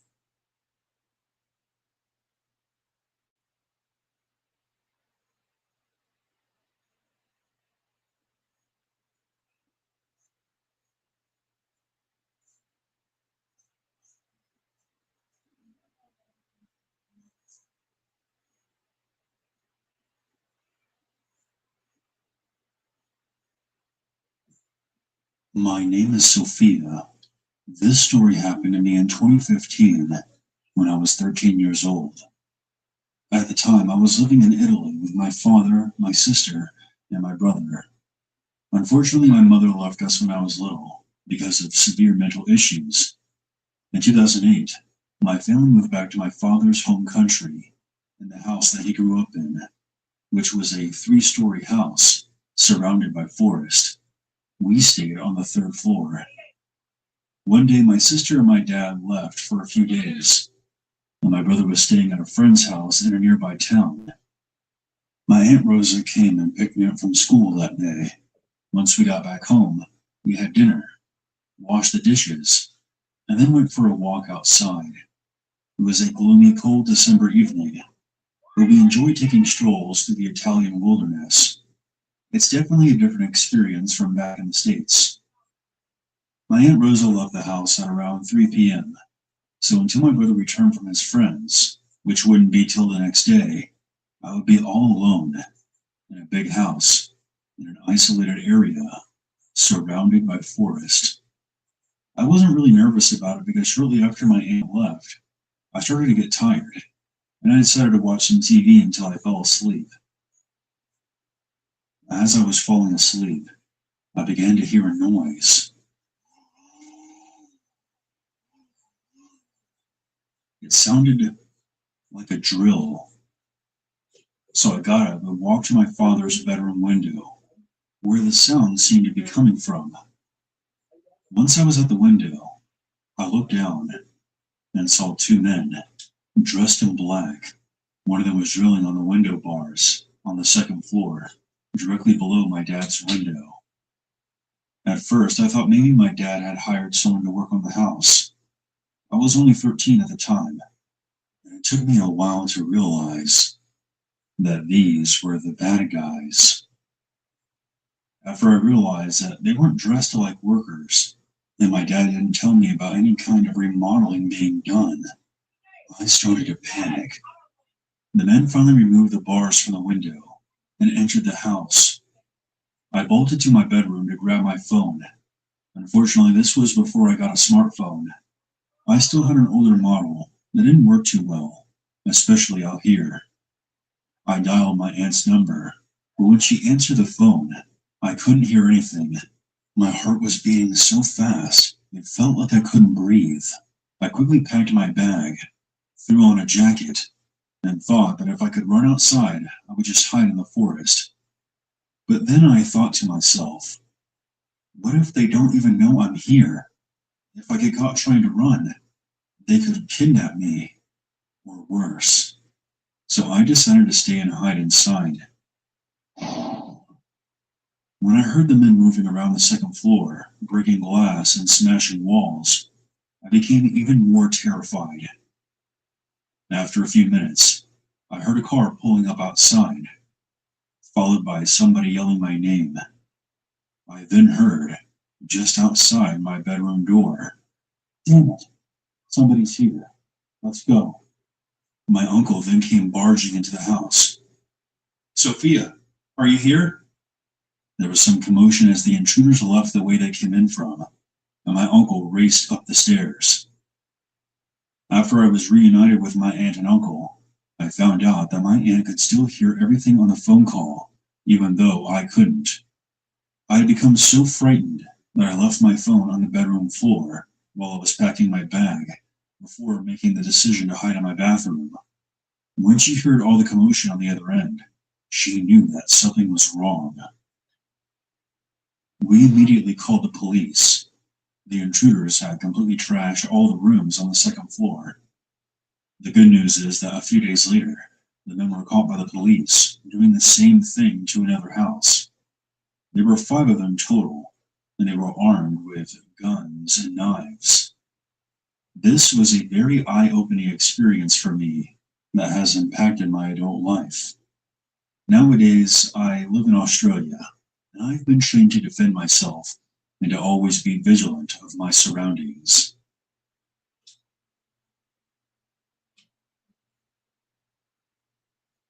The story happened in the fall of 2017. My name is Nadia, and I was 27 years old back then.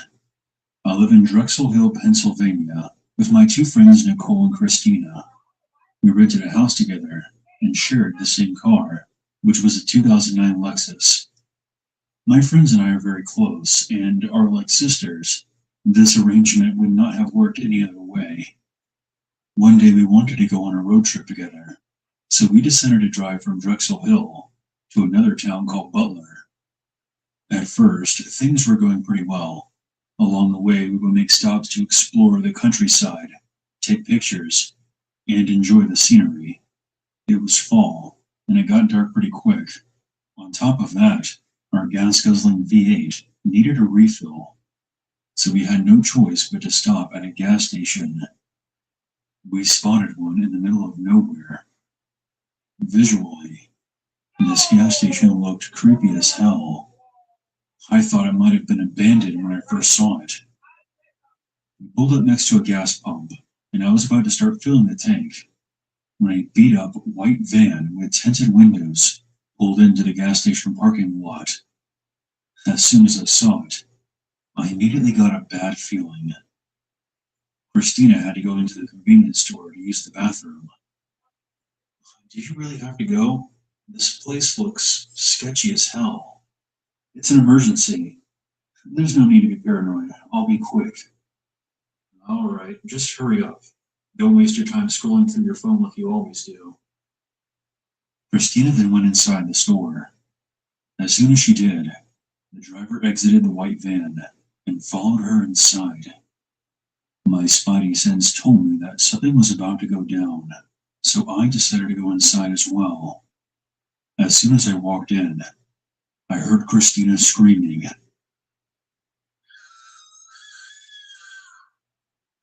The driver of the van was dragging Christina to what looked like a back door.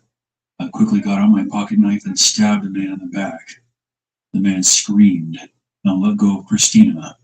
I used the opportunity to grab Christina's hand and pull her to her feet.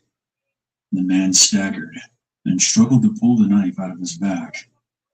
He was so angry that his face was red. He then let out a shout of pure rage. and chased us out of the store. Luckily for us, we were able to make it back to the car. I put it into drive and drove it out of there as quickly as possible. In my rearview mirror, I saw the white van from before pull out of the gas station parking lot and began to follow us. Fortunately for us, our Lexus had a more capable engine, so I put the pedal to the floor and we eventually lost him. His busted up kidnap mobile wasn't able to keep up. We went to the police station to file a report, but we never heard anything back. There were no employees present when all of this went down inside the store. And this was definitely the kind of place that may or may not have working security cameras. We were all pretty shaken up about this. It's not every day that you see one of your best friends literally being dragged away by a stranger. But thankfully, I was able to intervene and save her.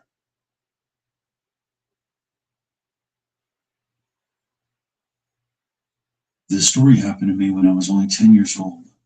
I grew up in a popular suburb of Phoenix, Arizona. We lived in the third house on a street that was just off the neighborhood's main road.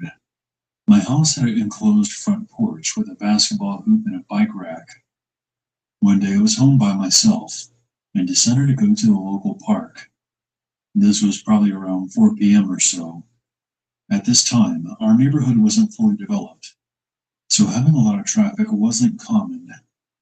My sister and I have always been paranoid about sketchy white vans because of the programs they showed us at school. So when I noticed one cruising down the main road, I thought it was strange, but I figured it might have been a construction worker and continued. I was one of those kids who would ride his bike around just to explore the area. I was never too worried in my neighborhood. If someone did come after me, I knew all the best routes to lose someone. Anyways, I took my usual path and went down a side street through a cul-de-sac instead of the main road. When I arrived at the park, I noticed another neighborhood kid named Parker, who was in the open field next to the playground.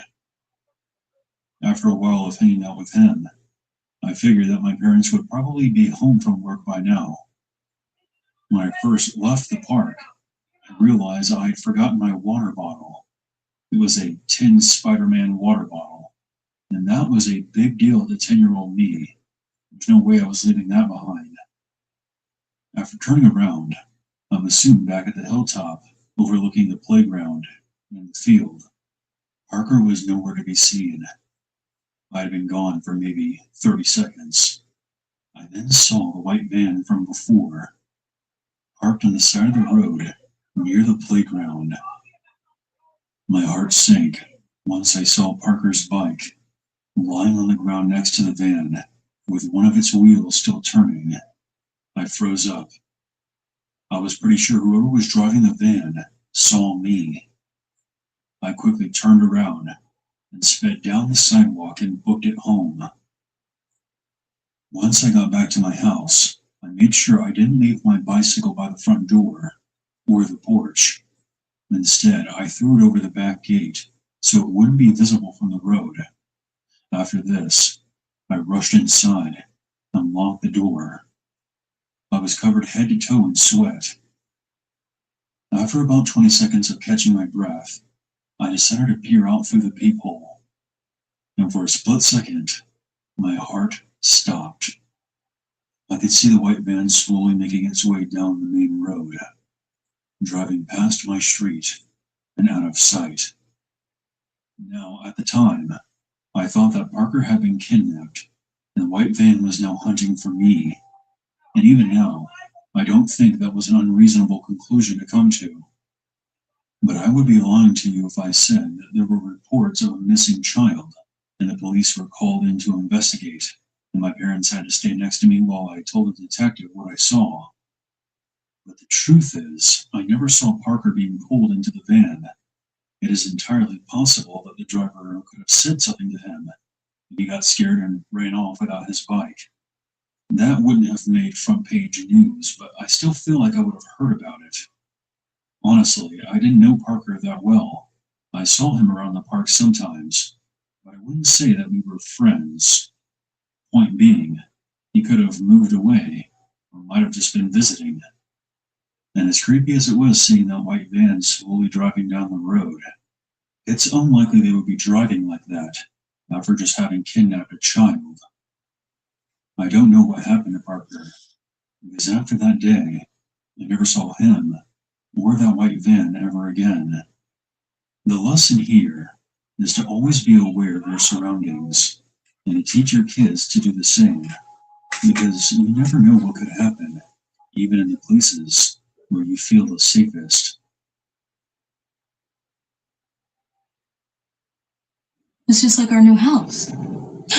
I hope you have an American Home Shield warranty. Leaky toilet? Fixed. Oven beyond repair? If AHS can fix your comfort item, then replace it, no matter its age. Sign up today at ahs.com. They say let sleeping dogs lie. We say let them run. Introducing Origin Fresh Gray, fueled by the meat, organs, and bone and whole prey nutrition.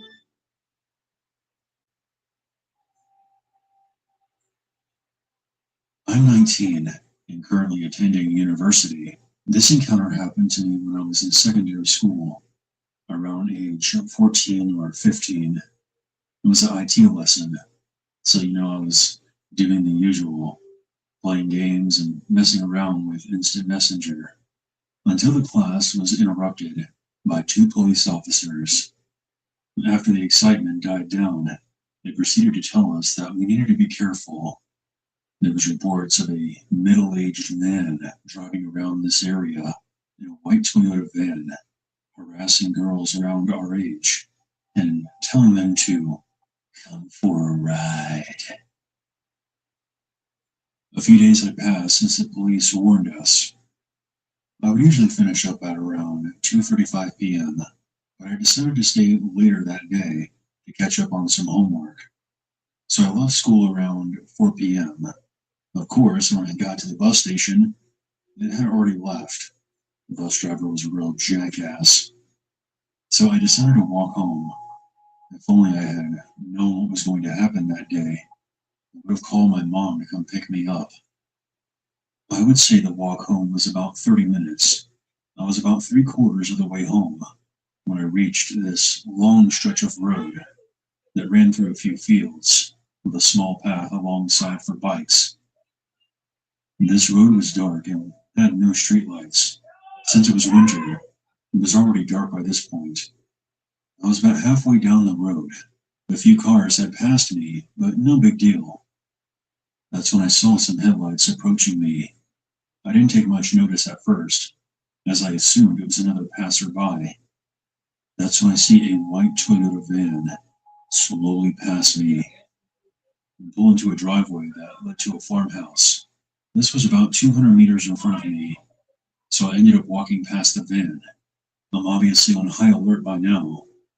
I hear the door swing open, and I turn around to see this tall, sketchy-looking man stepping out of the van and just stands there, staring at me.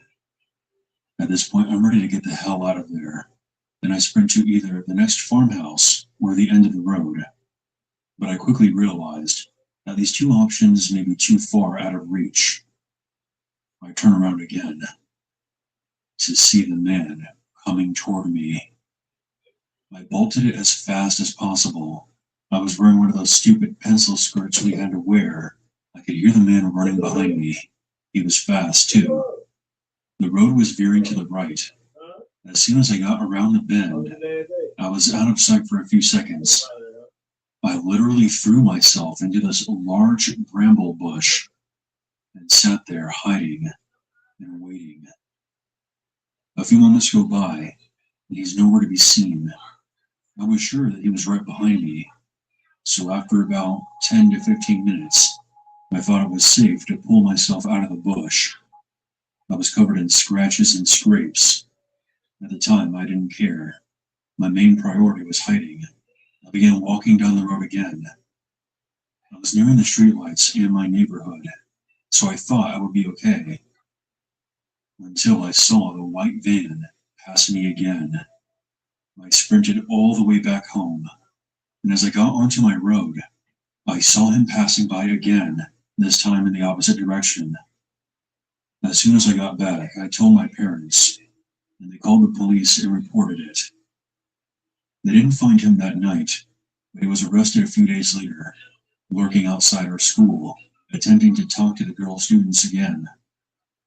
I assume he was convicted, as I've never seen him again. Sometimes I still wonder what was going through his mind that night, and what would have happened if he got a hold of me. What exactly were his intentions? I think I know the answer, but it still makes my skin crawl.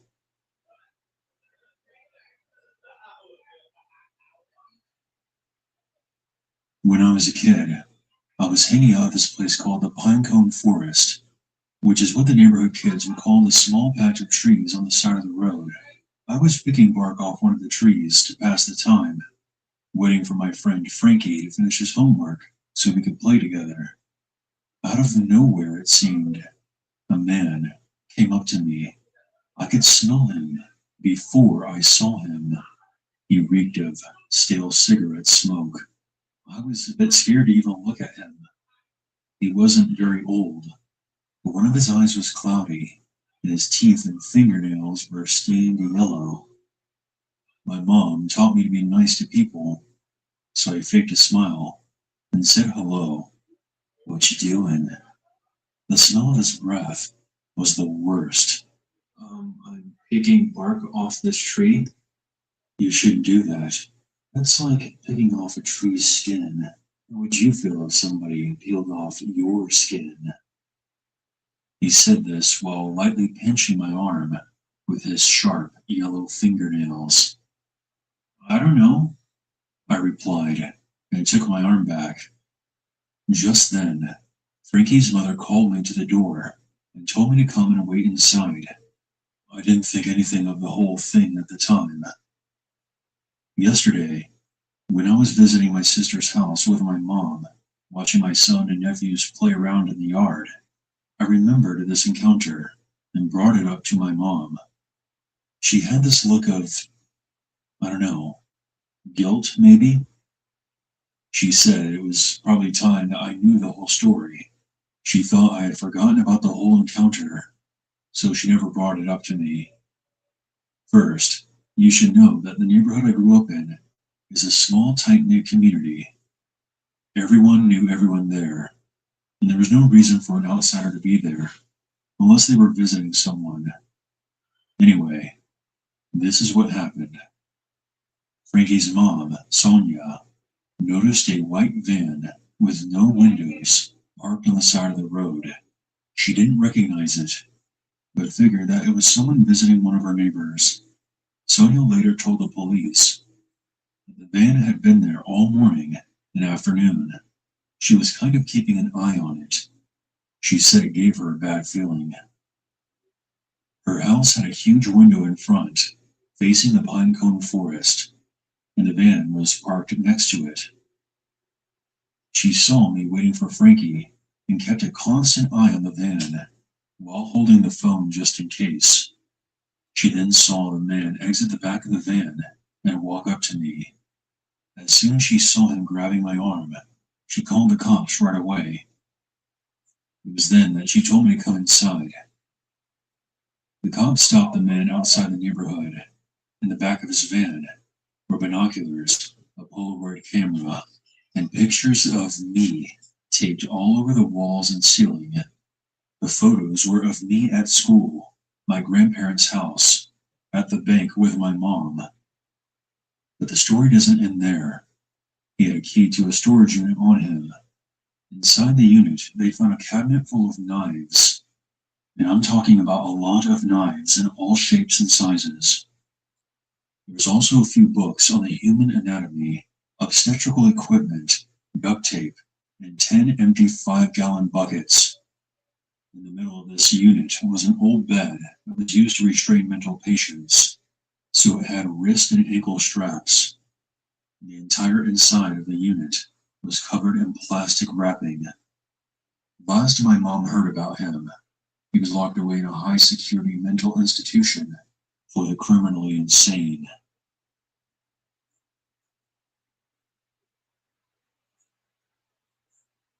For the sake of the story, I'm going to call myself Rodney. This happened in 2011, around February. English is my second language, so please bear with me. For some information, I am a 33-year-old Haitian male living on the outskirts of London. I was 20 at the time, and I was still living with my parents. I was dating my first girlfriend, who I will refer to as Nicole.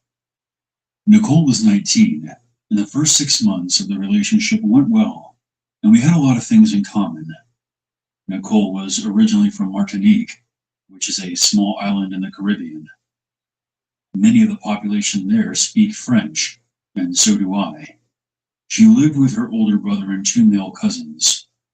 I thought I had found the one, but I was sadly mistaken. As our relationship progressed, she became more and more controlling. She would constantly argue with me and would yell at me if she found out that I had played video games online with my longtime female friends. She even tried to fight one of my female friends because she thought I was cheating on her. My friend got the best of her, of course, and ended up kicking her ass. Eventually, I had enough and broke up with her. But things began to happen about a month after our breakup, when I started dating the girl who would eventually become my wife. I'll refer to her as Jennifer. When Nicole found out that I was dating somebody else, she became furious. She started calling my phone multiple times and sending me threatening emails. Her brother also left me some very alarming voicemails. "You fucking scumbag.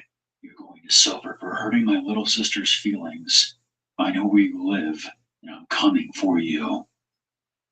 Jennifer was concerned, but I didn't think anything would happen. But again, I was sadly mistaken. One night, both of my parents were out of town, so Jennifer and I were all alone, having a good time. We then heard someone hitting the front door. It wasn't like somebody was knocking. It was like they were trying to break it down. "I told you that I would come for you, didn't I? I'm gonna kill you and that little bitch you're with. You should have never hurt my sister. And now you're going to pay." I recognized the man's voice right away. It was Nicole's older brother. We ran upstairs to my bedroom, and we soon heard the maniac downstairs bust open the front door and began to make his way inside. But we also heard other people running into the house, followed by a commotion. We locked ourselves in the bedroom and called the police. They showed up not even a minute later. It turns out that the other people who ran into the house were our next-door neighbors. They saw what was going on and decided to intervene. The police found a huge kitchen knife in his backpack. Both my ex-girlfriend and her older brother were arrested for attempted manslaughter. Now I know what you might be thinking. Attempted manslaughter? The man planned on murdering both of us. But remember, this is the UK. The justice system here is a complete joke. However, Nicole and her deranged brother were deported back to Martinique. But there's just one problem with this. Martinique is a French territory, so they can easily travel back to France, then sneak back into London from there. Jennifer and I have moved on with our lives and are now married. I just hope that Nicole and her psycho brother don't try to hunt us down again.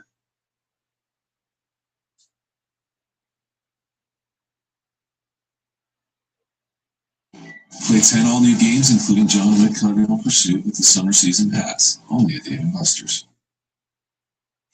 Hey, Meta. They're gorgeous. Hey, no. Thank you. With Smarter Search, find the home that's right for you on redfin.com. There's miss them again. Right homes closer than you think.